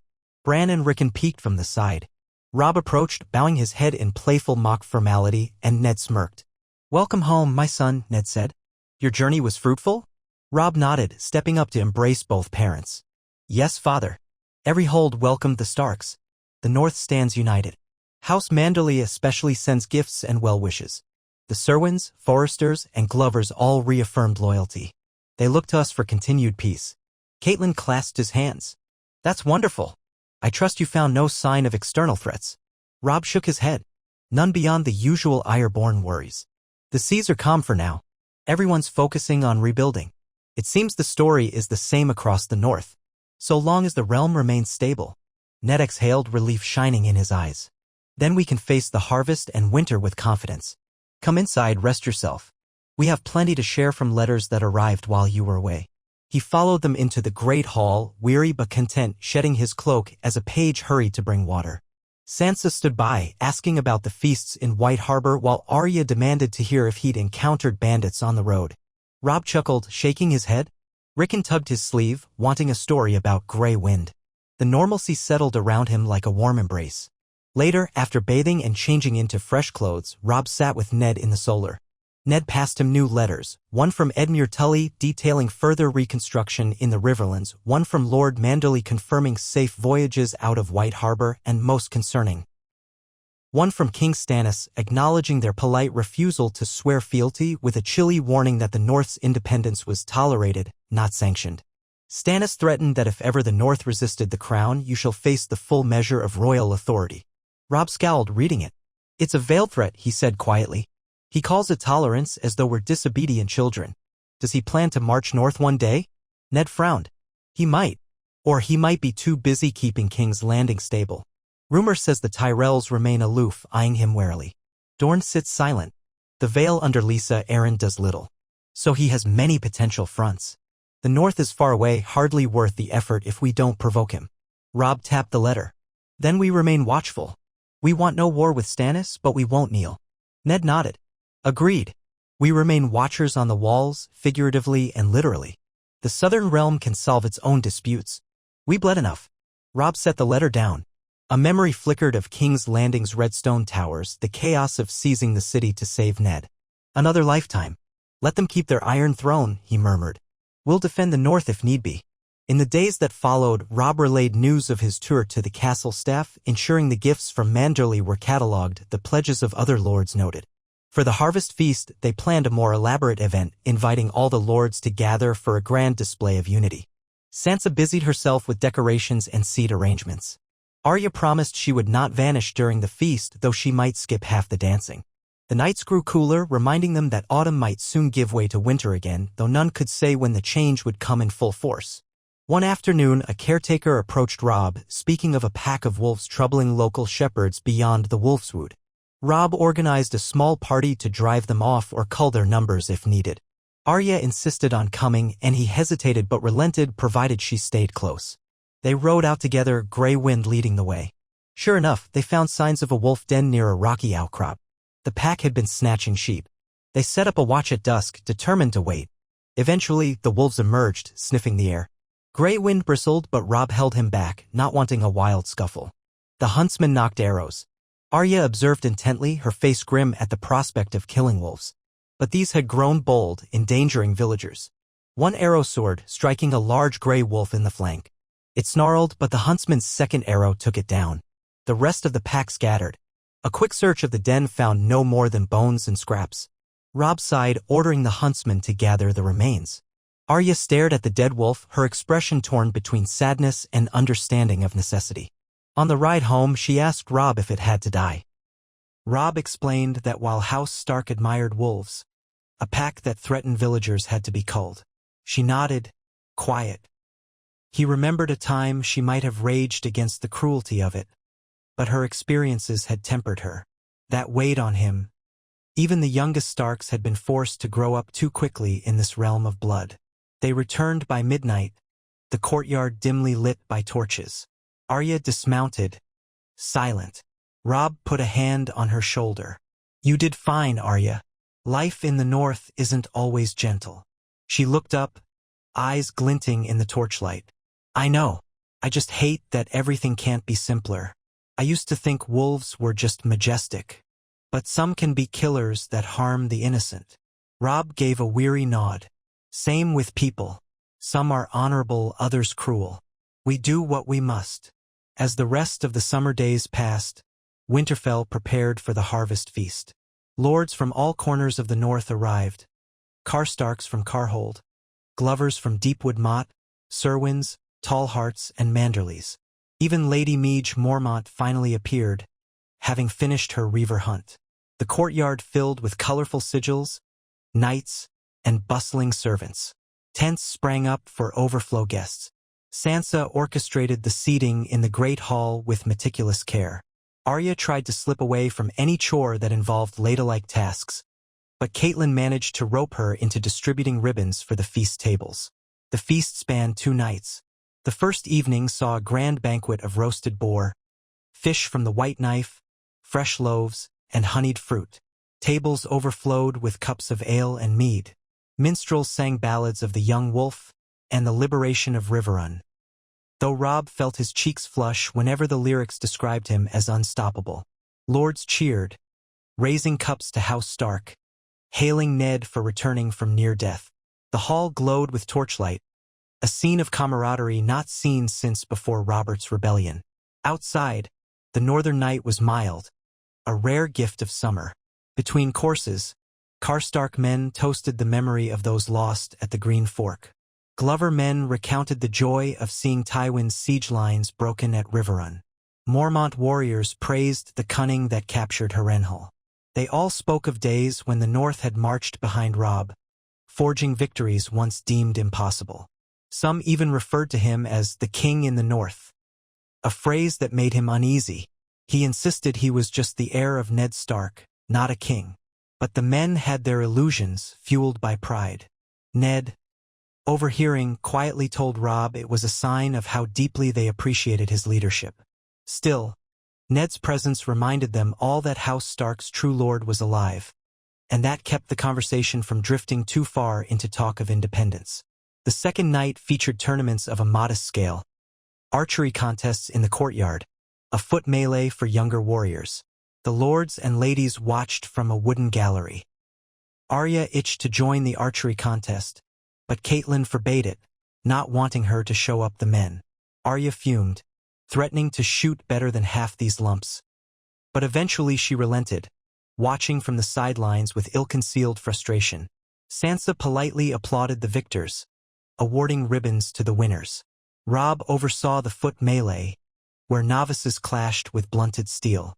At the end, a tall squire from House Serwyn emerged victorious, prompting cheers.